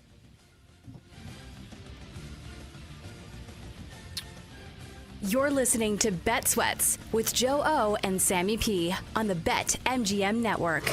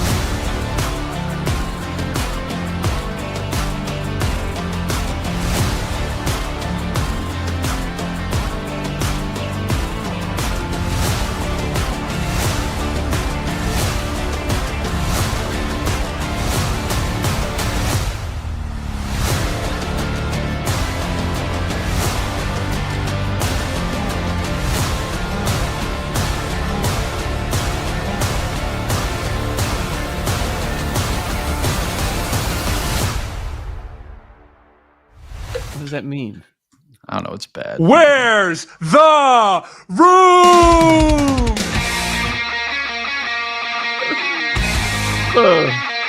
Man. Bet sweats, lightning bets in 20 minutes. So a lot of Thursday Night Football chatter because we're going to find out where the room is at. We bring in our executive producer for that. His name is Paul Aspen. Is that a deep? No, it's not a deep V, is it? Wait, what's going on over there? Is that a deep V day? Oh, okay. Oh, it's a button. It's just unbuttoned. Okay, gotcha. It's a deep. Sorry. You want me to do the Chris Sims like all the way up top button? That is makes weird. Me uncomfortable. No. Like, he I'd named his rather podcast after that. The unbuttoned Hulk podcast, Hogan. whatever. Just rip it off. Just rip it. Family show. All right. That is really deep. Hold on. Sit up for a little bit. Sit up for a split second. That's what I'm saying.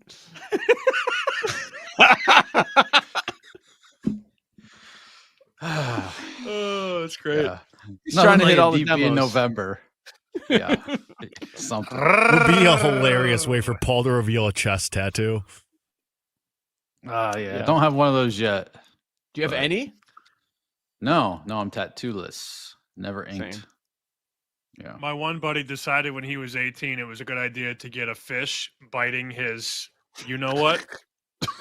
And it's a huge fish. He did not get a little fish. What kind? It's a huge fish. Striped I don't bass. remember the type of salmon. Largemouth. Joe, it is so big it makes you uncomfortable. And he got it when he was 18. That was his major idea. Oh, is a good idea. So, like, does it curl up the rib cage? Does it go across? If you're watching on camera, it starts here and then it just kind of like goes down and through the rib cage. It's one of the worst tattoos I've ever seen in my life. Full body is crazy. Yeah. Awful tattoo. If you ask him what's your biggest regret, getting that tattoo when I was 18. Think? Yeah. Now, was this planned or was it like, nah, I'm 18 now. Fish tattoo. Like that day. Apparently, he liked fishing so much that he got it tattooed on his pectoral around the you-know-what. Can we say that word? I was going to say it. I danced around it twice. Pretty sure you can say nipple, but nip? We'll find out, I You guess. say nip? So the fish is biting the nipple like it's a hook. Suckling. Yep, exactly. Well, we're exactly. teetering. Yeah. I'm trying to get as close to the line as possible. Awful tattoo, Paul. Just awful. It sounds terrible. I do not have one of those. Most tattoos that are done 18 to 20, they all regret. Remember when there were a lot of people like Brian Urlacher? Oh yeah, I like that movie Barbed Wire. I'm gonna get the barbed wire. Yeah, with Pam Anderson. I'm gonna get that tattoo. Cool. My cousin, one more bad tattoo. My cousin, when he turned 18, got a barcode on the back of his neck. Back of his neck. But why did you get that? I'm a machine, he said. I'm like, oh my god, dude. I'm a machine.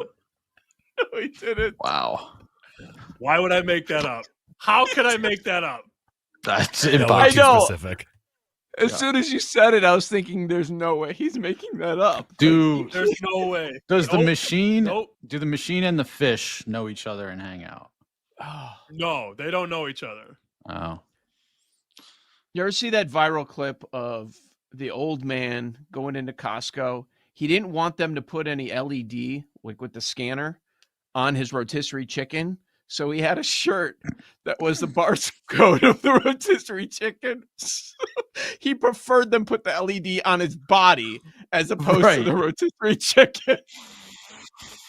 Scan it right here. No, I don't want any LED on my chicken. Scan it. It was going across his chest. Oh, wow. Strange times. Segments like this will keep us sane, I promise you. Well, I'll take it one step further. Did you ever see the video of the person that got like a Spotify QR code tattooed on them?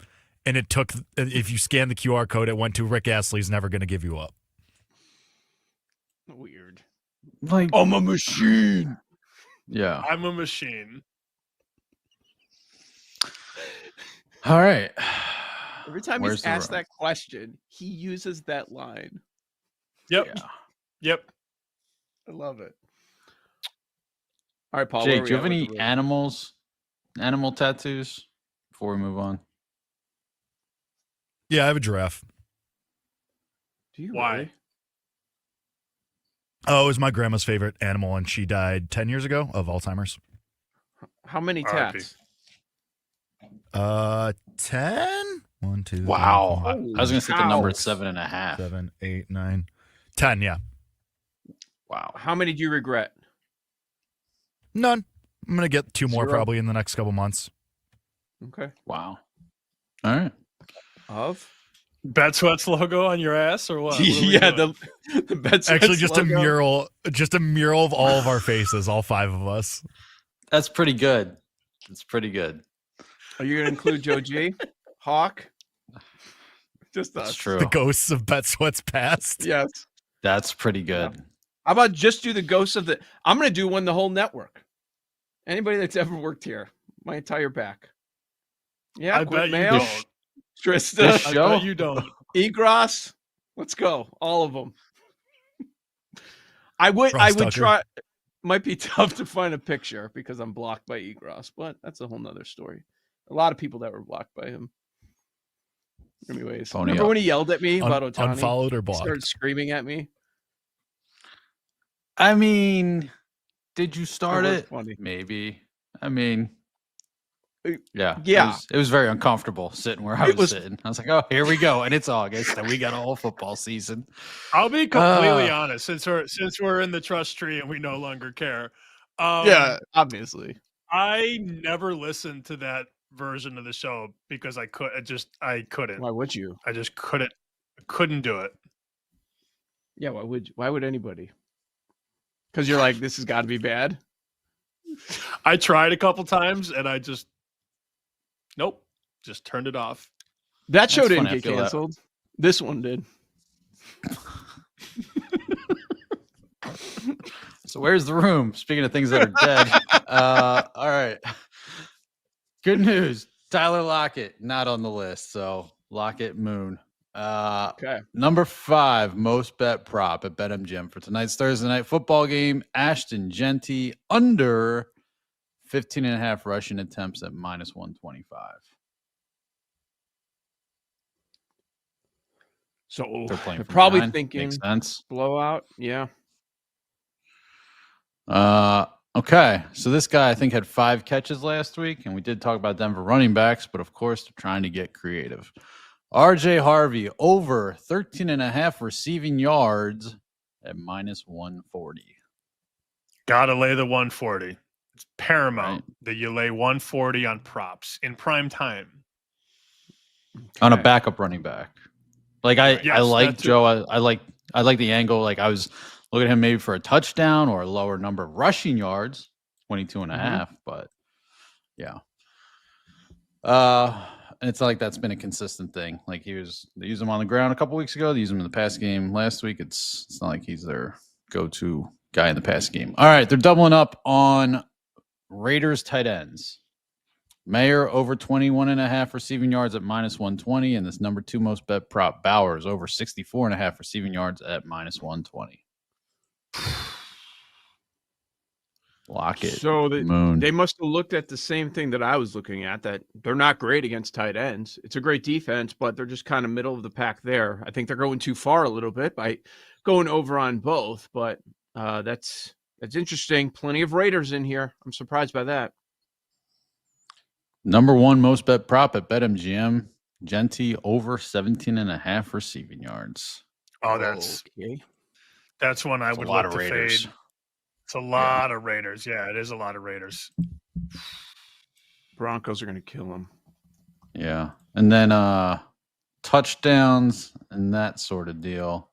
So I Bowers believe has to Sutton. be top.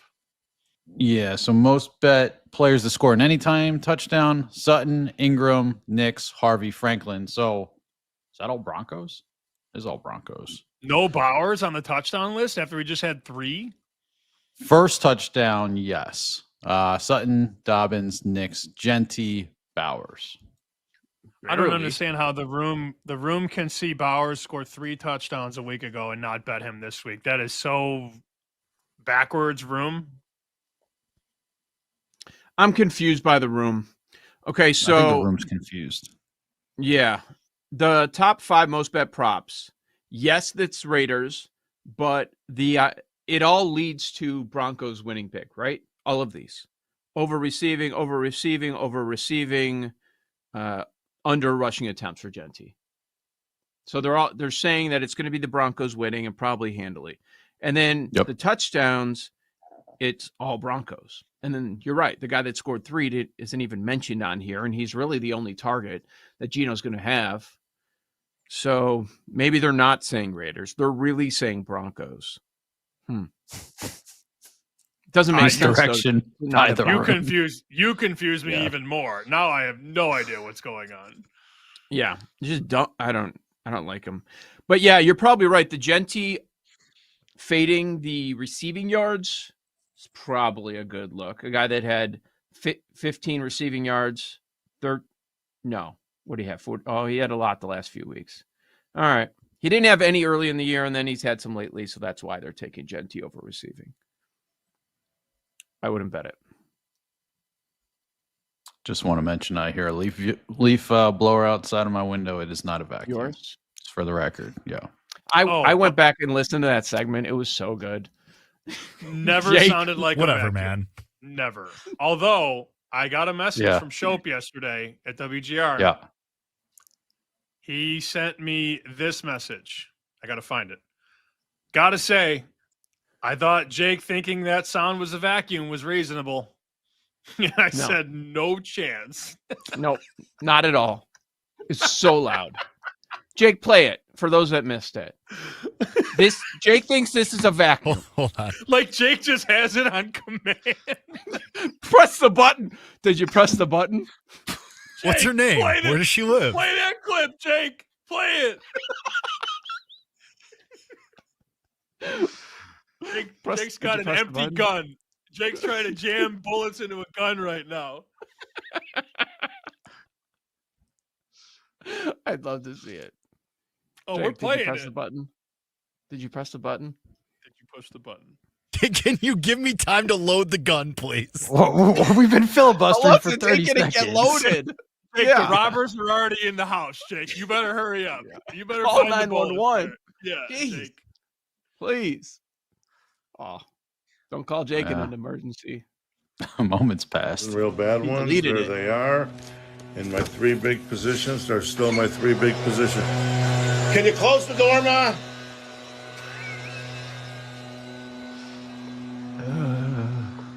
Coach of the Year. I got 9,000 on Coach of the Year. It's going to be a big swing. I got 7 Coach of the Year bets. There they are. Bengals second. I got $28,000 swing. Can you close the door, please?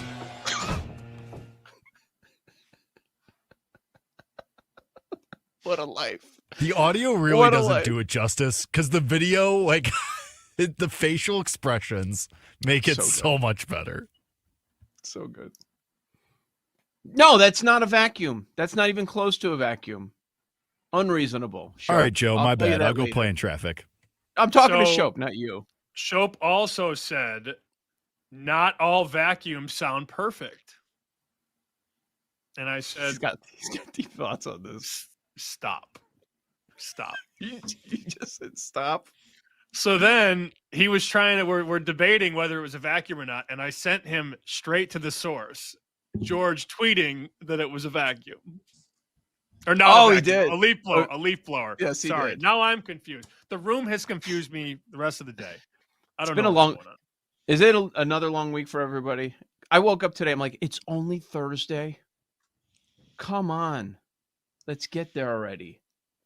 No, maybe it's just me. I'm a machine. I can take it. A machine. back of his neck. Yep, right on the back of his neck, right above the lip of the T-shirt. Unbelievable. What's worse, that or the MLB logo? Javi Baez. The barcode. I think the barcode's worse. I think Yeah, for sure. Yeah.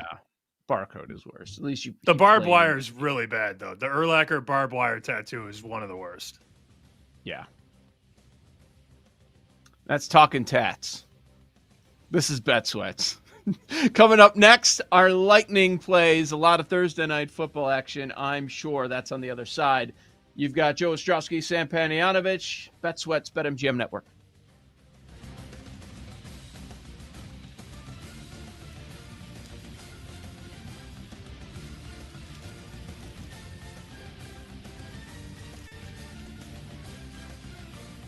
You're listening to Bet Sweats with Joe O and Sammy P on the BetMGM Network.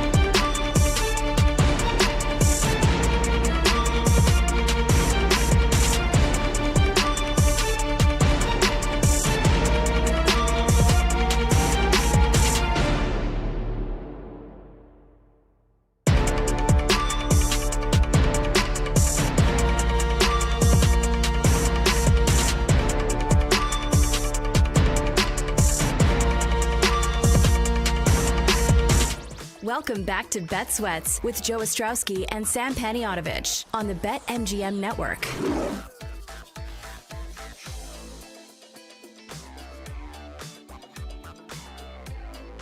Joe O, Sammy P. We'll get to lightning bets coming up in just a minute. Week 10 of the NFL season begins tonight. Trying to stay positive frame of mind here, Sam. I thought about it this morning. I said, you know what? You know what's great? I won't have to change my password every 90 days. That's a good thing. Always trying to remember, what's the password? Okay, did I get the password? Okay, now I need to enter a code. Let me look up on my phone just to check email or something like that. That's a positive. One of many. Again, yes. I don't know about many, but that's one. What did you tell me to look up during the break? Is this something that can be discussed on the air or no? Oh, probably not. Okay, so I'm just reading it. No, maybe not. Okay. All right. Are you reading it? Yeah, I'm reading it. I sent Joe basically, well, I didn't send it. I was going to. So former NFL player Matt Khalil and his wife Haley are getting a divorce. It's nothing bad, but the reason is it's below the belt. Put it that way. And it's not I don't think it's a bad thing. No. Is it a bad thing or not? The term 2 Coke cans was used in the story. Wow. All right. I don't know what else to say. All right. Industry news. We saw this earlier this morning. I don't know how else to transition, man. Like Which industry am I supposed to do? Not the porn, not Matt Khalil going into that industry, but he could apparently if he needs money. If he's hard up for money.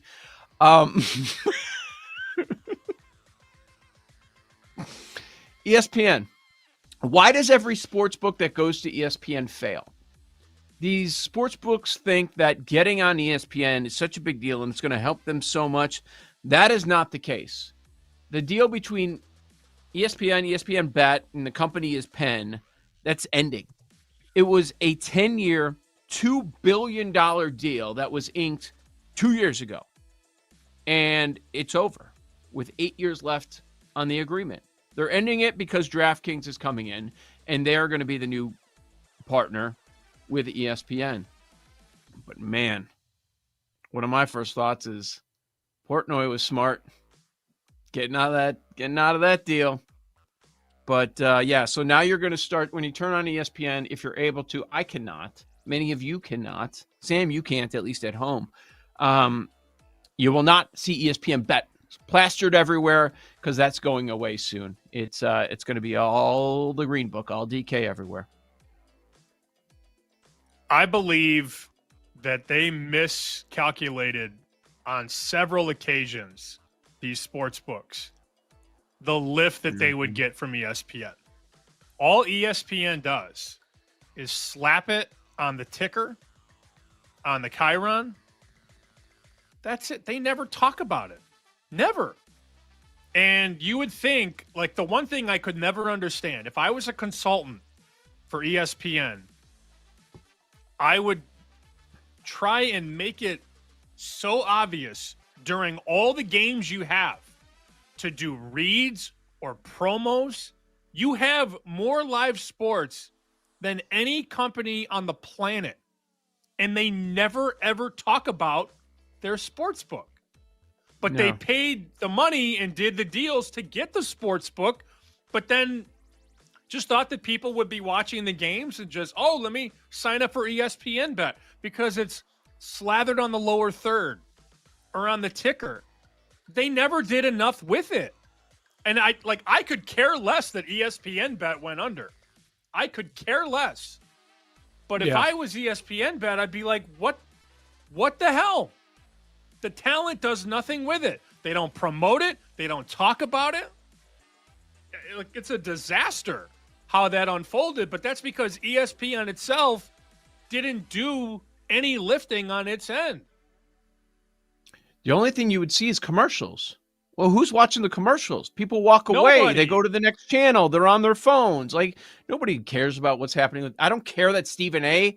has some bet, some juice price, whatever. Oh, it's a great deal. What? I don't care about Greeny's pick. No, I'm not going to the promo section. I'm not going to check it on ESPN Bet. I will say, like, looking at it, comparing it on Odds Logic, a lot of times they do have the best price in market. Problem is, people that know anything, they're not going to let you bet there a long time. But yeah, it just never clicked. And these books think it's going to be such a boost to them, and it isn't. As you're mentioning that, my thought process is why. I would bet a lot that the leagues are like, don't shove this down people's throats. Don't be over the top. Yes, you can promote your sports book, but let's not do it too much. Okay, you can get one or two mentions here throughout the game, but not coming back from every break. I would guess that there's some of that. So according to the Penn earnings call, they lost $1 billion in the 2 years they were with ESPN. $1 billion. Look, most states are legal. Your average bettor is not like us. They pick one or two books, and that's it. I'm done. That's all I need. I don't need money spread out everywhere. That's how a lot of people look at it. And to spend that much money after most of the states are legal, meaning most people have the apps on their phone that they're going to use anyways, like, what are we doing? And that's how we got to this point, right? Where these sports books and legal markets are not spending as much money as they once did. And I'm not saying it's the case here, but I know for a fact it's the case with other situations. That's why you are starting to see some of the sports betting media stuff go away. ESPN was way wrong about brand loyalty. They thought that consumers, people like you and I, and people like you listening or watching right now, were so loyal to ESPN that they would just naturally convert to ESPN Bet users. And this is not the first time ESPN has done something outside of its television entity. ESPN Zone, ESPN the magazine. Remember the ESPN phone that they tried? ESPN phone. Yeah. Yeah. Now add ESPN Bet. Newsflash, ESPN, we are not loyal to you. We want to watch the games. That's all we care about.